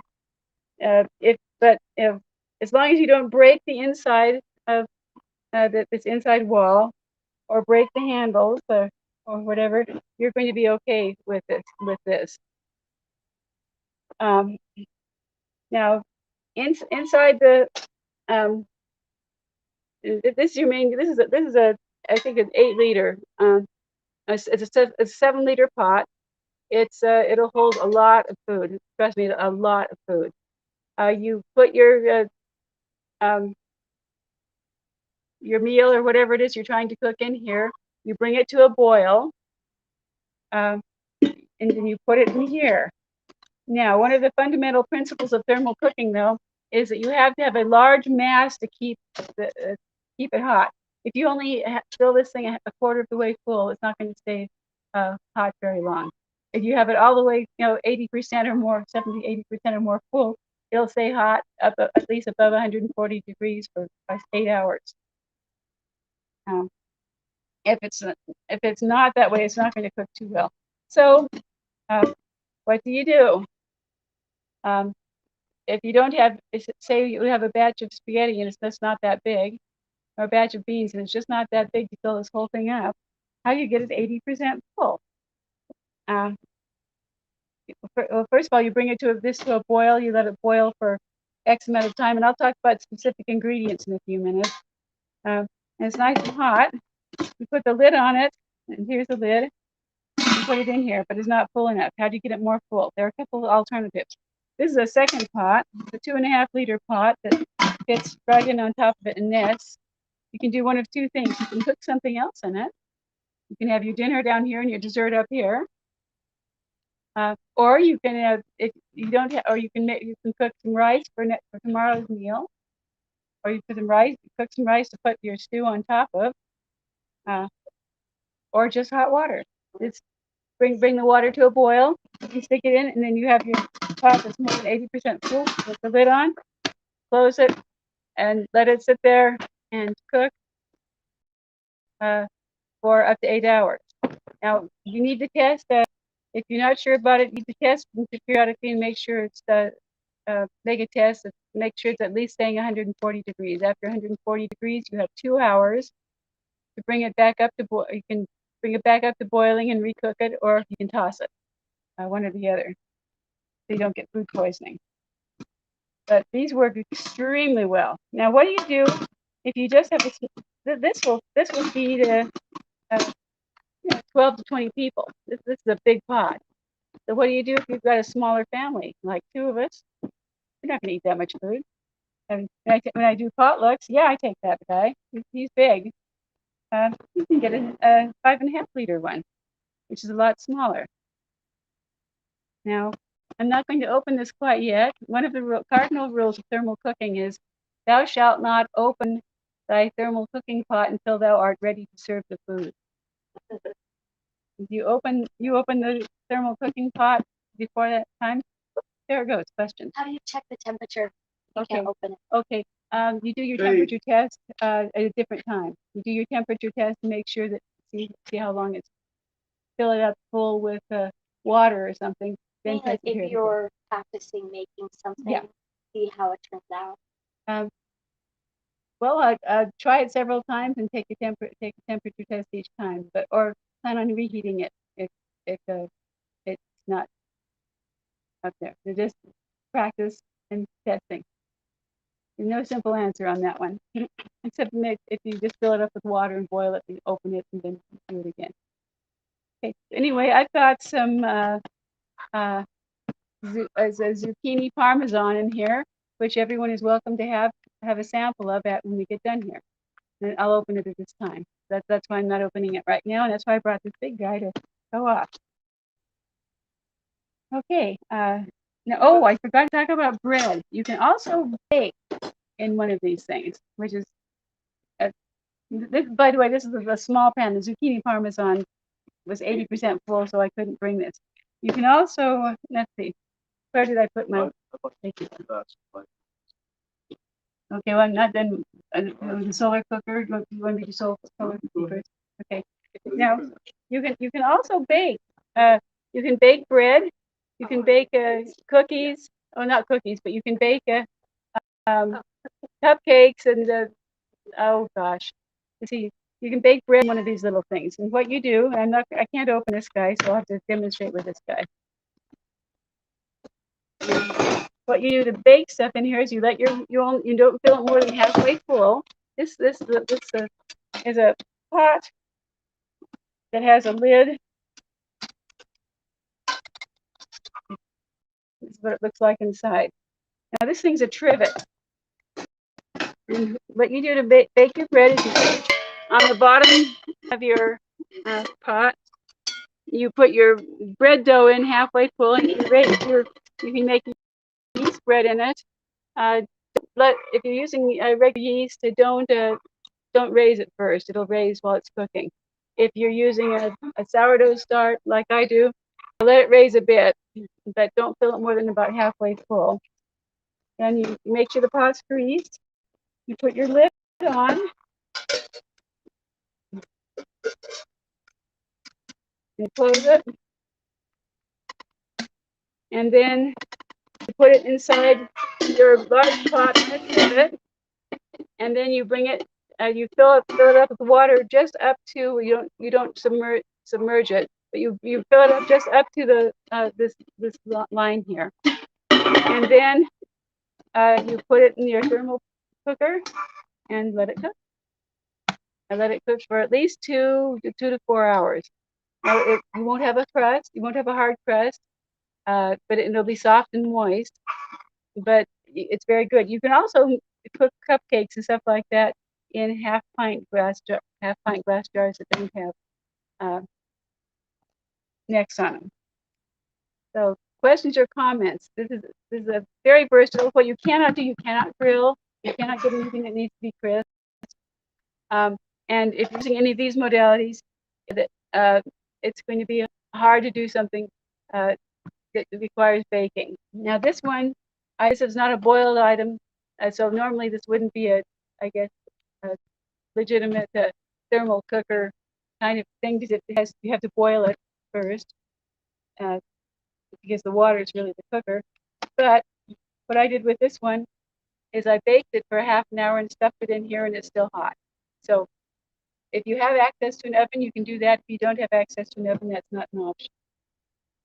But it's an awfully good way to bring something that's hot and keep it hot to a large gathering like this. Questions or comments before I go on? Yes.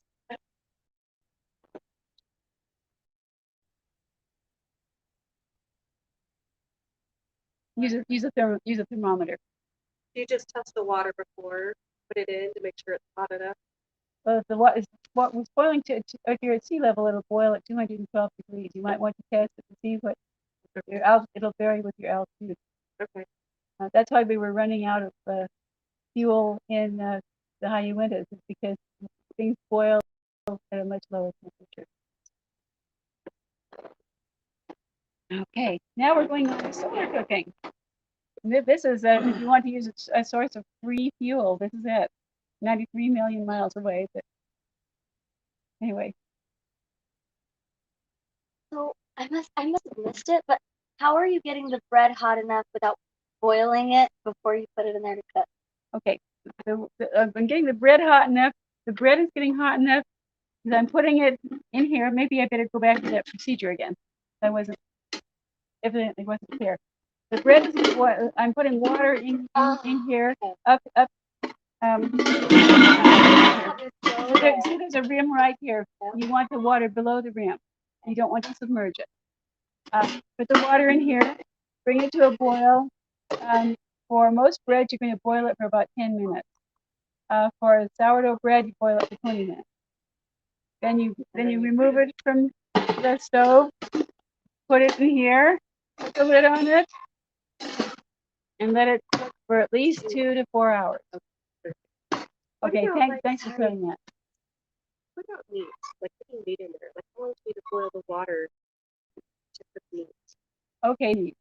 Like chicken. But if it's shredded up, about 2 minutes. About 2 to 4 minutes. If it's a chunked beef, about 4 minutes. If it's a pot roast, you're going to want to boil it about 15. There's a book. And here's the Bible right here. It's Cindy Miller's Let's Make Sense of Thermal Cooking Cookbook, and she'll walk you through every bit of it. Now there are a couple recipes I wanted to talk about. We're going to talk about cooking rice. With white rice, she suggests cooking the white rice in one of these upper containers. And I think for white rice, you'd probably use 1.5 cups, about a cup of rice, a cup of water, or 2 cups of rice, 2 cups of water, a teaspoon of salt. And you're going to bring it to a boil. for white rice 2 minutes, for brown rice 4 minutes. And then stick it in your crock pot, your thermal cooker, and let it go. For beans, now we've been eating chili this week. I thermal cook the beans. For beans, you soak the beans overnight. To soak them, I like to do a pound at a time and then freeze dry. We either eat, serve at a potluck or freeze dry what's left over. And the procedure for soaking them is, no matter how much you use, dump the beans in a container. Use a purified water if you can. The chlorinated water tends to leave your beans tough. The chlorine that makes it a little harder for them to tenderize. So use purified water. Cover them several inches deep over the beans because they will swell up and eat up all the water overnight. Let them soak overnight. That will do a couple things. That'll take care of the phytic acid, take them out, and the polysaccharides. Those are the components that make beans gassy. You get rid of those, you don't have gas in the beans, typically. And then once those have soaked overnight, pour that water off, rinse the beans, and then put them in your thermal pot. Cover the thermal pot with water, cover the beans with water, put them on the stove, boil them for about 10, 15 minutes. If they're old, you give them 20 minutes. But newer beans, 10 minutes is fine. Stick them in a thermal pot and let them go for about 6 to 8 hours. That's what I did with these. Then I pulled them out. I already had the mixture made for the meat mixture made and the tomatoes. Just mixed them up. I threw them back in the pot. While I boiled them in the pot in the tomato sauce for about 10 minutes and threw them back in the thermal cooker for another 2 to 3 hours. And lo and behold, it's really good chili. So these work really, really well in the thermal cooker, and they take, now I didn't catch your name. Annette. Yeah, Annette. As Annette suggested, you use a lot less fuel cooking your beans if you do that. If you have some really old beans and they don't tenderize, just try cooking them again. And then if they don't tenderize after that, grind them up and use them for something else. But, we have about 3 minutes. Oh, I only have 3 minutes left. Yep. Okay, you got more than 3 minutes. Okay, solar cooking. This is a biggie, and this is one I use all the time. Okay, for solar cooking, you need there are different modalities for solar cooking. Most of them I consider to be too expensive, impractical, and in some cases dangerous. There's one that's a parabolic solar cooker, and I'd be afraid to have that in my yard because I'm afraid of the fire danger from it and burning it. Anyway, my favorite way of solar cooking is with a global sun oven. The global sun, there are several components to it. One is this black cooking box. Those of you who are looking at it, you notice there's an adjustable bar on the back, which allows this to be raised or lowered. What you're trying to do is get the direct sun. Earlier in the day, you have it raised higher so that you get the lower sun. Then as the sun goes up in the sky, then you can lower it so you have the direct sun shining down on it. If you rotate it every 20 minutes or so, you can actually keep it to a pretty constant temperature. So you can approximate an oven with that. Today we were running about 325 degrees. Now, if you want more of a slow cooker type approach, then you can just park it right here in the sort of the mid area. Then go around. Then you go off and go hiking, go play, come back to a nice hot dinner. Takes a little longer to cook that way, but that's okay. There's an adjustable rack in here which will adjust with the angle of the box. These are reflectors here. This is a tempered glass door. There are latches here, and if you're going to solar cook, you need to close the latches. And if you're going to you can dehydrate, or you can raise your bread in there, in which case you don't want to close it, you just put it like that. this little guy fell off. But this is a little locator. This helps you locate the sun. It's the angle of the sun, and you can just line up the sun and to know exactly how it's going to work out. Keep it shine. The sun shines down there and shines on a spot, and if the little light spot's on their spot, then you know that you're pointing in the right direction. So there are a number of different things. Okay, I think we're running out of time too. This is the most important one though. We got started late, so I might go a little bit late. There's the best things to cook in a solar cooker are the speckleware pots. You have to have a dark, dull surface container. Glass containers don't work well. The heat just goes right through them and they don't absorb. So speckleware pots. You can use graniteware. Yeah, I'm sorry. I blow it with speckleware. They look like speckleware to me. Can you use a cast iron in that? Yes, you can. It takes longer to heat up.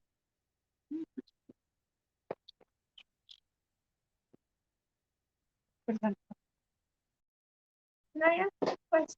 Sure. Okay, I have a fan oven. I've never used it. Why did you put? You said you were afraid it would start a fire.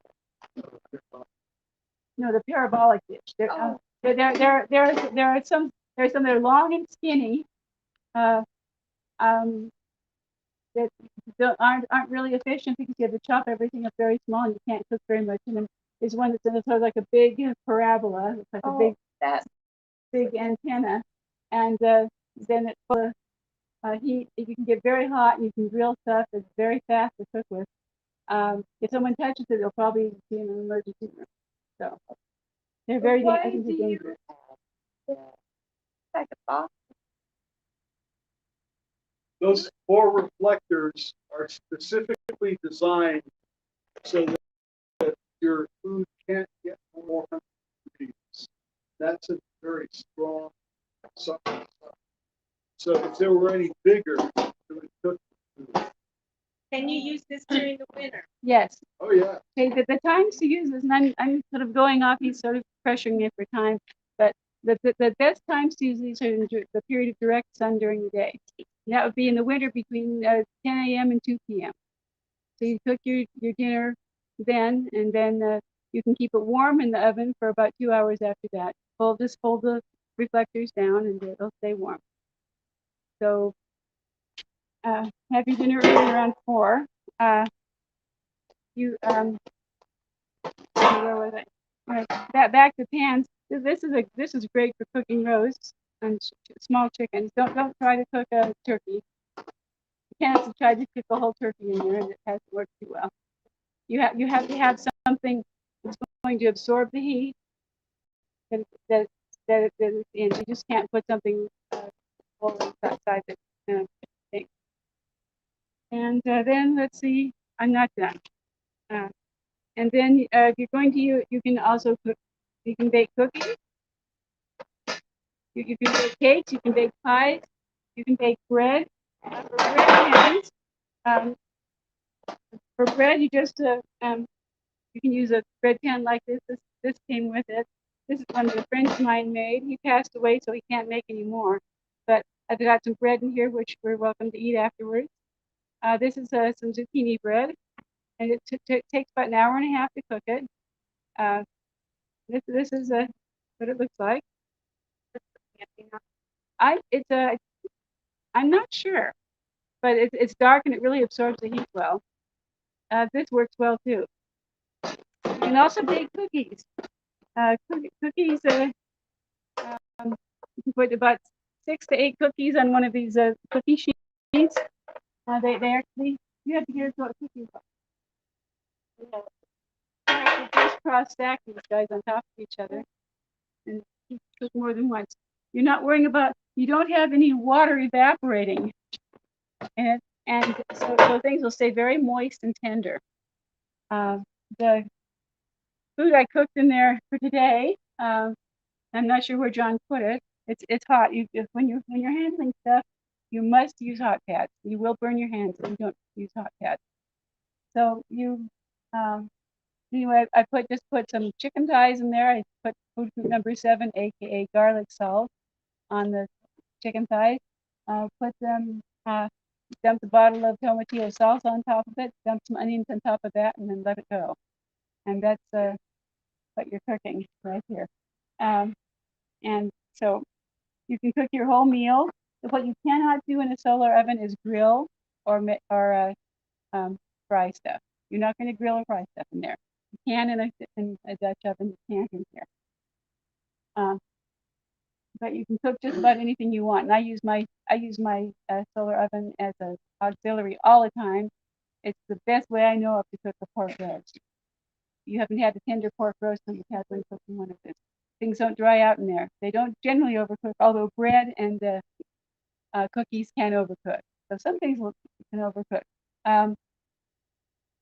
The best thing I can recommend, I think that the All American Sun Oven Company just put out a new cookbook. I haven't ordered it yet, but mostly just sort of mess around with it and see what works. What I've done. Now, just for a real quick thing, if you can't afford it, the whole kit and caboodle a couple of years ago was costing about $450. So these are not cheap. If you want to do a cheap way of solar cooking, you can still do it. This is called a funnel cooker, developed by Dr. Stephen Jones while he was at BYU. And it costs around $15 to make one of these guys. So I've got a 5-gallon bucket here. This is a metal. This is a Mylar window. I bound it with bias tape. It's got about a 5-inch circle cut out in the middle there where I'm putting the cooking thing. I'm holding it open with 2 stakes, which are free out of our pile. Okay, hot pad. Where'd my hot pad go? I had my hot pad here so I could use it. Okay, hot pad. This guy's still hot. The cooking container here. Back to the components before I go to the cooking container. But this consists of, inside here, a quart bottle on its head. One of these electric stove things on here is a reflector. Put that on top of it. Then I put my reflector on top of that. Then I put my cooking container on top of that. Theoretically, I could probably use a speckleware container, but as a practical matter, cooking vertically is a little better. So depending on how much you're cooking, you need to fill the bottle pretty much full. I tried doing this bottle partially full. It was a bad idea. It didn't cook well. This is a 2-gallon quart jar. 2 quart. It has. And you spray painted it black. Now I put a. It's really handy to, and you can see this. You can pass this around. I cooked a loaf of zucchini bread in here, and so you can actually see what's going on inside of it. So you painted the jars themselves? Yes. And what did you paint them with? Okay, it's right here. I put a stripe of Cheap black spray. a stripe. Anything. I put a stripe of masking tape down here to mask it. And then this is a Duplicolor vinyl and fabric specialty coating, flexible finish, ideal for dashboard, door panels, seats, and carpet. You want a dull flat black paint. And just spray it, let it dry, and then you've got a nice dark container that will cook things in it. Now I've got another container. I've got a 1-quart jar, and it's hot. Okay, now you have to have an insulation here. And this makes it a lot more effective. It doesn't cook nearly as fast without the bag. Turkey bag. This is a Reynolds turkey oven bag. One of these. Turkey bag. And I just reuse these. I've been reusing this one for several years. But this has some of the chicken tomatillo salsa in it too. Now it takes longer to cook things in the funnel cooker than it does in the sun oven. It's not as reliable, and you can't bake in it. Well, you can. You can bake bread in it, but the bread has to be where did that bread go? Okay. Note that it is a straight lid bottle. I tried cooking some bread in a one that had sort of dented in a little bit. It cooked. It cooked just fine, but taking it out, it looked like dog food, and I took it out. So if you want to get it out in one piece, you've got to use a straight neck. So you're kind of stuck with a pint bottle. And I'm sure you has some quart bottles that are straight neck. Shireen Wadsworth, Alpine Food Storage. Oh, yeah. Yes. Oh, you didn't see, you haven't seen the one that's being passed around. You can see what's going on inside that open jar. To open a jar, you use your you don't open the jar, but you have the straw. You can see if the bread's rising. That's why. Okay. So I didn't go into quite the detail on the solar cooking that I'd like to go on, go into, but I think we're out of time and probably have to eat something. Yes, I could. That was sort of low priority. A friend of mine made this, Donna Hoover, if any of you know Donna Hoover. You can use this as an inexpensive way to bake stuff and cook stuff. It's basically an apple box that's been covered with foil. I think she glued it on with a foil. There are supposed to be 4 of these containers right here. You weight these 4 containers down with a box in them. That keeps it from blowing away. It uses about half the number of coals that you need for the equivalent thing in a Dutch oven. You heat up your coal. You get your coals going and put them in this pan here, and then you put your pans on top. Then you put your pan on top of this and let it cook. You put your pan on top of it, and actually there is a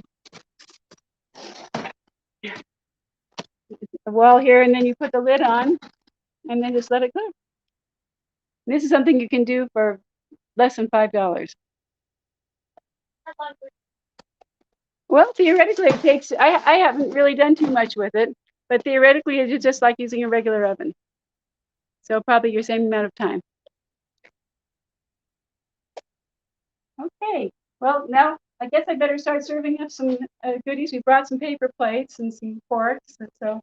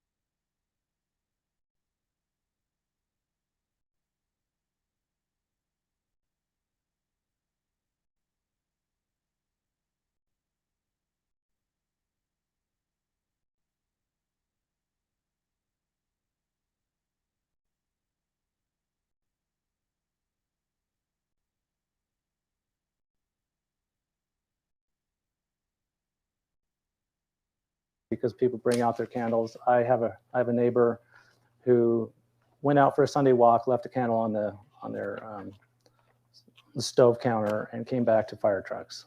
So be careful if you use candles. One thing that helps, I'm not recommending against them, but it may not be something you'd want for a long-term emergency. If you do want to do it for a long-term emergency, you would want to do something that would maybe help keep the candles in a safe place. The neighbor, you know, they thought it was safe, but some can of flammable liquid fell out of their, you know, their cabinet and rolled over into the flame and whatnot. This is a sconce that Kenneth built. You hang these on the wall, and that gets them up out of the way, maybe in a safer place of the house. It also has a mirror mounted to it to reflect the light. So that's a very, very good solution. Oh yeah, yeah. Okay. I've got pegs off in my house that those slide right on. The chimney also keeps it from blowing and blowing out when you walk past it. Okay, great. And you know, candlesticks will just lift it up so you get a little more light in the house. So I'm not against them. I think that's a good backup solution. But I do often tend to think about some of these other options more now. Although anything that you do get as a solution, think about the long term. You know, maybe this is a good solution if you have a beehive and you can get beeswax. You know, for a longer term situation, you can make candles, and that's not bad. Just would have to store some wicks or whatever you think, whatever is needed to make those. Next kind of class of lighting, I would say, would be your lamps, your lanterns. I'm going to talk about gas and about liquid ones. So starting with the liquid ones, you may be familiar with, they're called hurricane lamps, or this is an oil lamp, strictly used either paraffin wax or lamp oil. Those are you can use mixtures of vegetable oil in these. In fact, a lot of people mix vegetable oil with it to cut down on the smoke. So I haven't done a lot of that. You'd have to store away wicks. There's other things that can be used. You can use lard. You can use fish oil. You can use motor oil. But the smell of those things are. Just the smell, it will come all over your walls. Yeah. Okay. Blacken your walls. So another liquid-based solution. I mean, this is also a hurricane lamp, and it'll use. This one uses kerosene though. This is kerosene-based. That's its primary. You can use other things in it. You can also use lamp oils in it, but it will use kerosene. And let's see. I'm trying to remember. If this is Dietz. I think it's another. I think this is another one of these multi-purpose lights. Are you familiar with that? Yeah. So. What do you mean by multi-purpose?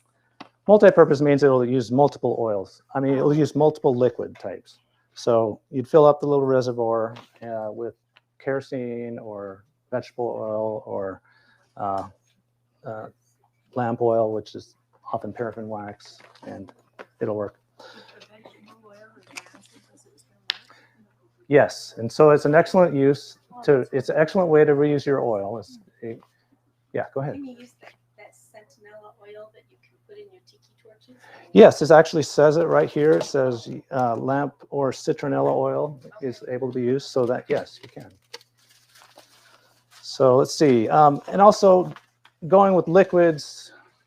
Who has done this project before?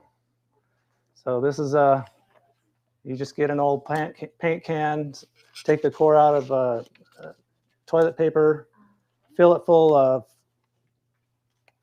rubbing alcohol, and that will wick all that alcohol out and make a candle that'll last quite a while. Yeah. So 2.5 hours. You let it go down that low. You actually burn the top, and make it so it won't light again as well. It will still light, but it hinders the lighting process. So I mean, you could do this with. I mean, you could do it with a jar, right? I mean. But we have put the flame out with the lid. Top it back off with the alcohol, and you won't burn your wick. Okay, thank you very much. How long is the wick on that? What's that? Okay, this is toilet paper. There is no wick? The toilet paper is the wick. Okay, so the toilet paper, you fill it full, and the toilet wicks work by sucking the liquid up and burning the liquid and not the thing. So that's why candle wicks don't really burn. It's just pulling up. It's pulling up the oil and it's burning it. So that's what's happening here. And if you don't want it to get, you don't want it to empty. You want it to burn up most of the oil, maybe go for 2 hours or something like that, and then shut it off, refill it, so that you don't singe the top of the toilet paper, because otherwise it's hard, you won't be able to light it. Is the whole thing on, like the whole top? Yeah, the whole thing is just burning, but it's just a light blue flame, you know, if you've ever used rubbing alcohol. Yes. Okay, you can probably cook over it, but it would take a long time. Yeah, well, I used to use it to heat up tents in the wintertime. Okay. The scouts were really upset when I took the with me. There's no way I was leaving them with an open flame. And I don't know what you call this. It's just a tin can with toilet paper in it. And then Rubbing alcohol. What was your question? Okay, so if you like store it with the you put alcohol in it. I do not. No, it's stored dry. Evaporate eventually, or just It would. Okay. Yeah. And then second, I learned. I have a whole box of these. I don't know if I'll ever use them. Get like a little tray of wire and put it, turn over the lid, and then use it as a little burner. You can put a little wire around there and set it, and then you can put some on top of it. That's right. You can Pardon do that. me. Pardon me. Yes. We're doing an actual YouTube video, and could we ask you if you would like to ask a question to raise your hand, and we'll bring the mic so we can pick that up for the YouTube as well? Okay. So I had a question back here. Yours.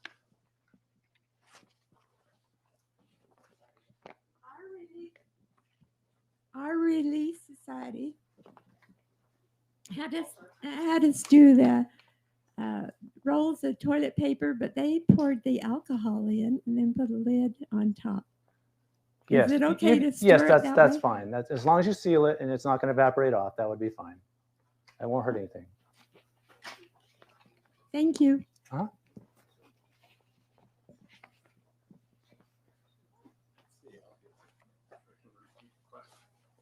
Yeah, I could repeat the question too.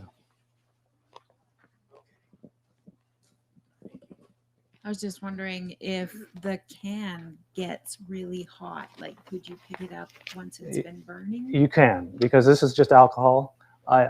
You can juggle alcohol, flaming tennis balls. It doesn't get very hot. Chemical reaction with the inside is actually makes it cold. Yeah, the only thing that's hot is right here where the flame is. Down here, it would be perfectly cool. Okay, let's see. Next, we have kind of our gas-based solutions, gas-based lanterns. I asked Kenneth to bring his propane lamp. We don't have a propane bottle, but just imagine one of those green propane bottles here. You can just connect this on. You guys, I don't know if you played with those with the mantles, and I have one. I just wasn't able to find it, but I think they're just, I don't know, they're just a little tricky to work with, getting those little mantles working. Who's had experience with that? What do you think? They're easy? Okay. Well, I spent like 15, 20 minutes before and had a really hard time, but good. Glad it worked for you. If you have anything like this as your solution, though, obviously you'd want some kind of something to light it with, so store some matches or.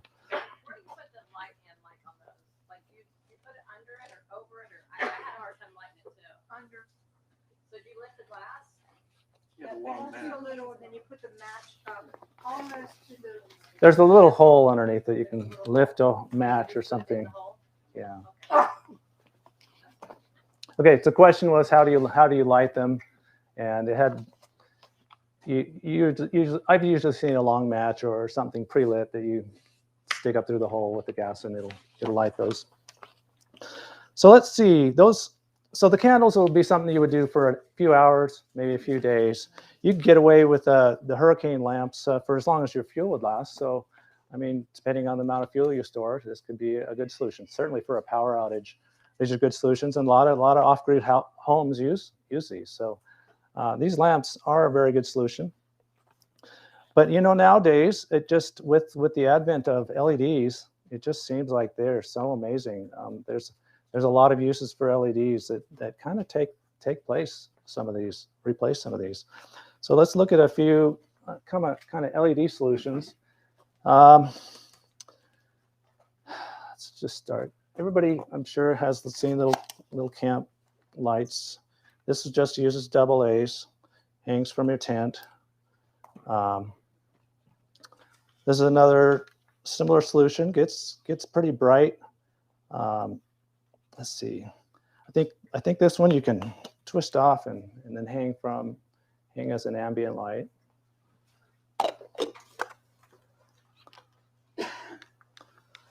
Let's see. It's just another one. Grant brought this just to highlight. Both of these are good because you can trap the light into certain directions. I like this one. It gets really bright. This is a Goal Zero. These are all battery, but some of them, like this is just, you could put rechargeable batteries in it, or you can just put, these are AA's in this one. But some of these are lithium, like this is lithium, right? And so you would recharge this with a USB. It just has a little USB cord, and you would either plug that into like a USB outlet, which could also be a cigarette lighter or AC power source, anything like that will recharge this. It's what? It's got what on top? Oh, yeah, look at that. Okay, it's got a hand crank on top. Yeah, just be prepared to turn it for a half hour to get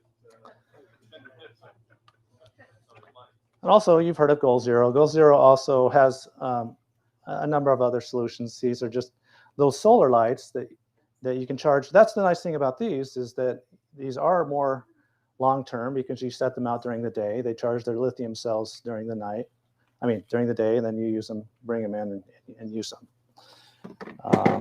Many of you probably have some form of, I was amazed. I didn't think this was going to work. I stuck it out in the sun, and I don't know, it works. So now one fun one that I found recently is, this was Lucy by Empowered, and it's inflatable. Sort of, I meant to have that pre-inflated. Anyway, you can imagine it pops up like a little cylinder. You can carry it with you. It has a solar charger on top, and you turn it on and just use it as a little light. And this lasts for hours. I mean, I believe this lasts for tens of hours, especially on the lower setting. And I think it can recharge itself within just a couple hours during the day. This is called a Lucy light. It's by the company name is Empowered, or the brand name is MPOWERD. So these are neat because you can carry them on as you're backpacking. You just sling them on your backpack. It charges while you're walking. You can leave this on all night as a little night light. Carry them around with you. They float. Waterproof. Pretty neat little gadgets. Let's see. I have another one. This was called D-Light. So it charges, but I did want to say you don't even have to go to that length. Here's a little trick I just saw on a YouTube video. Who knows about the little lawn lights with the stakes? You just take those little guys out. I took this out because I didn't want it to be going during the day, but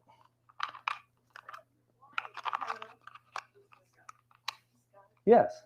So what I've done is I go over to. Can we wait and bring the microphone over to you real quick?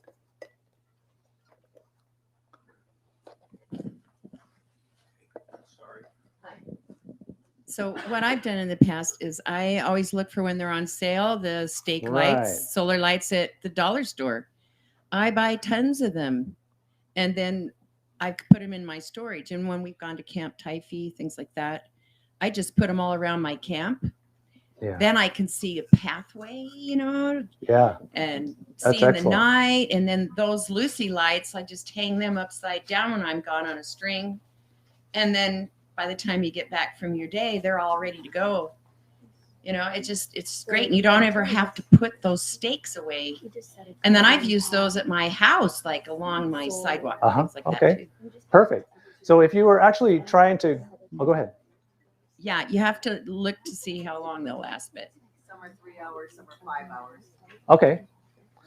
So anyway, one thing you can do is just take a glass jar and instead of a stake, you just set them out like that, and then you can bring them inside, and they'll shine through the jar. So anyway, those stakes, as she said, you look for the off season or you buy them at. My brother just bought 100 of these, and they're a perfect solution for lighting your home if the power goes out.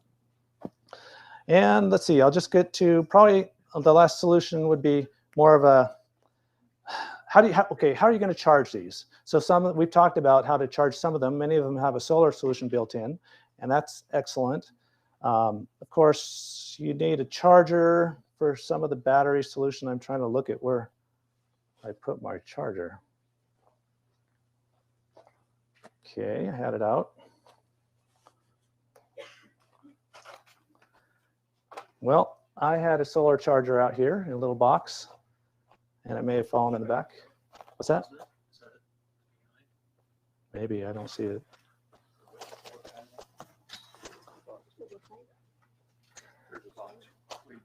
There's a box behind there? No, that's not it. Sorry. This is a, okay, so anyway, you know what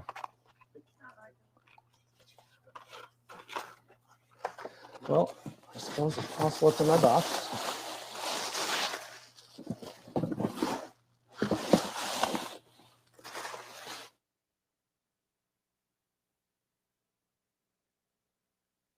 Well, I remember seeing it right there, so I don't know what happened to it.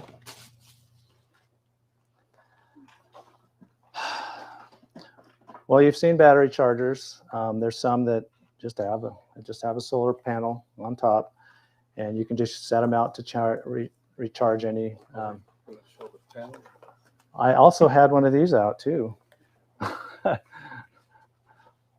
Okay, this is a little a USB charger, which you could use in a more elaborate unit, but the other one was built in, had the solar built in. You could just stick the whole thing outside.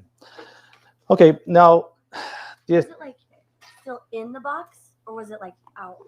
it was still in the box. I hadn't even unboxed it. So that's something I can show. Maybe I can pipe in during Grant's presentation when I have time to look for it.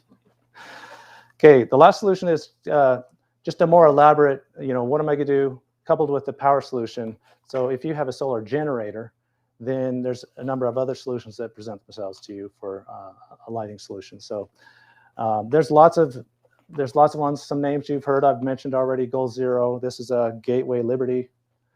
Grant's going to show you a number of other solutions, but this is basically just a big lithium battery with charge controller built in and a bunch of interfaces on it, like cigarette lighter plugs, and it has an inverter so you can get your AC output on it.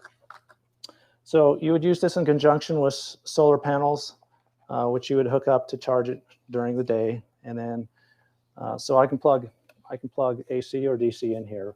Right now, I'm going to just show the use of some Goal Zero lights.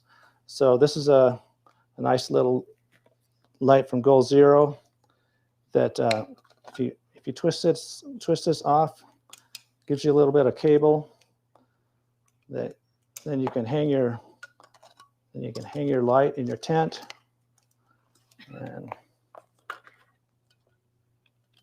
plug that into your cigarette lighter cord and hang that somewhere, and this little, oops, got to turn it on.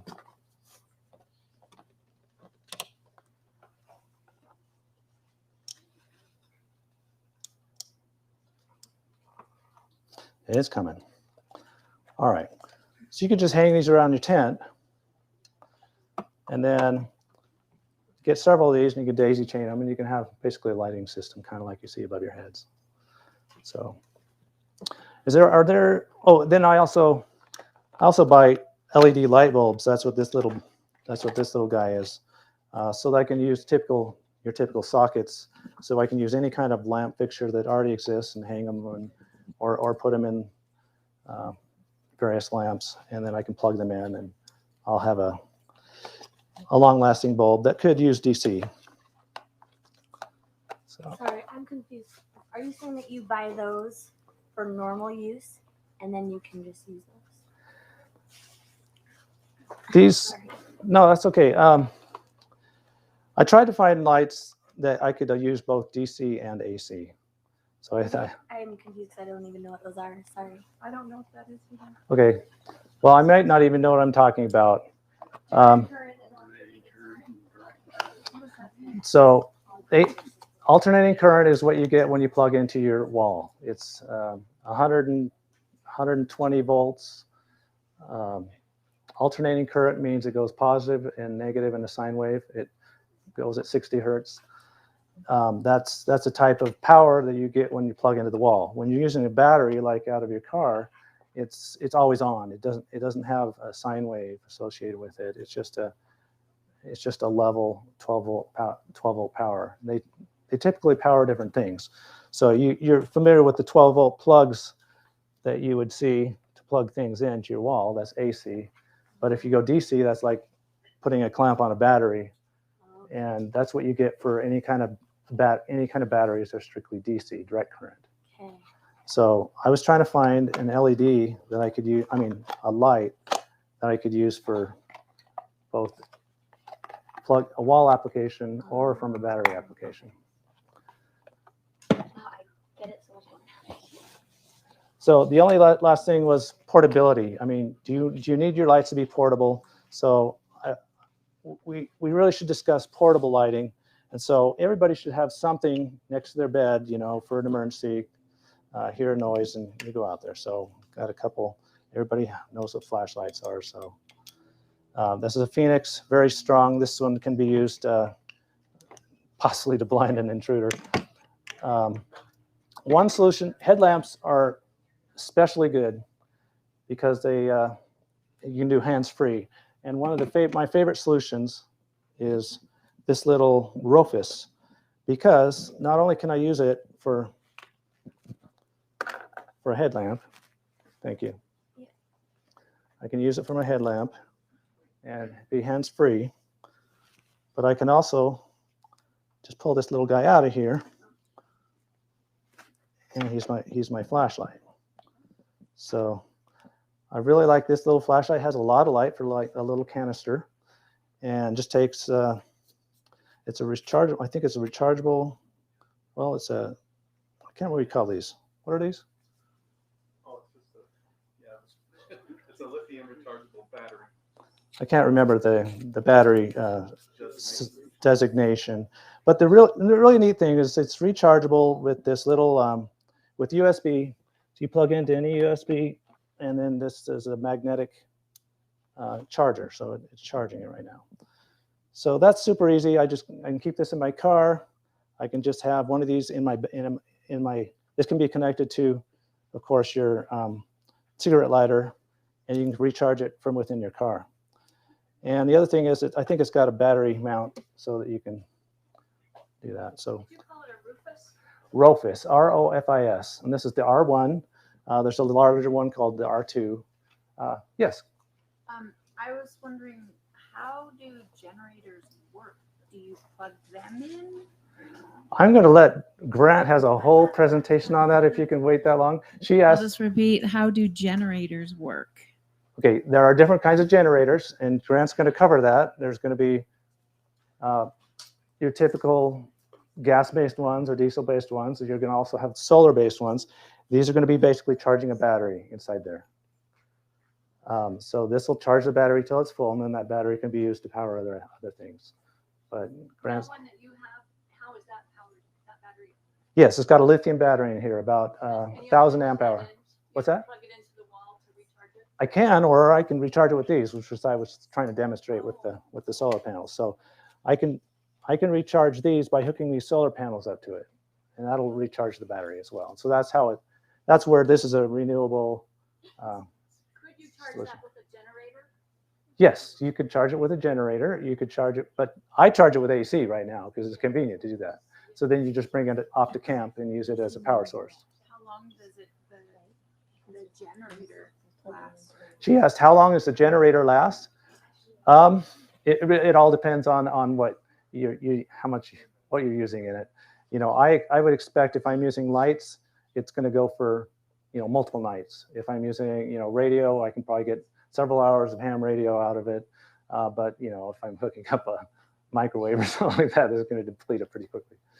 Okay, I know I'm running low on time, so I'm going to have to move on and try to cover communication real quick. Okay, so what are we anticipating for off-grid communications? Why do you want to communicate with anybody? I mean, what are your needs for communications in off-grid environment? Locate your family. Very good. So you want to find your friends, get, you know, your people. You got to get them back, make sure they're safe, be in contact with your family. You also want to find intelligence about what's going on, you know, because confusion reigns usually in a disaster, and lots of times you don't know information unless you can go a little further than local where all the power's out. So I'm going to talk about three solutions for, not solutions, but three levels, I would say, of communication, because all of them, in my mind, I mean, we could talk about all kinds of sneakernet and you know, signaling and things like that, but it really boils down to using radio waves of some sort. So at the lowest level, I'm going to talk about receivers. Let's see, just the receiver. AM/FM radio is your standard one. That's, in fact, let's ask a quick question. How would you know if we've just been hit with an EMP? Okay, car won't start. Yeah, right. So one thing you would do, like let's say your power went out. Okay, not a big problem. Let's say you try your phones. Whoa, can't connect with my phone. That's a really bad sign. Go turn on your car. The car won't turn on. You know, you've probably been struck with an EMP. Or solar, no, not necessarily that, or a solar power flare or something like that. But anyway, you know the grid's down. If the telephone and your power isn't on, that's pretty good likelihood that the grid is down. In that case, you know, you would go, one thing I would do is I would go out and I would try the radio in my car to see if anything's broadcasting. So that's the first thing I would do is for communication, I would go try to use my AM/FM radio and see if there's any information being broadcast. KSL, I believe, is hardened against at least some levels of EMP, and so they should continue broadcasting. So we should continue to get broadcast through most types of emergencies that we have to worry about. As long as you have. What's that? KBYU? KBYU also. Okay. So yeah. Just meaning as long as you have a product that is EMP proofed and you could continue to use it to connect to those other ones that are EMP. That is a very good point. Most small radios, I don't know.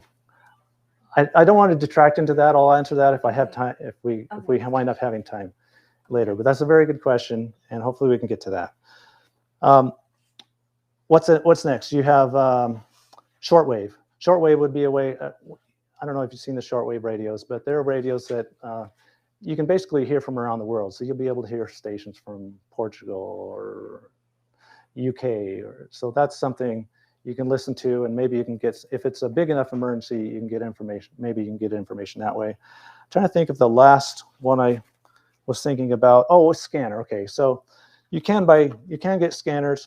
This is one I bought from Radio Shack. It's a trunking scanner. So in the past, I've been able to listen to police or ambulance communications. I don't know if they've gone recently to make that more difficult or not, but that's one way you can kind of listen to what's going on. It's called a scanner. It's a scanner, yeah. Let's see. Next, I would say next level is two-way radios.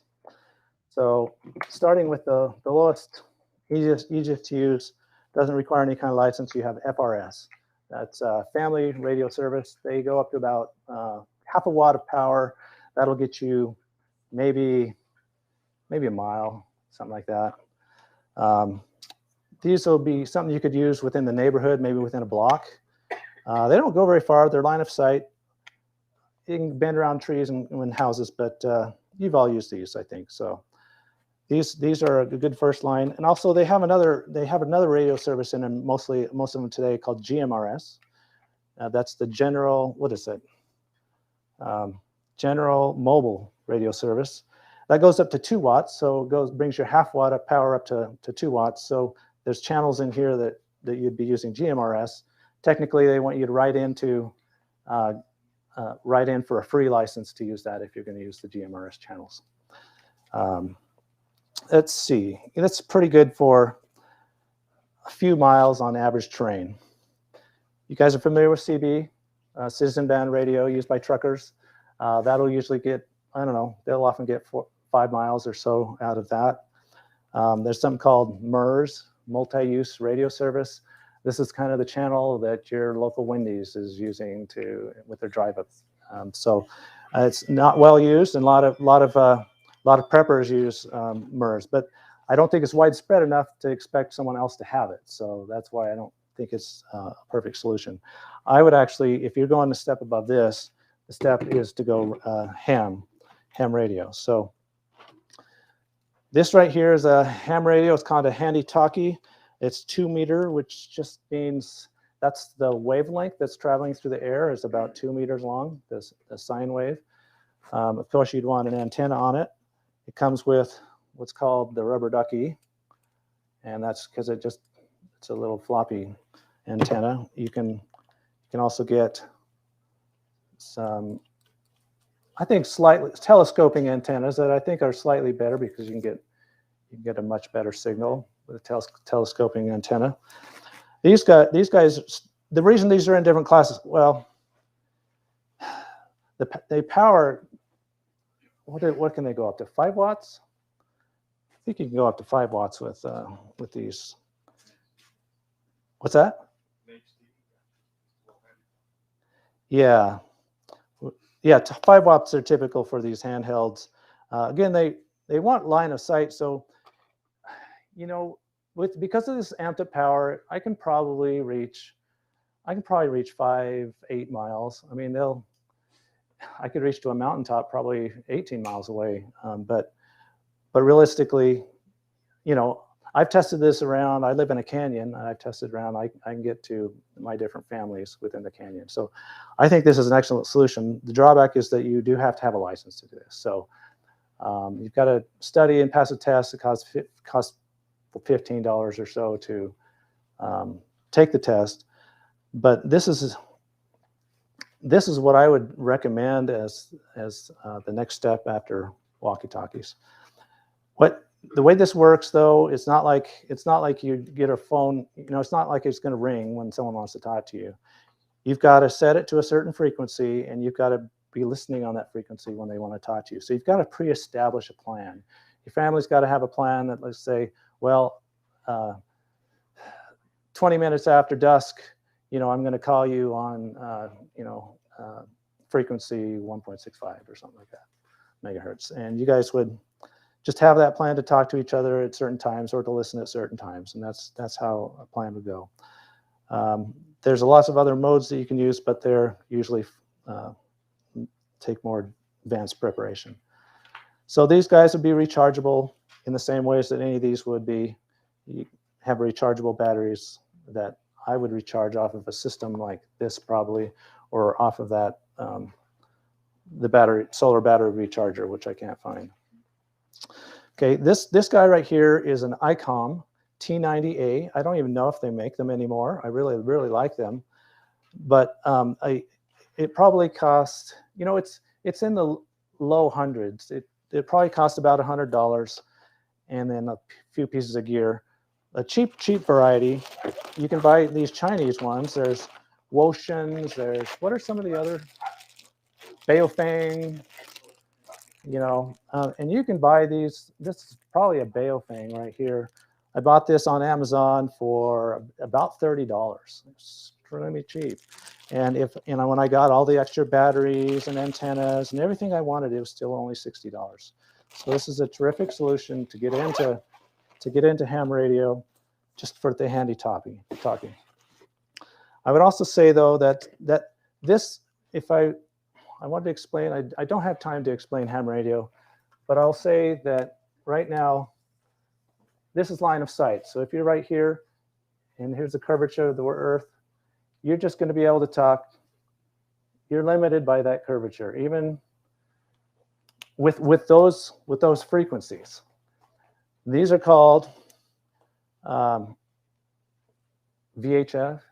UHF. Let's see, I think it's VHF, very high frequency.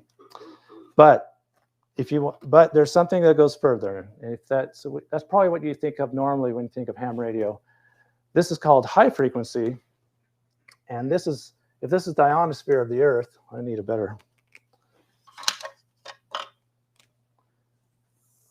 You can skip. You can do what's called skip, where you can actually bounce it off the atmosphere, and it'll bounce multiple times around the world. And so by this means, you can make contacts all the way around the world. You know, I can talk to Europe. You can talk to you know, New York. But there's certain places where you can't reach. It's called skip.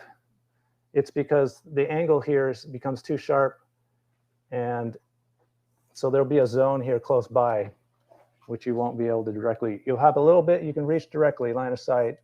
Then you have further on. Then you have a zone that you can't reach. So that's. What is this one called? Okay, this is called high frequency ham radio. So this would normally involve something like this. Instead of something you just carry in your hands, you would have it's called a base station, and this would be the ham radio. And you would have the reason that you take the class, the reason that you have to get registered for this or get a license for this is so that you can learn how to properly use these frequencies without causing interference with other people and other frequencies. So anyway, with this you would use an antenna. A typical antenna. Here's an antenna, for example, that could be used. It's just some. This is called ladder line. This is the line that will go from your radio to the base to the antenna feed point, and then you've got this copper wire which would extend into your antenna. So if I was to draw this antenna, your radio would be here on the ground, and you would have a pole or mast because you want to increase your line of sight, and then your feed line would go up to the top of the antenna, and then you'd have a line, typically an inverted. I'm going to describe an inverted V, which is one of the simplest, but you would have a line going down this way and a line going down this way. These are the copper lines, and so this would be at a steeper angle. And what this is doing is just sending radio waves out away from the wires. And with this, you can talk much larger ranges, but you do have that skip zone. So let me see if there's any questions. Yeah. With this smaller radio that's ham. Yeah. Does like each person in the family or group that you want to be in communications with, they all need to take the course? Or could just like there be like a team? They can listen, but they can't transmit without the license. Okay. So with the device. So if I took the course and then I gave other people, then they could listen, but they couldn't tell me any information. So the question is, who needs the licenses if we're using ham radio? And I'll let you repeat that in a minute. But that was the first question. And so anybody who wants to transmit would have to would have to have taken the license and has to be assigned a call sign that they have to say, I'm, K7SMJ, and you have to, anybody hearing it has to be able to know you and be able to look you up and make sure you're a valid, have a valid license. So anybody can listen. So what's the point of like broadcasting out a message if you can't like receive? You would want. I feel like I just need to learn about scenarios. She's asking what's the point of just having one transmitter, and that's if they're sending out information. They could do that to their family members. You could tell them anything you want, and they could listen to it. But ideally, you're right. This is a two-way device, and it would be meant for both people on each side to be licensed. Okay, I don't think I should spend the time to go over all these antennas because I want to give time to Grant. So let me just turn this over to Grant. Yes. If I could just mention a couple of things with regard to ham radio. First off, with the small, what he calls handy talkies, they have repeaters in the mountaintops, and they're all around Utah County and Salt Lake County.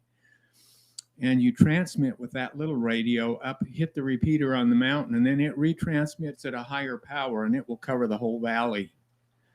So for emergency communications groups, you can talk to 100 different people.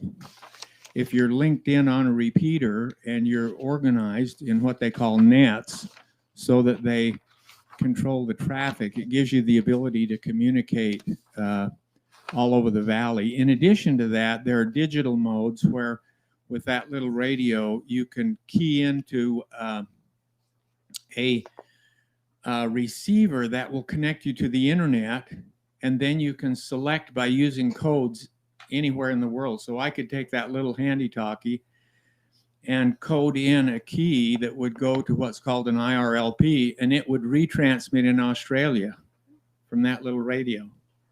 So just to give you a quick view of the capability, there's so much with regard to ham radio that I'm sure he doesn't have time to talk to, but I thought those were a couple of key points. No, yeah, I thank you for that. And so there's certainly other things I would hope to get into maybe in another class. I actually went over this in a previous one, so I don't know if that was recorded, but we can talk about NVIS, which allows you to go over mountains. We can talk about ways to ensure privacy in your communications. But again, I better turn it over to Grant. So thanks, guys.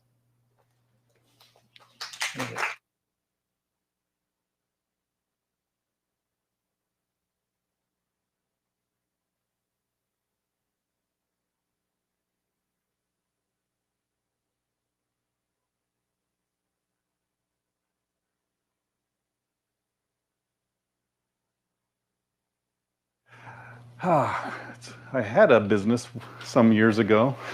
I was trying to look through the audience, see if I recognized anyone. Everyone looks new. Or there is some. Good to see you. So I have a little bit of experience under my belt, so to speak, in regards to emergency power, which is what I was tasked to talk on today. And specifically, let's talk about scenarios. And we live in this first world nation, this great nation of the United States, but often we're fortunate in that we've become very dependent on power, but how many people in the last month has gone without power? Nobody, one person, two person, okay, three. For how long? An hour. Anyone longer than an hour? 5 hours? That's pretty much par for the course, right? Most of us have been without power in the last, I don't know, 10, 15, 20 years. If you've lived in this area for not more than a few hours. In some cases, in the wintertime, there's been places in Salt Lake I know that have been out for days and weeks. But those are isolated areas. Anyone here from the East Coast, Southeast, Florida, and hurricanes? How long have you been without power in your ice storms? How long did those last? Some ice storms you can be without power for several days. Several days of being without power. and no heat, which is what we'll talk about, the need for power. So most of us, in many regards, are novices in doing without power in those respects. Most of the time, the thing we have, the emergency that we go through is, oh, my battery's dead. And that's about it, right? So let's talk about a little more in-depth power outage. What would happen if in an earthquake scenario here in this state? That's probably the most likely case where we would all be without power for an extended period of time. That maybe a winter storm might take us without power. So what would you need in this? Give me, shout out things that you would absolutely need if you were without power. Insulin. So we have a medical need, insulin. Why? And insulin isn't necessarily, you don't need power for it, but you need power to keep it cold. So without power, you lose your refrigeration. If you lose your refrigeration, you lose your freezer, you lose all the food in there. And how many hours do you have to go with to get power back on your refrigerator or freezer? 2 or 3? Some refrigerators that are old enough, that's about it. So if you leave the door shut, you could probably nurse that refrigerator for maybe 12 hours before it gets above 50 degrees, and then you'll lose your food. Your freezers might last a little longer. Anyone know how much power your refrigerator will use in a 24-hour period? Is that a concept we need to discuss? The consumption of power. How do we rate power? So power, we talk about, if you've heard the term volts and you've heard the term amps and you've heard the term watts, most of the time watts, this is about a 3-watt light bulb. Your old typical incandescent light bulbs at home were 60-watt light bulbs. Your refrigerator in a 24-hour period, it uses about 100 watts to 120 watts an hour, when it's plugged in and it's in the compressor's on. So in about a 24-hour period, you would use 1,200 to 1,500 watt hours of electricity in a standard refrigerator. And that means that, if it ran for 24 hours and it used 100 or 50 watts of electricity in 24-hour period of time, 50 plus for 1 hour, 50 plus the next hour, 12 hours, you would have used, 600, 700 watts. In another 12 hours, you'd use 1,200 watts. So understanding what power consumption an important appliance has is essential to knowing how to provide backup power or emergency power to replace it. I don't have it with me. There's a little meter you can buy for 20, 30 bucks called a kilowatt meter. It's just a little box that you plug into your wall, and then you plug your appliance into that meter, and on it, it gives you a readout. And if you have something like a refrigerator, you plug it in, and it starts recording how much power that refrigerator used. And then 24 hours later, you go back and you look on the meter, and it says 1.2, which would be 1.2 kilowatts or 1,200 watts of electricity that it used during that period of time. And at least at that point, well, if I want to get my refrigerator, well, I need to provide a power source. And what are those power sources? We start over here was with a gas generator is probably the old standby that people have used.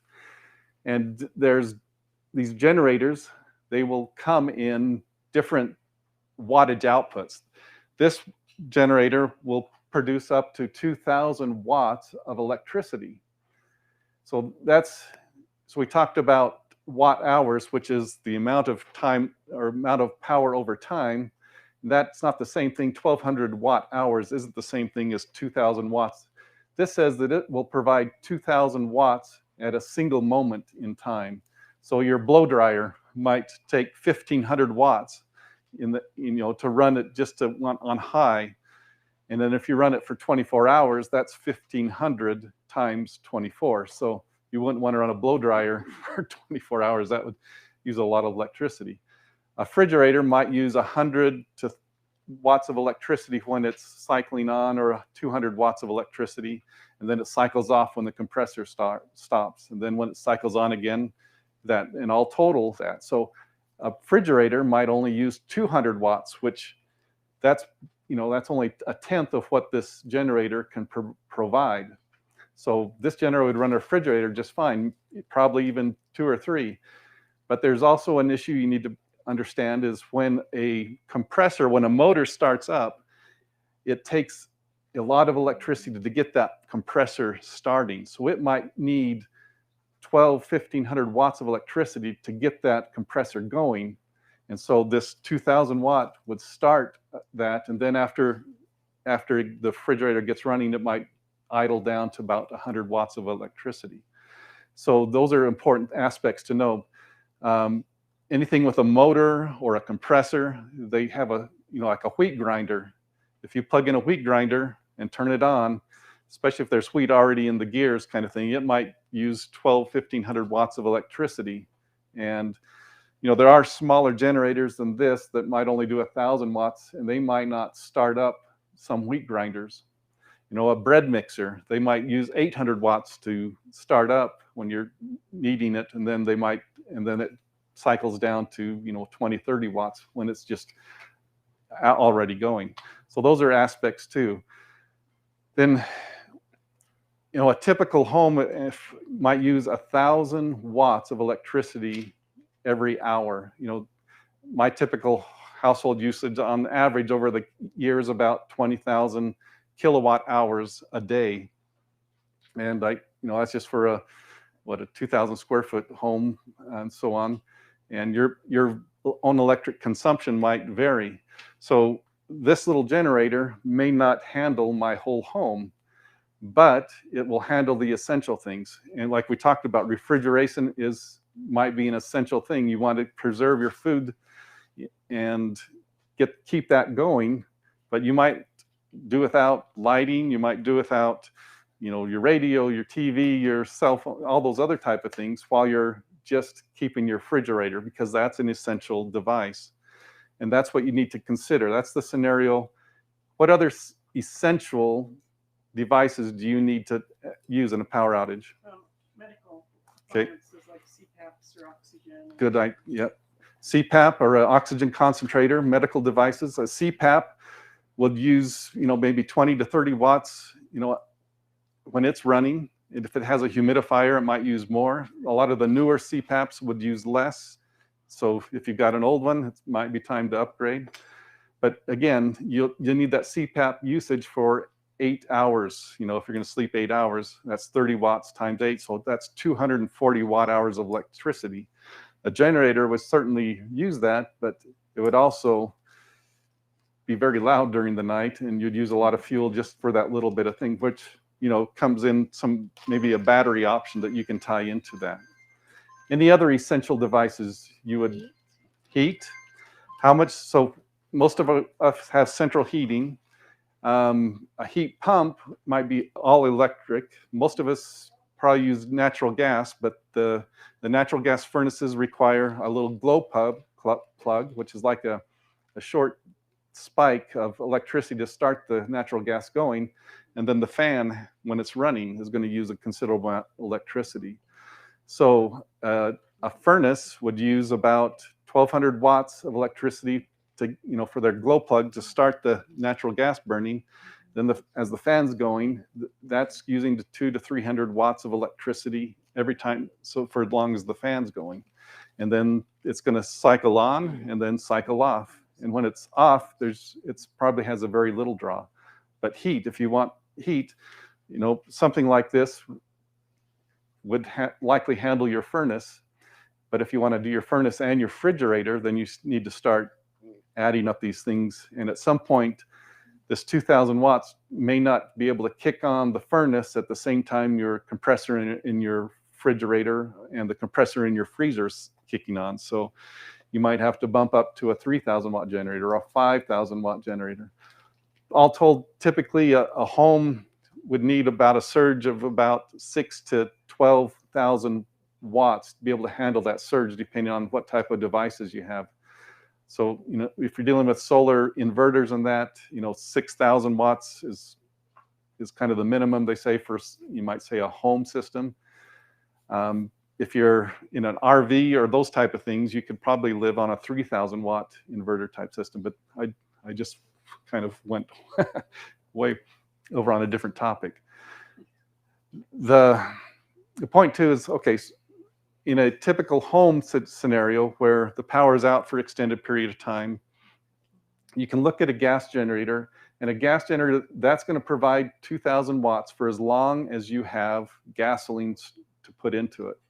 Another option like this one, this is both a gasoline generator, and it's also been retrofitted to work with propane, and it'll also work with natural gas too. So I can use a propane tank, which, you know, equivalent wise, this is maybe 3-ish gallons of, equivalent to about 3 gallons of gasoline in this propane tank. So this only holds a gallon of gasoline, but if I use propane, I've just in this size of tank, I've tripled my longevity by going to propane.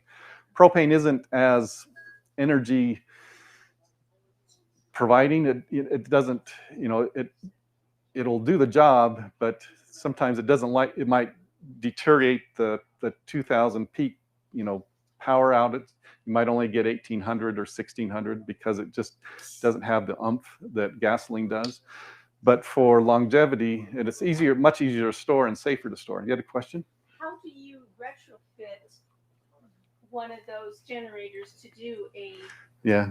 So the question is, how do you retrofit? There are kits you can buy online for about $200-300 that sit between the carburetor and the manifold. And you just put that in there, and there's a hose that goes through. There's also a gentleman in Up and Bountiful that will retrofit some generators. But nowadays, you can also just buy them already done. You know, propane. Costco sells them. Most of the Home Depot. You know, most of those places, you can buy a unit that already has that done with it. Question back? Is there a good solar generator? Yeah, we'll talk about. I'll get into that here in just a second for about a solar generator. So, in these cases, what the question came up there, we talked about AC power and DC power. Typically, how I view it, AC power is what you power your home with. DC power is what you power your car with or your RV. If you have an RV or trailer, shore power is like AC power. It's what you have home. You plug that in, and then your trailer runs on AC power. When you're boondocking or you're on the road and you're not hooked up to that power source, then you're running on DC power. And DC power, you know, the technical differences aside, just means DC's basically what you'd see in a battery of any kind. Your car batteries, 12-volt DC. Your RVs run on a bigger bank of 12-volt DC. Some would have 24 volts. You know, they're just different ways to do it. And when we start talking about batteries, battery is a storage mechanism. And basically, one of the first things you need to consider in your emergency thing is batteries, right? We have batteries. You know, I look at this, and when you started working with batteries, you know, 20, 25 years ago, this was everything. This is just an alkaline battery, and you'd have a lantern that you'd plug in, you'd add 3 batteries to this, and then you would run it for 6 to 12 hours on a set, and then you empty that and you change out the batteries and you run it for another 12 hours. So you know, you can buy these and they store for about 7 to 10 years and still have, even after 10 years, they'll have about 80% of their life in if they don't leak, right? I've lost many battery to, you know, those leaking ones, but it's a great beginning start to your emergency power needs. You need, because light, none of you mentioned light as an essential thing. You know, if once the suns go down, you know, your refrigerator's taken care of, and that your light's probably one of the key things that you're going to wish and want. It's going to be an essential matter. So how long will your candle burn? How much light output does that candle provide? Is it going to burn my house down if the kids tip it over? And that's about 20 years ago when LEDs first started coming out and I first started seeing LED lanterns, I basically put my candles, my propane lights, my kerosene lights, back in the back storage and went pretty much all LED just because, with something like this and this, I can, have 3 days of battery, 3 days of light, for, 4 or 5 hours of light per night. So very, very good option for light. And then we get into, well, go through your non-rechargeable batteries and you start going into rechargeable batteries. Then you got, these are batteries I bought probably in 2006 in a loop, back when they were made by Sanyo. Nowadays they're made by Panasonic. But these batteries are nickel metal hydride. It's a type of rechargeable chemistry. And I just pulled these out and checked the charge up. And even after, 15 years, they still have about 3/4 of their power left. And I can cycle them up again 2 or 3 times and I get about 90–95% of their life again. I can use them just almost, they're only about 5% degraded over that 15-year period. So these little AA batteries are great for, using for lights. And as Scott mentioned, charging up with a little battery charger and a little solar panel. In this case, this is a little 20-watt solar panel, which is often my minimum size I like to go with. This has a little USB plug in the side, and I can plug in, a little AA battery charger, and in 3 hours, I've got at least 2, and if I use another charger, I can charge, 4 batteries up in a few hours' time, and those 4 batteries will fit in my light and run it for another 12 or so hours. So great long-term case is just a little solar panel and rechargeable batteries. And again, I really like the Eneloops and really recommend those. These ENELOOP. And where do you get those? Amazon. Yeah, Costco.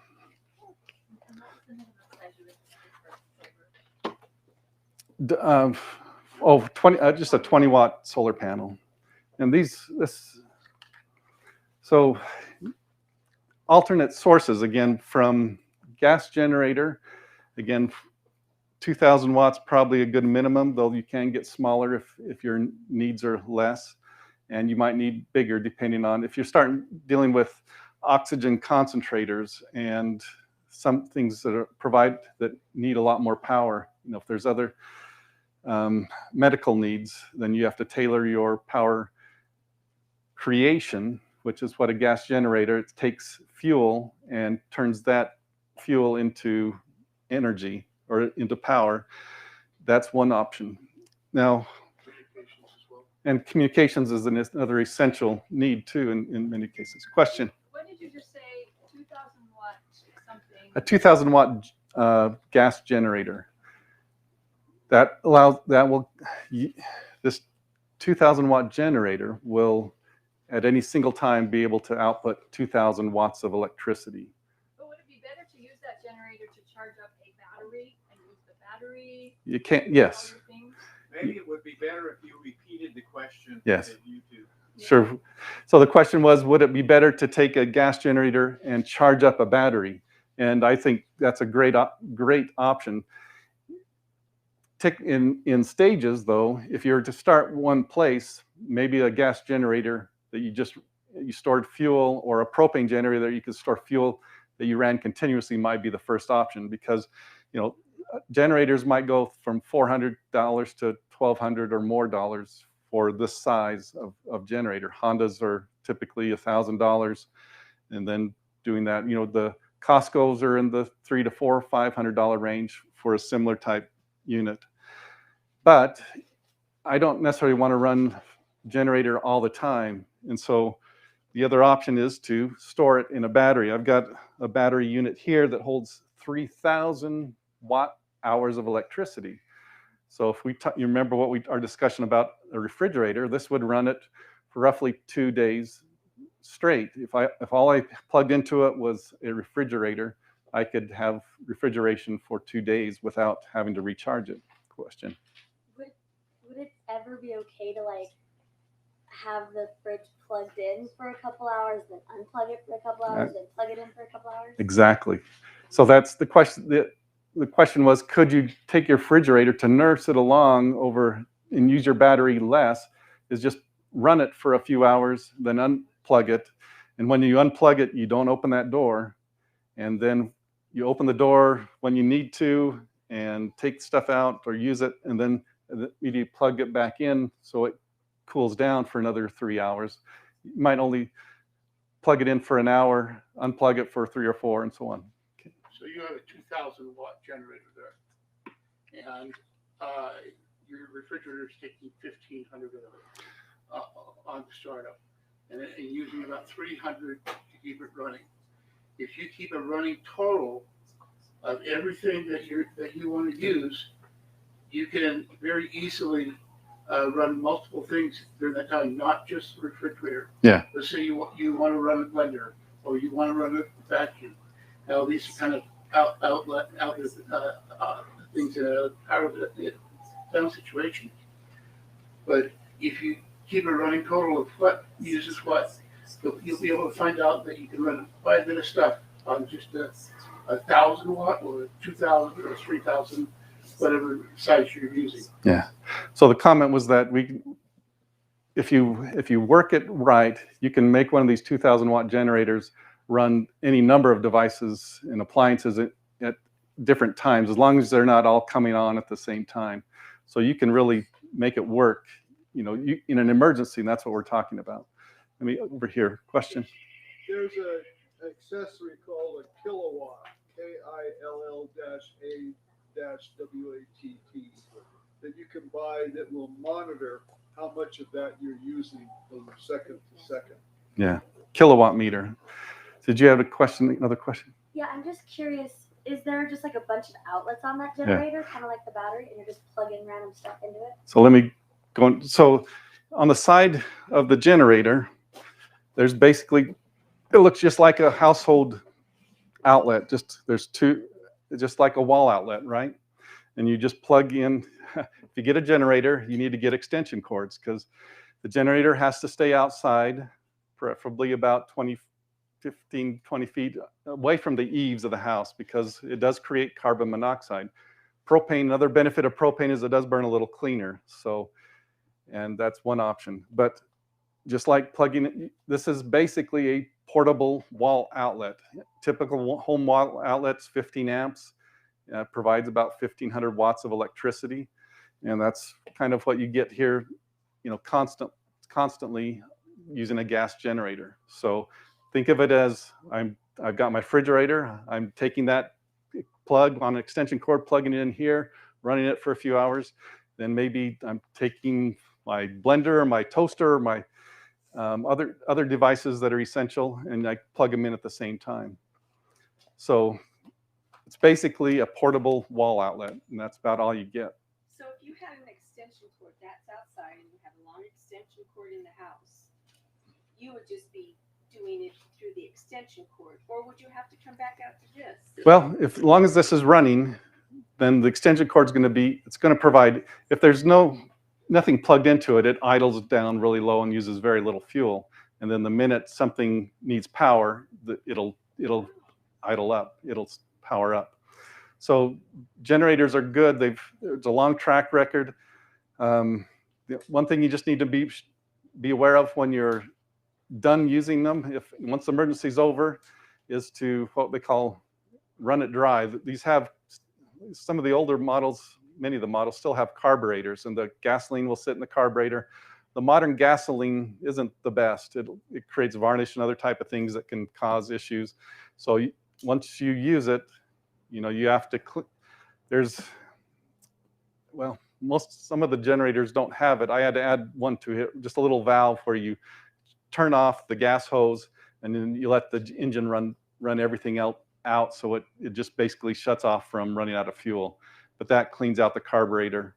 because I've had to replace the carburetor once when I just put it in storage over the winter and didn't do it. Just like some of the lawnmowers. The best fuel might be the non-oxygenated fuel that you got. It's a little more expensive, but it doesn't have a lot of the things that, first of all, it'll store longer. And that the issue with gasoline, though, is that, fire codes typically, 5 gallons is about as much as they want you to store, in a home area. Propane, on the other hand, you can store, bigger. I'd go with, you can get the 30, 40 pound tanks, which are, larger, about double this. And then you've got a fuel source that will last, days and usually get you through the, and a typical emergency. So now let's go from the idea of combining a gas generator with a solar generator. Solar is great in that the sun's out, it's wonderful, right? And this solar panel here is a 200 watt solar panel. It's big, right? Unfortunately, it's still only providing 200 watts at its maximum point, which is usually at noonday. In the mornings and in the afternoons, and when a cloud goes over, that panel may only produce maybe 10, 15, 20 watts of electricity.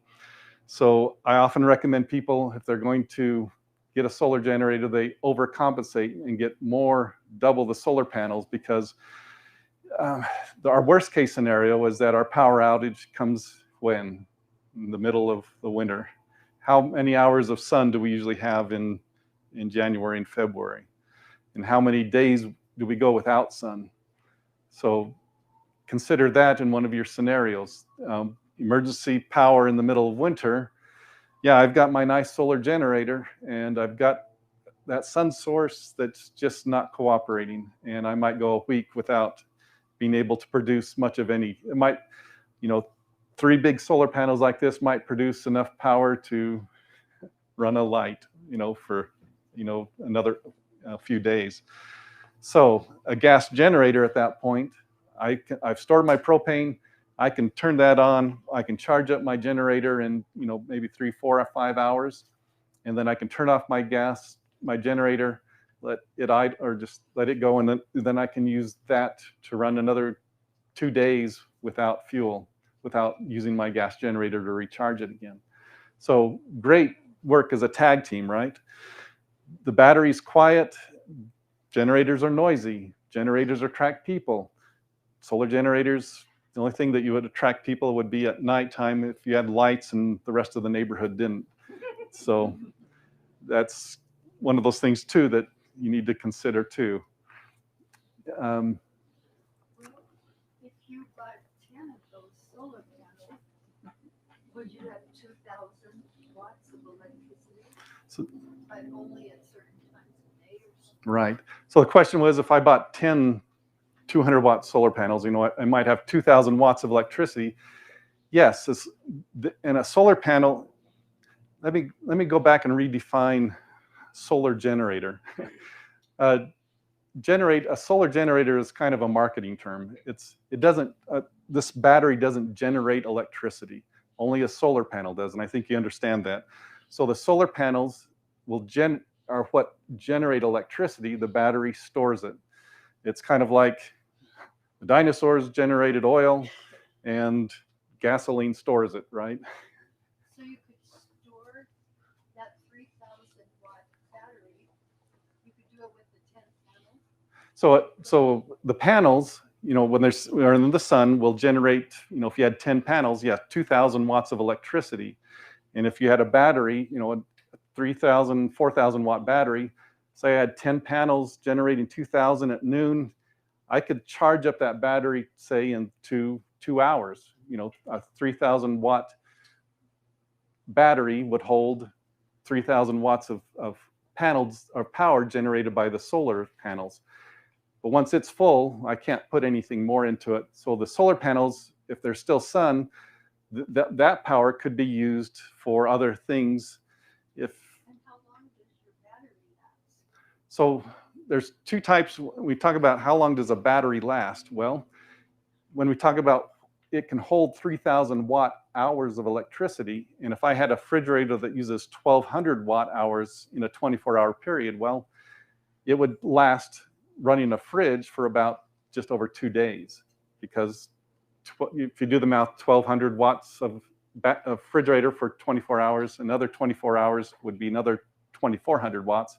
So I would have used all but 600 watt hours of that battery. Well, so then you could use a lot of solar panels and a few batteries together, and that would be silent. It would. So if you've got the resources, you can put thousands of watts of solar on your house, and you can get batteries that are big, 30, 40 kilowatt hours of batteries, put them in your house, then you could have power quietly and probably very, you wouldn't miss much. There's still problems in the wintertime, though. When the sun isn't shining, those panels still won't produce much power. What do the batteries cost? Well, it all depends. There's a lot of different questions. I'm not selling anything here, but typically they're from $1,500 for systems that are, smaller to, $4,000 or $5,000 for portable ones. Sorry. So my question is, you see people with solar panels on their house. Mm-hmm. Is there a way to get that solar panel connected to this battery pack? So the question is, a lot of people have put solar panels on their home, and some people learn the hard way. So during a power outage, well, I've got these panels on my home, and all of a sudden, where did my power go? I put solar panels on my home and I don't have power. Well, the panels that most people get on their homes are what they call grid tie. And if the grid goes down, the panels stop producing. It's a law, it's a regulation that it won't let those panels produce any electricity, that even if you wanted to use it into your house. And a lot of the issue is that, there's a lot of technology that goes into, we talked about surges and things, and what a solar panel produces is just, it might produce 1,000 watts of electricity, but if your refrigerator needs 1,200 watts, it's not going to rise up and give you any more unless it has a battery. A battery usually tied to an inverter, tied to the solar panel, usually accounts for those type of things. But you could, if you had a battery systems like these portable ones, yeah, you can take the panels off your house if you have the right wire and connector and hook them into that, and they would charge those portable battery systems. They have an option when you're having those panels installed to have a battery bank inside your house. Yeah, it's usually about $3,000 or do that. 10,000. Or if you were to buy it yourself and do it, it's about $1,200. Right. The markup on that is astronomical. Yeah.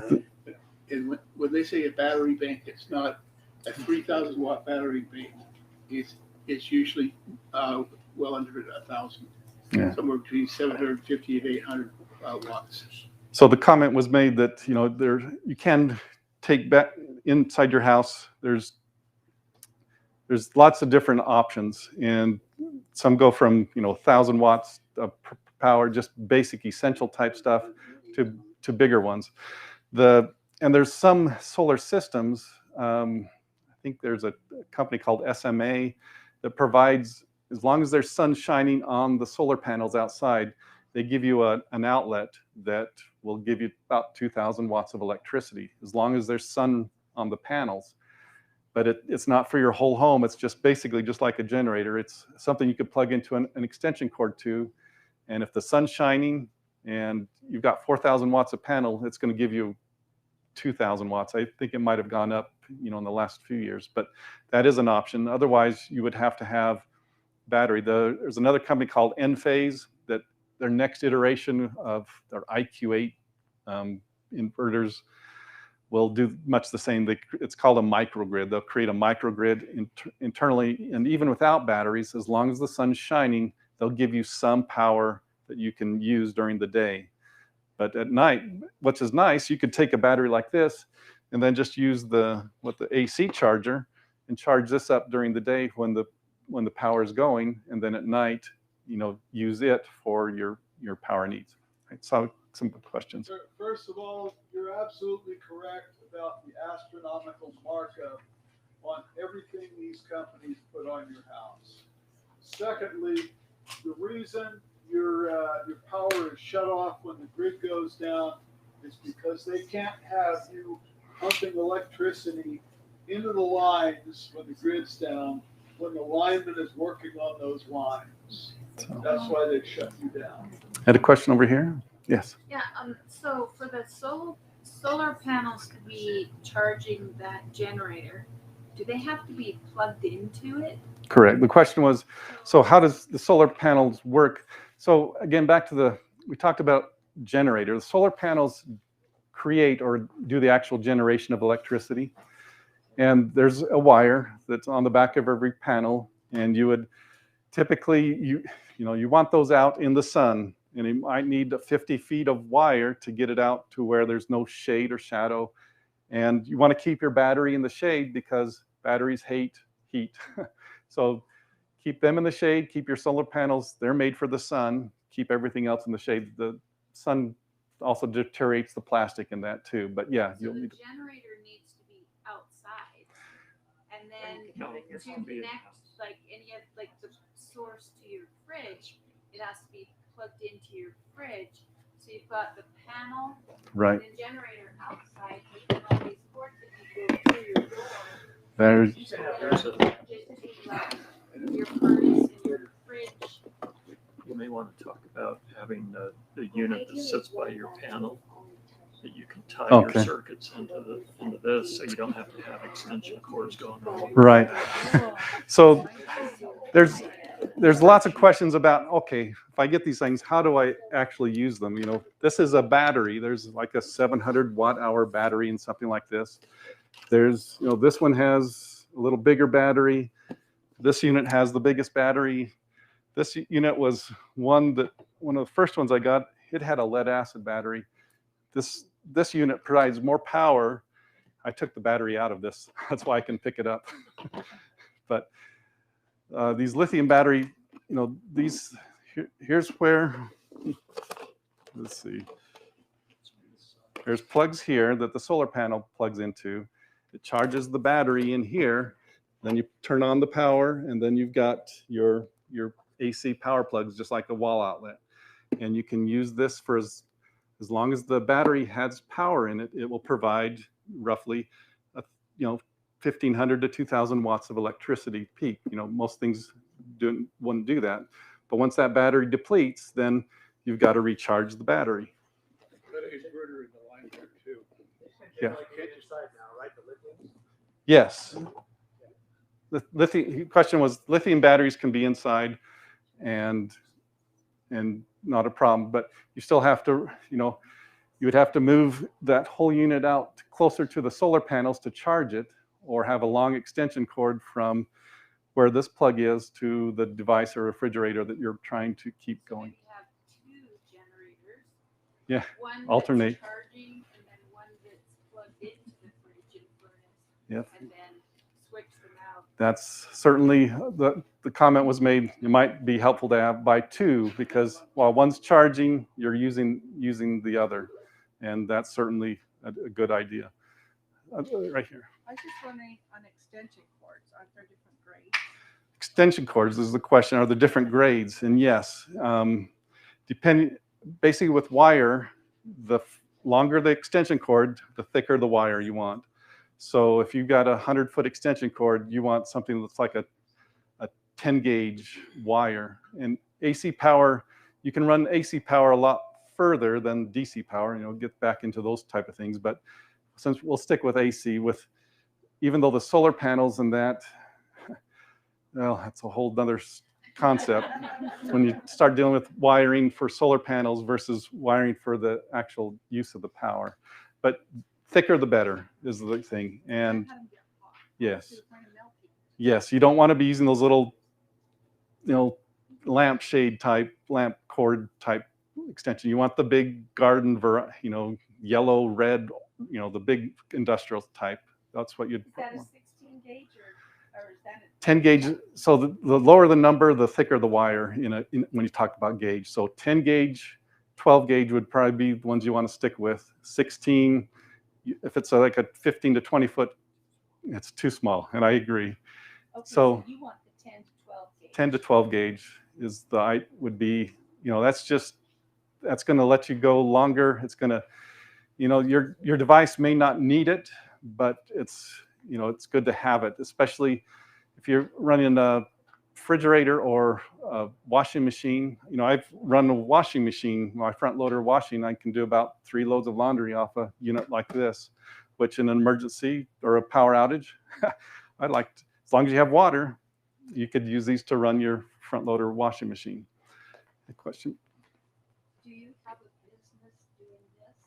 Can we contact you somewhere? I'm happy to take emails. I don't have a business anymore, but I can certainly point you to things that I like. And yes, my email is, which one should I give? Can you write it on the board? Sure. And what is your name? My name's. On YouTube, so maybe just tell us. That's. Maybe you should be a new.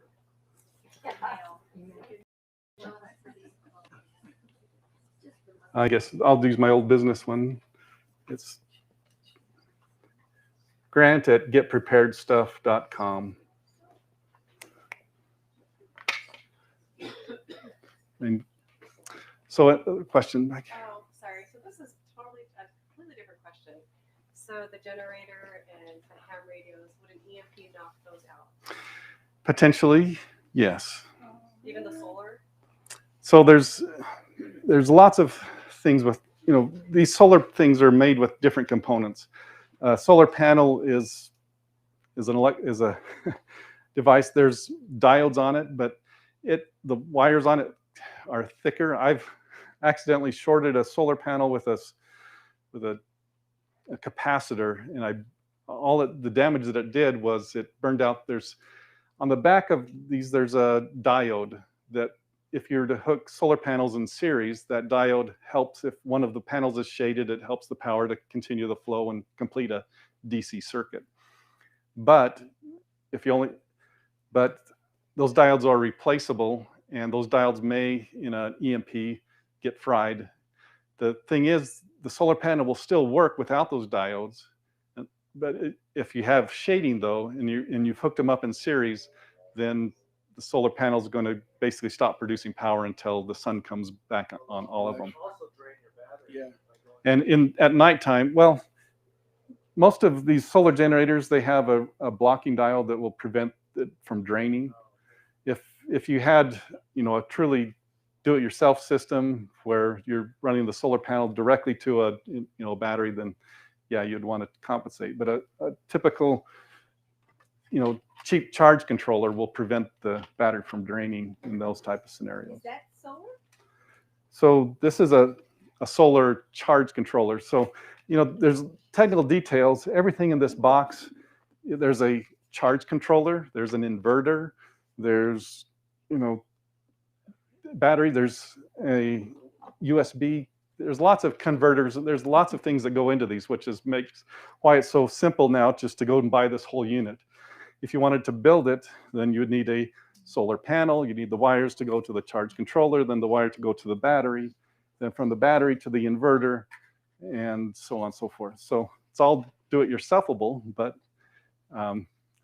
there's different types of batteries too. An EMP, the typical lead acid battery that you have in your car, and the old type of batteries, they'll be just fine after an EMP. The new type of batteries, the lithium, they have what they call a BMS, a battery management system, and that BMS is what will be likely fried during an EMP. The battery itself will likely be just fine. So in some cases, you like to learn a little more about how that works, and you could open this up, swap out a BMS that you've put in a Faraday cage or something and preserved, and get your battery working again. A 12-volt lithium battery, even without a BMS, you could probably limp along if you're careful, and it would still work just fine. When you get into, these higher end, larger battery arrays, yeah, you're gonna just struggle. So there's lots of options out there, and you can do the homework and learn which one is, most easily or most robust type of thing, and which would, some of the easiest ones are the least, fixable. It's kind of like cell phones. That's a Faraday cage. Okay. Also, while you're on this subject, somebody asked me the question, maybe you can take it right now. Okay. About how these can be affected, and would you want to protect them with Faraday? Okay. And I show this. Oh, good deal. So we talk in the scenario of an EMP. Is there anyone who isn't familiar with what EMP stands for? Okay. So this is a scenario that's good to consider. An EMP is an electromagnetic pulse, and it usually comes at the beginning of World War, right? Basically, an EMP happens anytime a nuclear, did I say that right?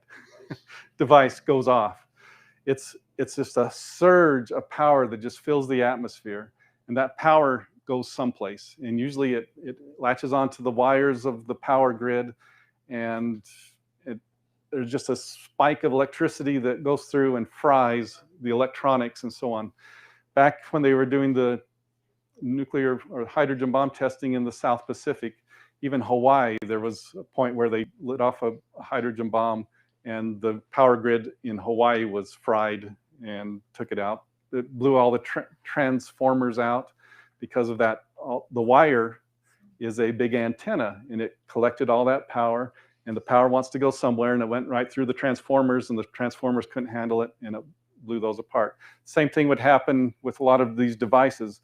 If, Kenneth here is one of our experts on EMPs and such, but everything, is an antenna. And if it's small enough, it may not be affected. But if there's a lot of metal loves to attract power. And so this would be an antenna point, and the power would go in. It could overwhelm the devices, the electronics inside, and at that point, everything's fried. Anything larger than 12 by 12, 12 inches by 12 inches of metal can act as a receiver or an antenna. Yeah. Even if it's not plugged in? Even if it's not plugged in. So that's your car battery. What that does is it'll channel all that electricity into wherever it wants to go. And so it'll fry a lot of things, like on your cars, your starter, your alternator, your electronic ignition, radio. That's getting worse too as the cars get more advanced. Basically, you've got a 2,500 big ground. So, Let's pick that for yeah, but the thing is, for smaller things like what Scott was showing with the radio, yes, that has an antenna on it, but take a look at the length of that. Okay, now Advantage right too there's not enough metal to act as a receiver, but because I'm really OCD, I take my antenna off. Yeah, I would always So it's in two parts. I would store it If you separately. put rubber over that one, would it work? Would it keep it safe? over the Rubber has nothing to do with it. So let's talk about EMP mitigation. So a Faraday cage, as we talked about, is something that creates a bubble for anything that's inside it. So this is a Faraday cage.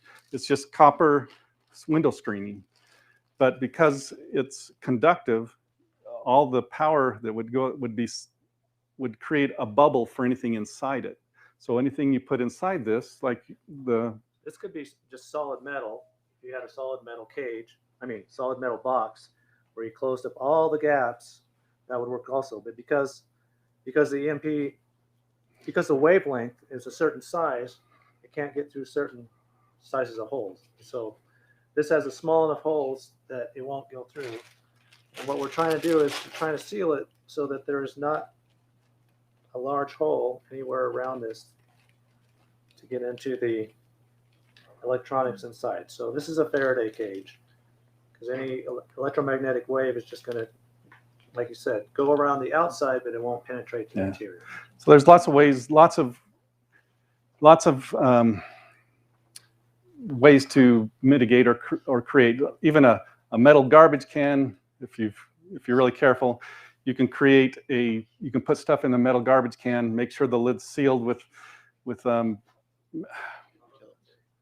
something metallic tape or something that you basically want to create a bubble, isolate anything electronic inside that cage. You all have a Faraday cage in your kitchen. Your microwave. Before as you're using that as a Faraday cage, remember that there's something in there before you try to make pop. So there's lots of ways. That's a whole nother talk, I guess, or things. But we're basically out of time at this point in regards to emergency power. But first of all, consider your scenario. Understand what we did. Most of what we talked about was home. You also need to consider if you're in your car or an RV outside of those things, your things change in what is essential. But there are solutions, from generators, solar, other type of things, to provide backup power sources in emergency. And we're glad to answer any questions hereafter, or send me an email. Thanks very much. Thank you.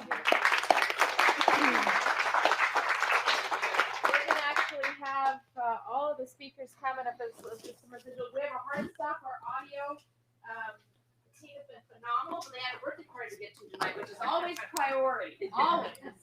So we're going to field questions. Linda, John, Kenneth, Scott, if you guys want to come, we can bring chairs up, but I think maybe if we're answering a question, should we stand? Is that better for the video so that we're above the heads of That would be great. And everybody's been so great.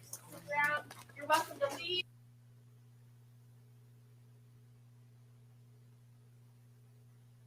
The above. Yep, grab a chair if you want. You can stand up there in the front. I can like to get one. Yep, I'll get you. That's better.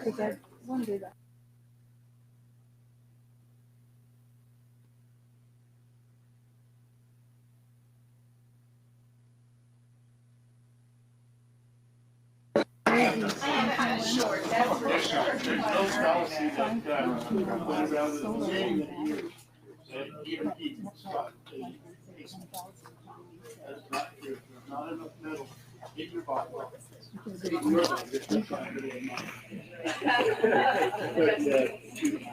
You act as a procedure to affect that. Now, the other thing.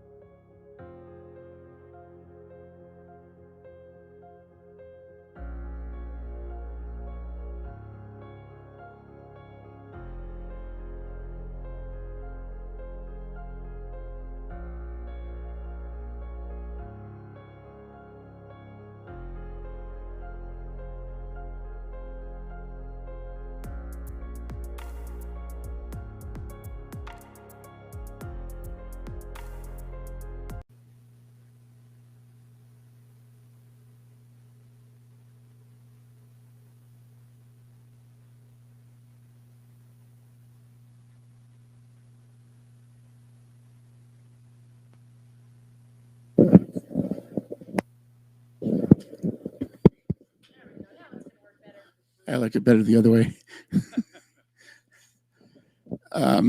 What was I answering?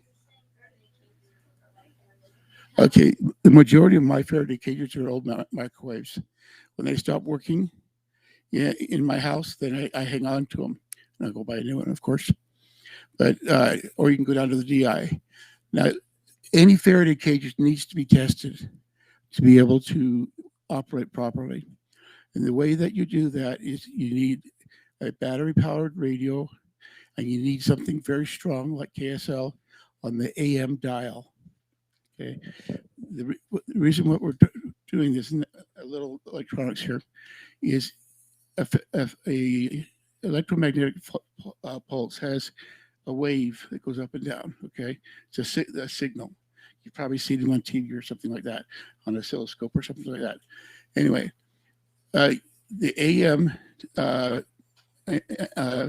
modulation on the radio dial is almost the exact size. So that's why we use an AM radio to do that. Don't use an FM radio, don't use your phone. None of those things are going to give you the right results. So what I do is I take the battery-powered radio, put it inside the microwave or the can or the screening or anything that you want to use as a Faraday cage. Close the door, and you'll still hear the radio, but you should hear static. You've lost the signal, and that's what you want to happen. Cut the cord off the end of the microwave. That just acts as a receiver going straight into it. But other than that, it's a metal box. If you're getting signals still outside of that closed microwave or whatever it you're using, well, guess what? Microwaves are designed to keep radiation in. And they weren't working before. That means radiation was coming out while you're cooking and doing everything else you wanted.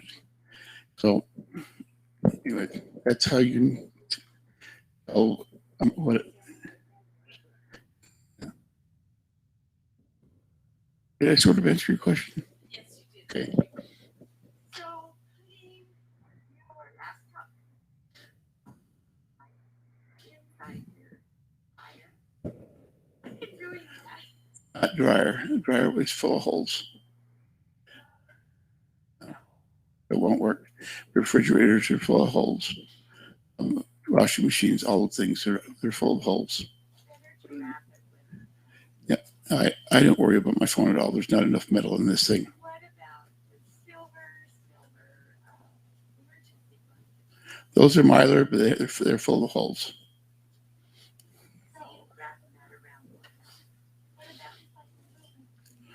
If you can get several layers of it and make it thick enough, you don't see the holes when you look at aluminum foil or Mylar or these things. Put it under a microwave, you will. A microscope. Yeah. Yeah. But an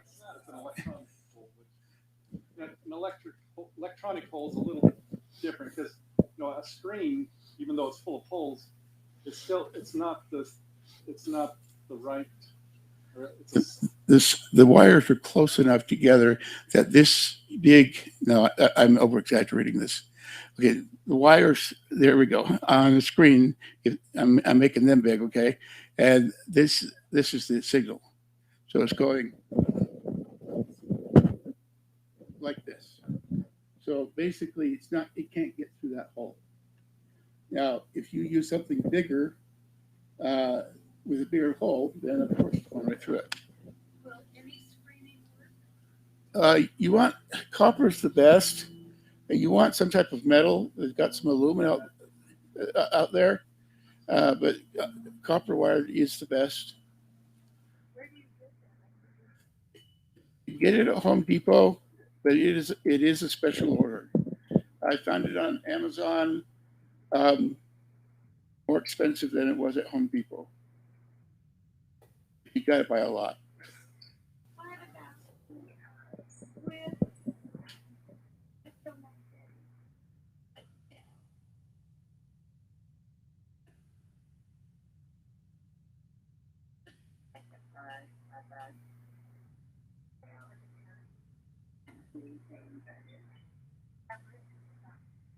with So the idea is to create a bubble around the device. If with no holes, I mean, you can't like problem with I believe the problem with your washer is that you've got these gaskets that seal the doors closed, but radio waves can get through the rubber, can get through the gaskets, and so there's all kinds of, and all the tubing is that goes in and out. They can come in, they can come through the plastic and through the tubing. So you've got,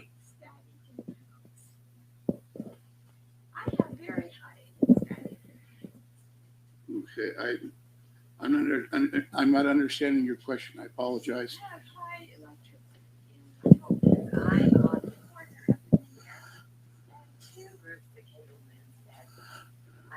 200 condos all around me, and all the microwave, cell phones of mine in my house. Okay. Somebody's trying to tell you a lie. So what would you do if you were up in the air, lost That's probably a different issue than an EMP. That is not an EMP issue at all. Yeah. Yeah, I'm sorry.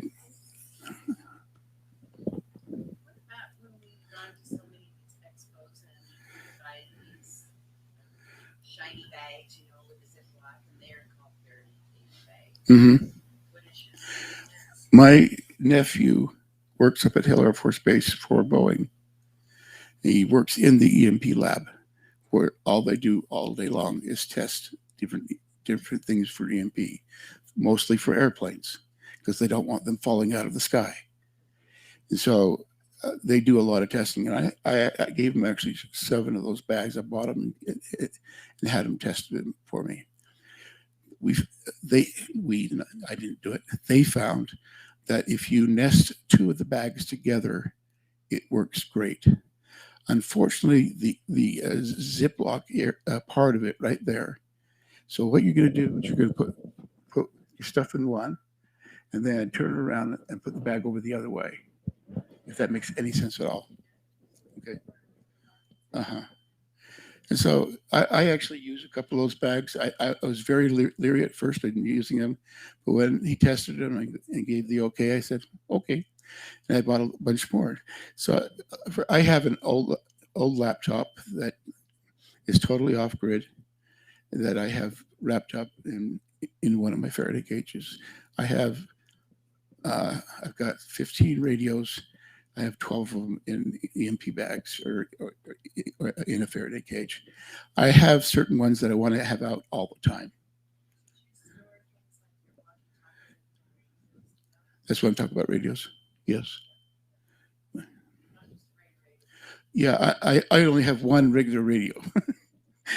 Everything else is either hams or the MMR, FSR radios.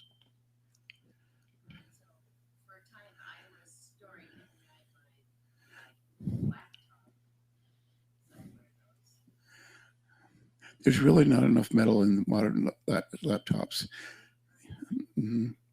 Now, you plug that into the internet, we have a problem. With power cord, yeah.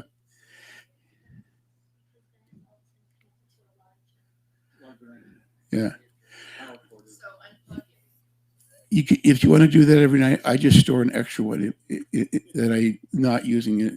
It's always in the Faraday cage. And I'm not worried about my phone. There's no one to talk to on the other end anyway, because all the microwave towers are down. I've got a nice clock for about 12 hours when it runs out of electricity.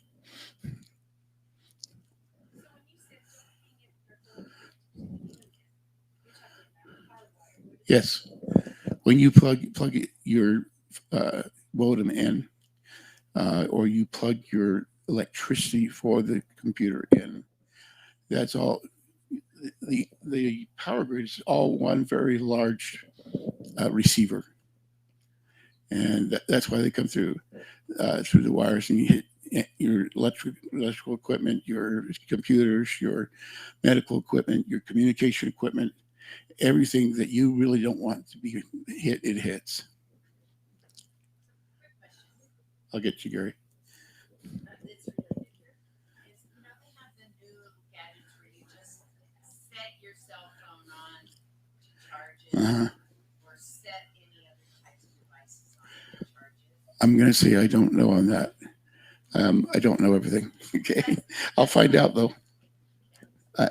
I'll have to ask and see what testing has been done on that. I don't tell you anything unless either I personally have tested it or I've had somebody that I trust test it. It's like earlier they were talking about the sun ovens and putting a turkey in the sun oven.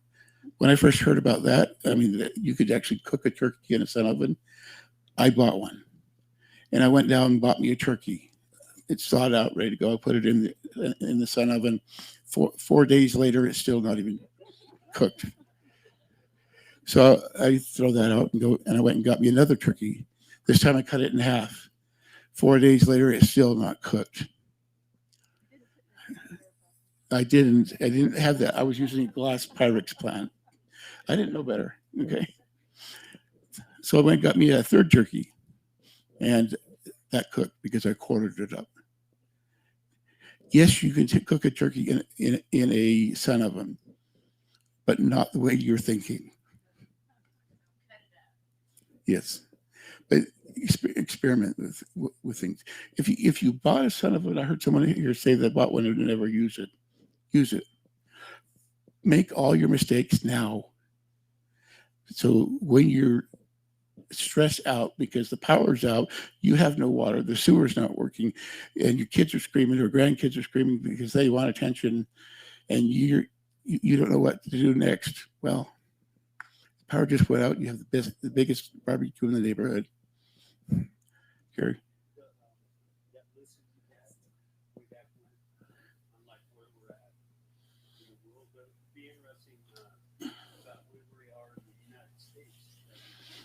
I don't have that. It's just one World One, and it's 38 pages long, and we're now on page 38.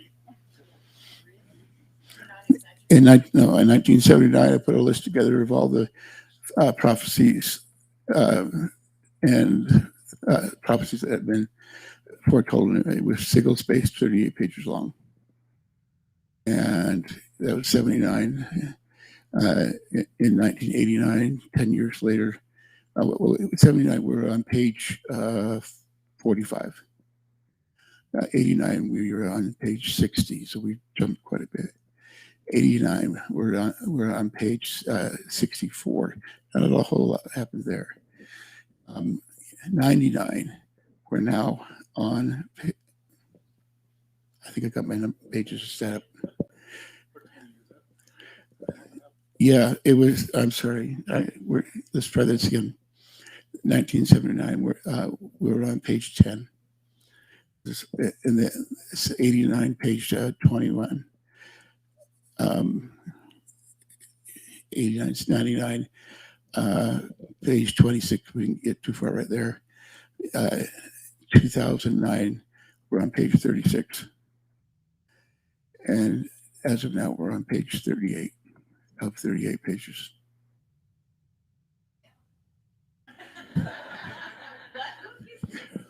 There's 2 left. No, that's not true. That's why some people are getting a lot of Christian blessings that they will be going to Southfield. I don't know anything about that, so I won't comment on it. Anyway.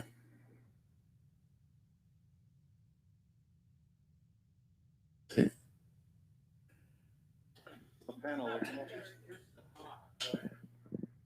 If we had an EMP, there seems to be a lot of discussion on EMPs. If we had an EMP, imagine what it would be like for the power grid to go down for a year. Or more. Or more.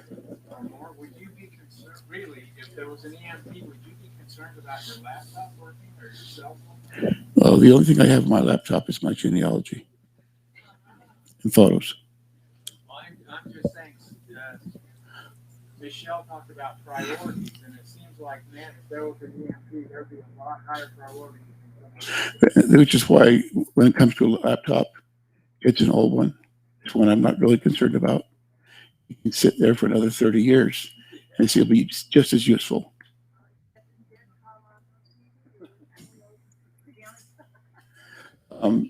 Gary first. Yes.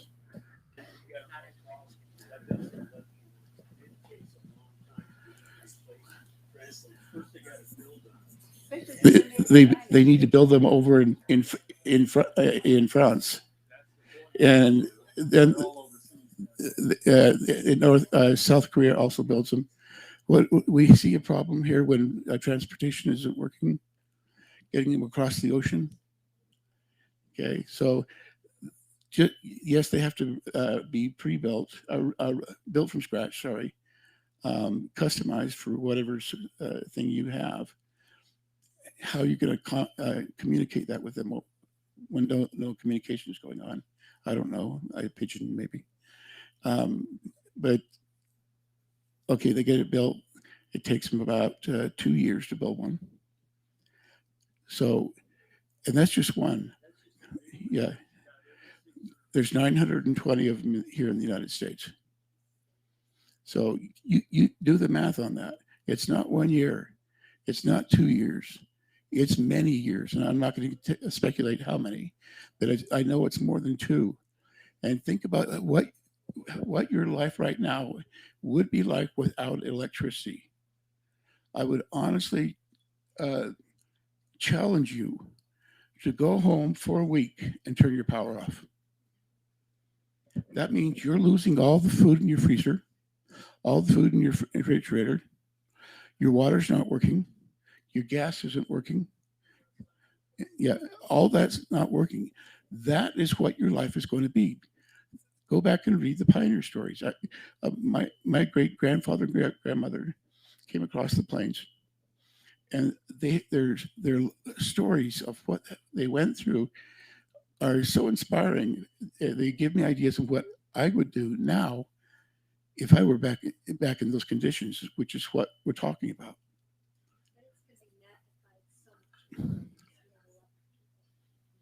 No, it will be much less. I'm going to tell you why.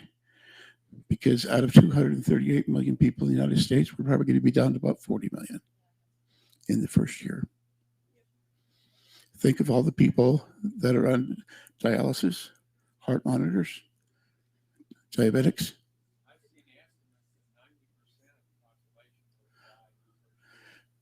Think about all the people on antidepressants. You want them running around? Hey, here first. I just have a question for Michelle. I haven't noticed very much weed barrier out in your gardens. Do you not believe in that? I don't believe in it because weed barrier kills the soil. Weed barrier doesn't let anything down, and you don't want to kill the soil because inside of the soil you have these mycelium networks. You know, he talks about, do you want all the people that are not on antidepressants to be running around? Well, they all need to be growing St. John's wort that's right over there, and they need to know how to make a tincture or a tea out of it. That's the key to these pieces is, you know, there's something kind of interesting. My husband and I read a lot about psychology and the way the brain works, and we only know what we know. That's all it is. We only know what we know. And so what we're doing is we're taking our filter, the lens that we're looking at the world through, and we're applying it to what might happen in the future. But we only know what we know. We only know what exists currently. We don't know what's out there. We can look back into history and say, well, it might be like this. It might be like this. And we can look through that lens, and it helps to give us a better idea of what we're seeing. But we only know what we know. Most likely, any type of scenario like we're envisioning right now will be exponentially different than what we expect because we don't know it. We've never lived it before. But that's why we've really tried to focus today on core principles, things that could help you survive in any kind of scenario. Core principles like even getting your brain in the right place so that in an emergency scenario, you aren't so freaked out that you're one of those first that die in the first week, let alone the first year. You know, my biggest purpose or my biggest goal is to be useful. That's my biggest goal in life for myself personally, is to be useful.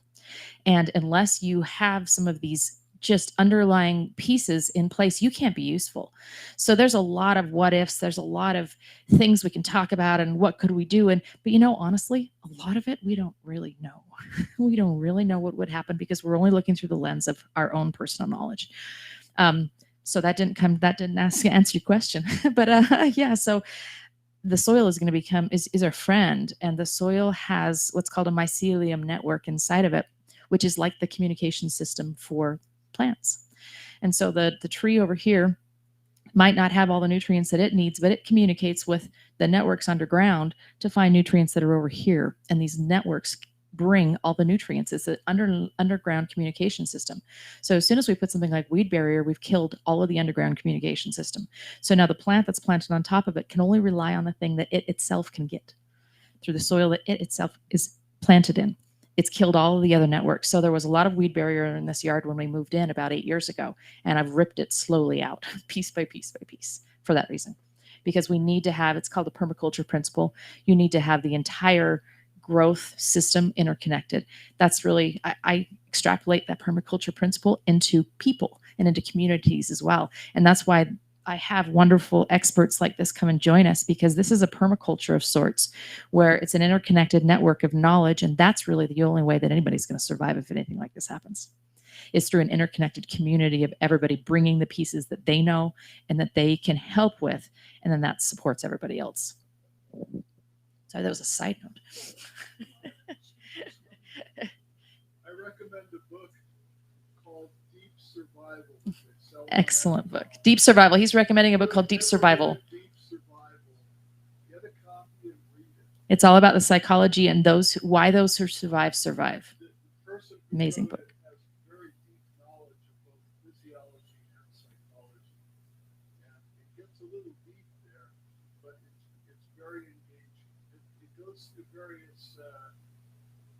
Scenarios where people either did or did not survive.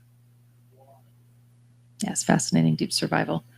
What you were talking about sounds like a lot of concentration where everybody pulls their resources and knowledge, everything together.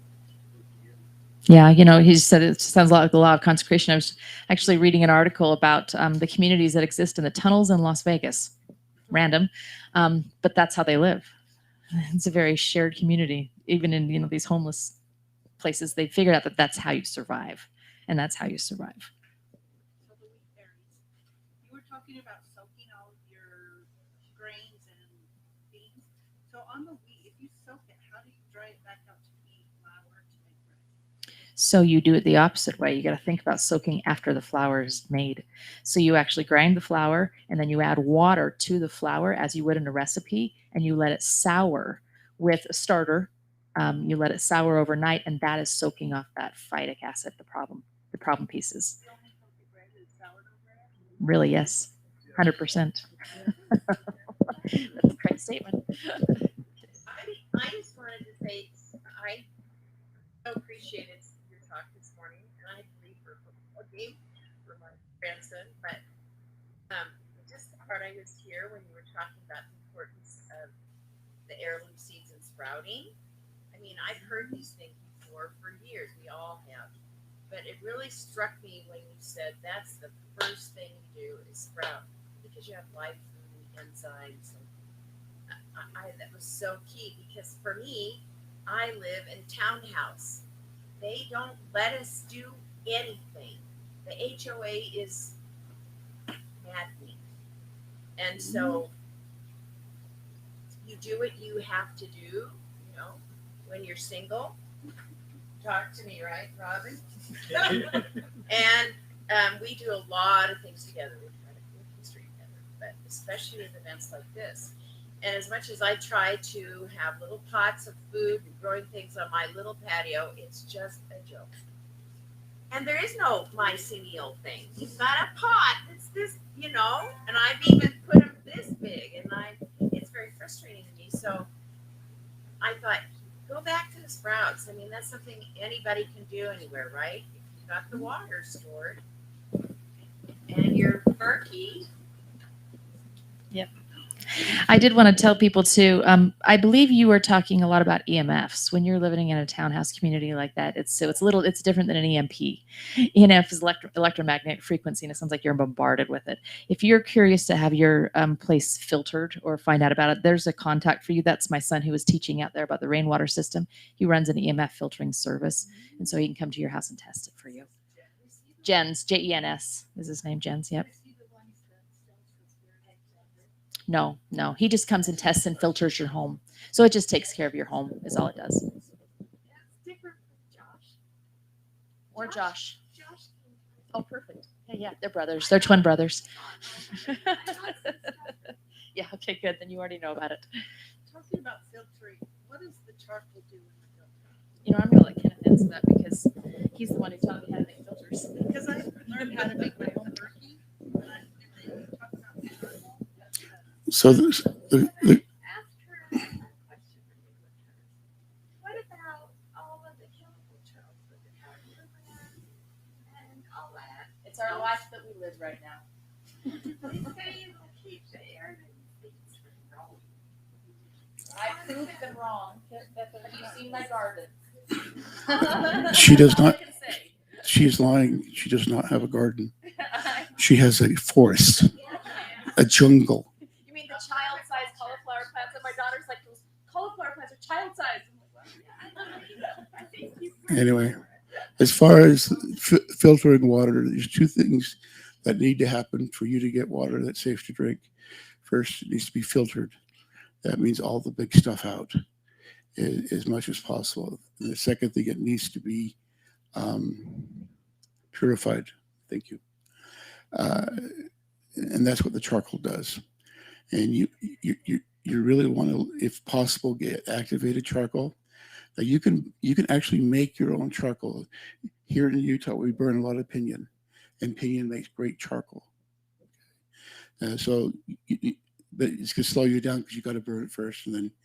But anyway, that works as well. So the combination of the two, of putting them together, hold that for me.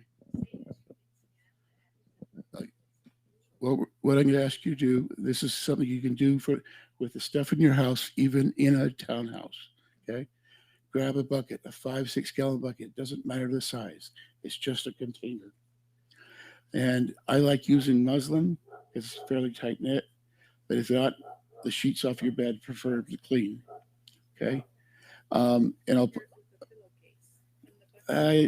I've tried pillowcases, and they didn't work too good. But I'm not saying it won't work. But anyway, I put a little divot in the middle here, and my first layer is charcoal. Now you can go down to the local fish sales place, and and they will have the activated charcoal that they use in fish tanks. Okay, and you're going to put about a 1-2 inch layer in there, and it's going to look like this. Okay, that's the purifier. That's the last stage. That's yes. Okay, and then you could put another cloth in there, and you put in what I call clay earth. Basically, unless you live in a river bottom or on top of a mountain, you have that type of soil in your backyard. And you want about a 3 to 4 inch layer, and it's going to go like this. It won't be perfect. Don't worry about it. Then you get one more cloth in there, so we have 3 cloths. And the last thing we put in there is a couple stones, clean river rock stones. It doesn't really matter. All they do is keep the top layer from floating. Okay. And then you're going to put your water through that. Now, let's back up here all the way back to the beginning.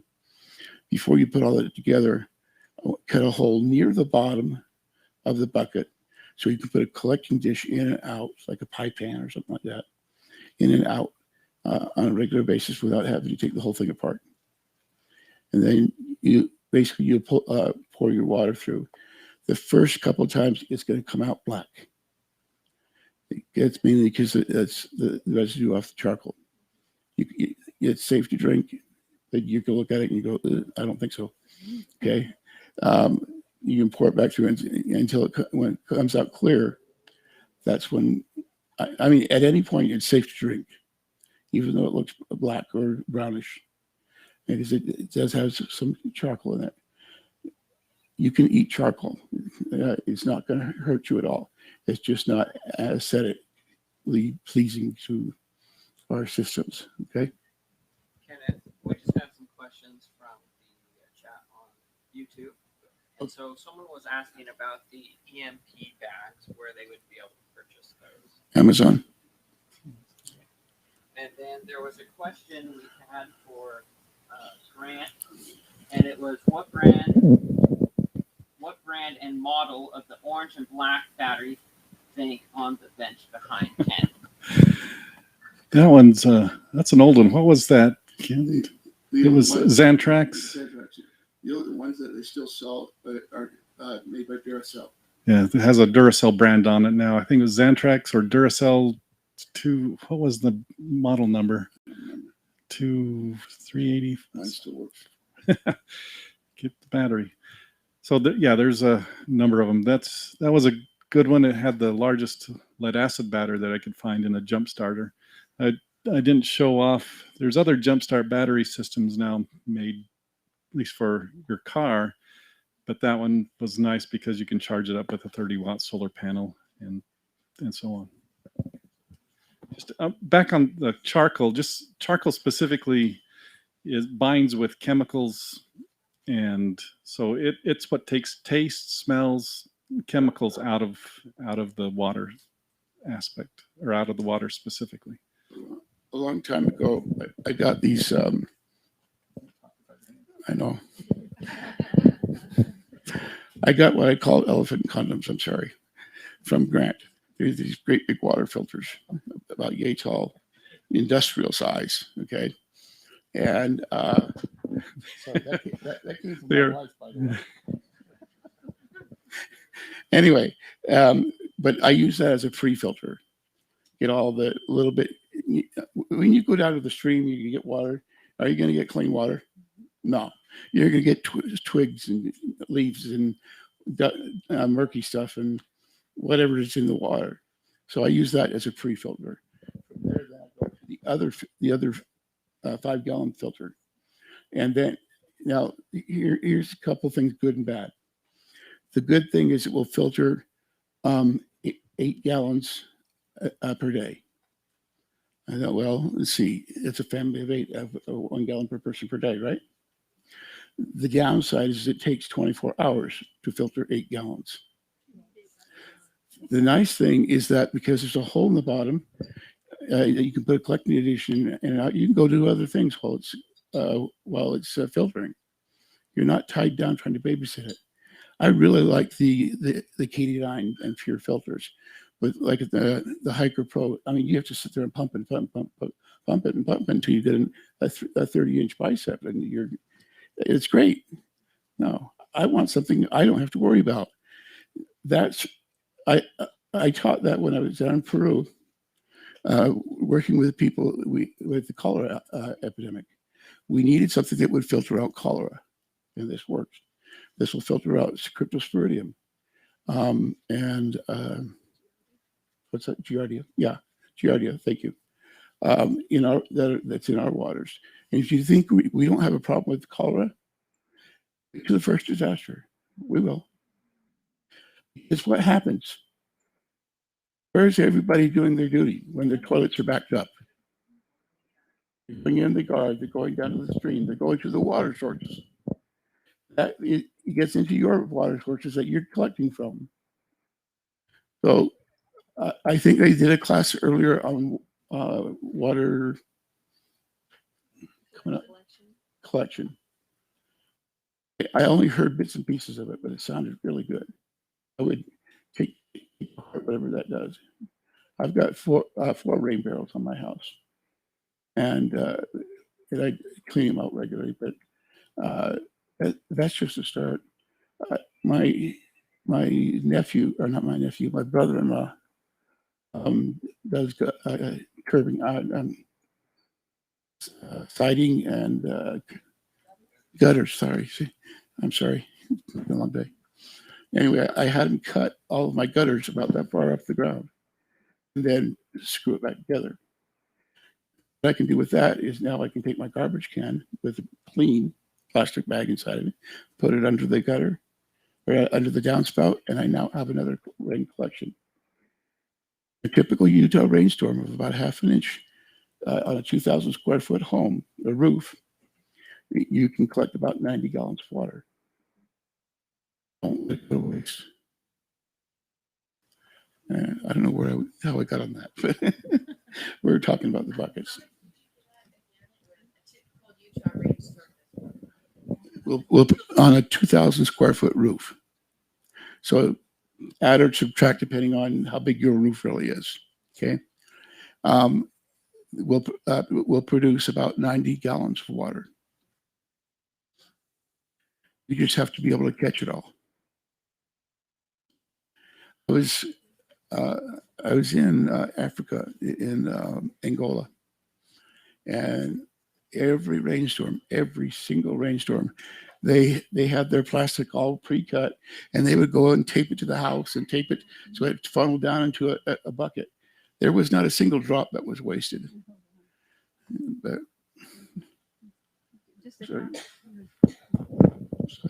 just a comment on that. Ever since when we started making sourdough bread about 10 years ago, and I learned something interesting with sourdough bread. You have got, I was using tap water. Tap water has chlorine in it. Chlorine kills bacteria. Sourdough start is composed of bacteria. So it doesn't take a rocket scientist to figure out what happens to your sourdough start when you use tap water. Anyway, we started using the purified water from the grocery store and thought that was really stupid. So we got ourselves a big Berkey. There are other varieties of purifiers that some people like better. We've been using the Berkey, and we got a halogen filter for it. Then we've gotten the giant size Berkey since then. But we use the Berkey. We live in Manti, and the Manti city water, especially in the summer, is a little bit less than wonderful. We have been using the purified water for all of our culinary needs, and we go through. We do quite a bit of. We do a lot of bone broth. We do a lot of sourdough and other things that call beans and things that call for a lot of purified water. And we have had no problem with that. We use it for all our culinary purposes. I would strongly recommend it. That's not the only thing you need to do to purify your water. If you're starting, it'll purify some things out. You may have to heat it if there's a viral problem. You might need to heat it. I forgot to mention today that you can use what's called a whoppy in your sun oven, or you could use it any place else too. I can't remember what the whoppy stands for, but basically it's a little instrument that has some wax in it that melts at 140 degrees, and when your wax reaches 140 degrees and melts, then you know that the water is hot enough to have killed the bacteria in it, and then you can take it out, and then the wax hardens up and you can reuse it. You can do that in a sun oven. You can do that in a thermal cooker. But you might need to do that. You might need to pre-filter your water through the charcoal or even through a T-shirt or something to get all the crud out of it before you put it through your purifier. But get used to start purifying your water now. Get used to doing it and get used to using it. It'll be healthier for you, and it won't be a big switch when you have to do it. Just to reiterate what somebody's already said, make your first 50,000 mistakes now, because you will make 50,000 mistakes. Do it now while it's easy and cheap to fix them. WAPI. Yeah. For the benefit of YouTube, the other unit I held up was the Energy Kodiak, I think, and then I also had a Gold Zero. So there's a number of models that would be about the same capacity as this Kodiak one I held up. That was just one that was sold frequently 5, 6, 7 years ago. So, can I give you sir? Can I give you a dose of reality?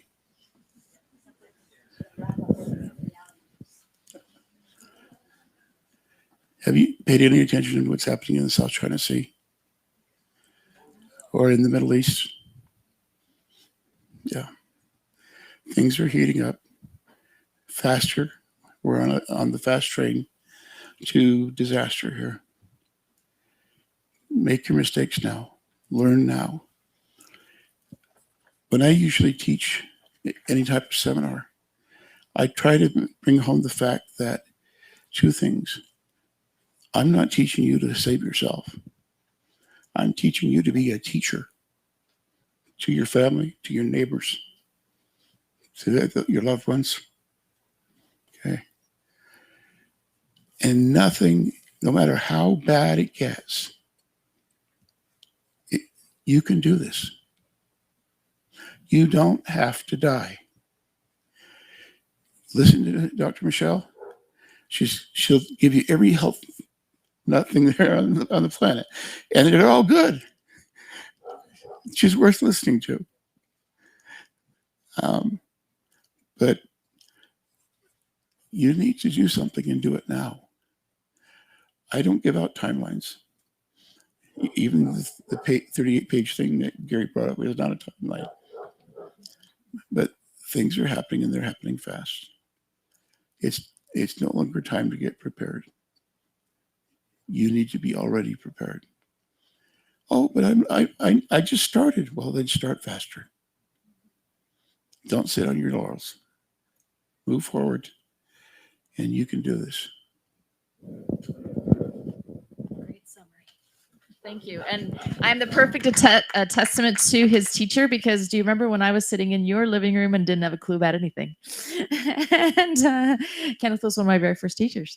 So thank you all for being here. Thank you all for being online. Those who are still with us, this has been a long day. And if you will also give me feedback, I will be emailing out the links for all of this. And if you will give me feedback through email on what other things you would like to learn, you know, there's Living Well classes that I do all the time. We do them here in the structure. We're doing them year round. It's all hands-on. So, you know, everything that we've talked about, a lot of what Linda's also been one of my teachers over the years. And a lot of things we're doing hands-on. So if you want to know what the heck sourdough is, come and make it with me. You know, that's what these classes are. It's just so that you can actually do it. When you do it, all of a sudden you gain confidence, and then you can go do it at home. So that's all that is. So let me know, what do you want to learn? And we'll have classes. So thank you all for being here, for sticking with us, and we'll do this again.